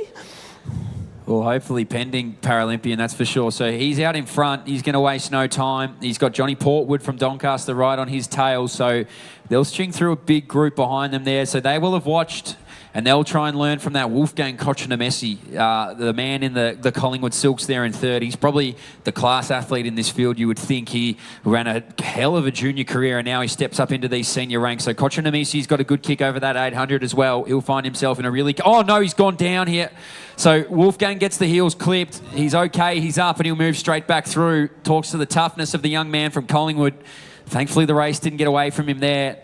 As the rest of this field now, you'll be on edge. You'll be stepping on eggshells at the moment, but Kochanemesi's up, and he's right back in and amongst it. And a little bit of adrenaline floating through those veins. So Langdon avoiding trouble. Portwood in next position. I think that might be Hall, who's moved up nicely. Kochanemesi now sitting in about that sixth position. Taranto thereabouts as well.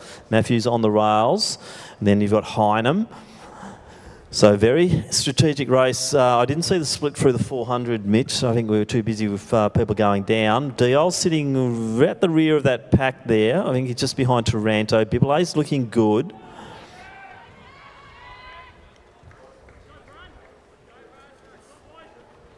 So 154 going through as we approach the 800 metre mark. It's Zhangkong Zhao at the rear of the field in the Melbourne University colours. Just ahead of him is Hynam, but Langdon's still leading the way as they go through the 800 in 2:10, so not real quick. Yeah, so they're going to be looking for the 4 here, you'd think, in this second heat. Unless they can do something amazing over the final 500 metres, it might be carnage with 400 metres to go here. So let's just see how it unfolds. It looks like Isaac Babile from Box Hill checked his head on the shoulder to see if his training partner and Josh McDonald was coming with him, and we'll see where he is in this race as well. Portwood wants to go after him. Kochanemesi now puts himself in that 4th position, so he'll climb up on Portwood's shoulder. It's going to be Isaac Babile, though. He's not too far away. Josh McLeod on the back of that, and this group that was 8 has gone to 7, has gone to 6, and might even make itself into about 5 at the bell. So they'll all try and find a spot. They'll jostle for it. Kochanemesi has risen out of the ground to put himself in a really good position, and Baisha too, not too far away as we hear the sound of the bell. And moving through nicely is our man from Knox, and that is Bradley Hall. So they're all going to try and put themselves in a position to qualify. Now, lots of pushing and shoving as they hit the bell there because they were really coming together. So Hall made a good move to push through Langdon and between Baisha. But out front, Bibile leads it. He's about a 350 man. Hall's going stride for stride. Kochanemesi looks good. Langdon back in the picture again, and Baisha tacks himself back on. Gap then to McLeod and also to Portwood. So this big group now is going to try and squeeze themselves down from 5 to 4 to go through automatically. Isaac Babile leads it out from Hall to Kochanemesi. How much did that fall affect the young man? So he puts himself in the 3rd position. Isaac Babile out in front. Needs to hold on from here. Behind him now is starting to move Hall. It's also Kochanemesi. Baisha from Old Scotch now tries to get up right on the shoulder. So who's going to get that 4th spot is the battle. Babile and Hall, they're home. Here comes Baisha. Kochanemesi maybe from Langdon. Just. So McLeod will be coming through next, and he's got Hilson, also Taranto, Portwood. Next one through will be Diol, but what a great race that was. Hall and Bibile looking very strong. Matthews just across the line now, Hyam and also Zhao. It's not often you see 2 falls in one race, Tim, but I think maybe that last one got him over the line. Wolfgang Kochanemesi. Yeah, if you're going to fall, that's the place to do it, right on the line and get your chest across and let the photo finish record you. But yeah, a bit of a traumatic race there for Wolfgang, as we will now go to the next of our presentations.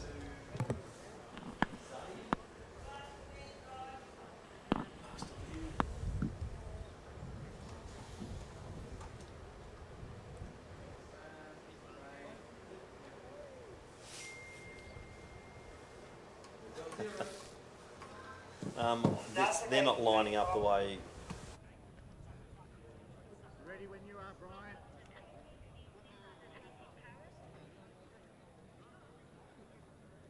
We're ready to start the race, thank you.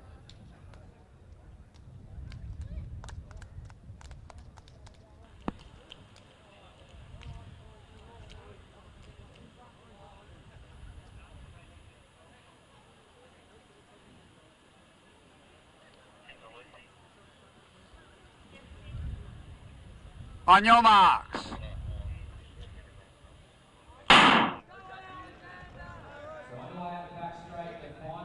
Here this evening on the track. It is heat 3 of 3 in the men's open 1500. Top 4 automatic. They've seen the first 2 heats go ahead of them. We'll read them out on the inside of the track with Sam Bunnage of Mentone to Connor Merrigan from Old Scotch, Justin Wolseley of Frankston, Angus Hinksman of South Australia, Alan Vernal from Nunawading, Dave McNeil of the Old Severians, David Grieg of Ivanhoe, Alexander Gibson of Mentone, Bailey Morell of Sandringham, Matthew Patton of Knox, Prince Gamosa of Corio, Jake Stevens of Mornington, and Zayed Al-Sayad of Western Athletics. That is exactly how they read in the final of these 3 heats here in the men's open 1500 metres. So out in front, wasting no time, is Sammy Bunnage of Mentone. Spotted a fair bit of room, it must be said. Matty Patton tasked with the job, David Grieg, Angus Hinksman, the latest signing from the Nike factory here. He was at those Paraworld Champs last year, Hinksman. He's an Australian record holder, and he'll go after it, the South Australian. So certainly keep him in your mind here. Sammy Bunnage it is leading it out. It was about a 64, I'd say, and that wasn't enough for David Grieg, the man from Ivanhoe. He's going to go up the track and chase him. So if you're not going to get there on those times, you better get through on those auto qualifiers. Jake Stevens, we've mentioned the pedigree of 800-metre runners who seem to be stepping into this 1500 here this evening. Jake Stevens is certainly one of those in those Mentone silks. He's right off that back shoulder of Matty Patton, sitting in 3rd, and he's going to lead through a group behind him here as well. So we've caught up here David Grieg to thank for it.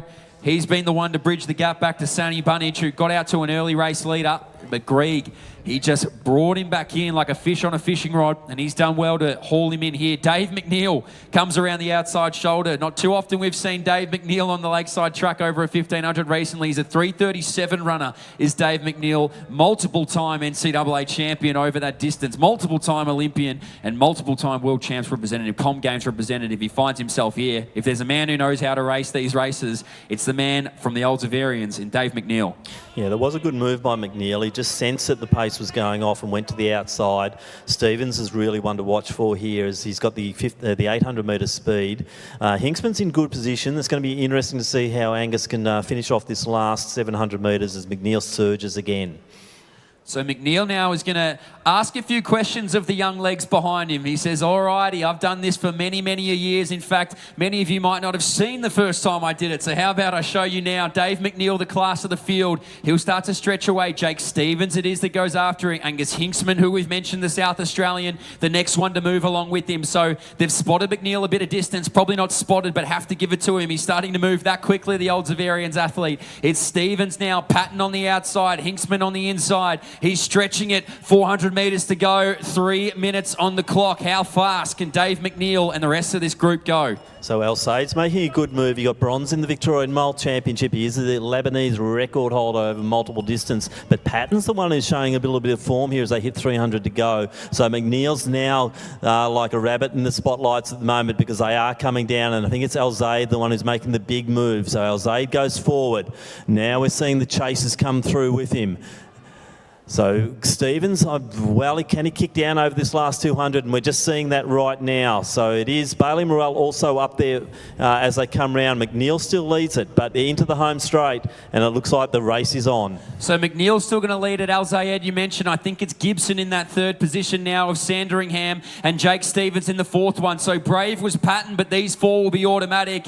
And it is the absolute Dave McNeil show here over the metric mile. It's great to see Dave McNeil back dominating with a 57-second last lap. Jake Stevens it is that gets the 4th. Matty Patton there in 5th. Angus Hinksman comes over the line now, the South Australian. Sammy Bunnage, he made a lot of the race early, and now coming through his counterpart in Alexander Gibson, it is that goes through. So it was Bailey Morell, I should say, from Sandringham, who goes through, and he'll just step right off the track and he'll book himself a spot in the final. David Grieg, it is now, comes across the line, and so too our man from Corio in Prince Gamosa. And that's all of them as they read across the men's open 1500 metres. The 4 in every heat will know who's gone through.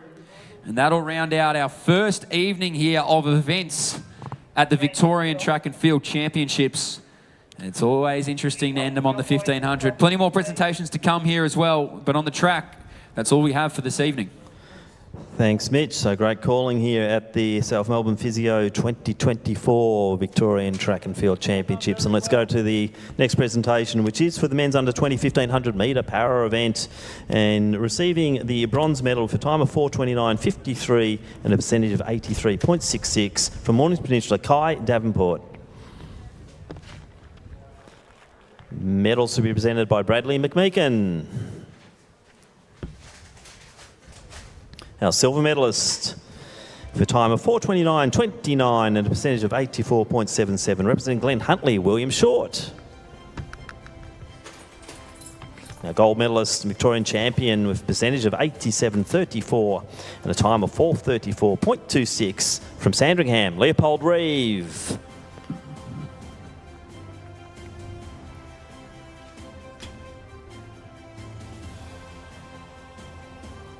So remember, keep checking results hub. We'll see the progressions from that men's 1500 going through to the final.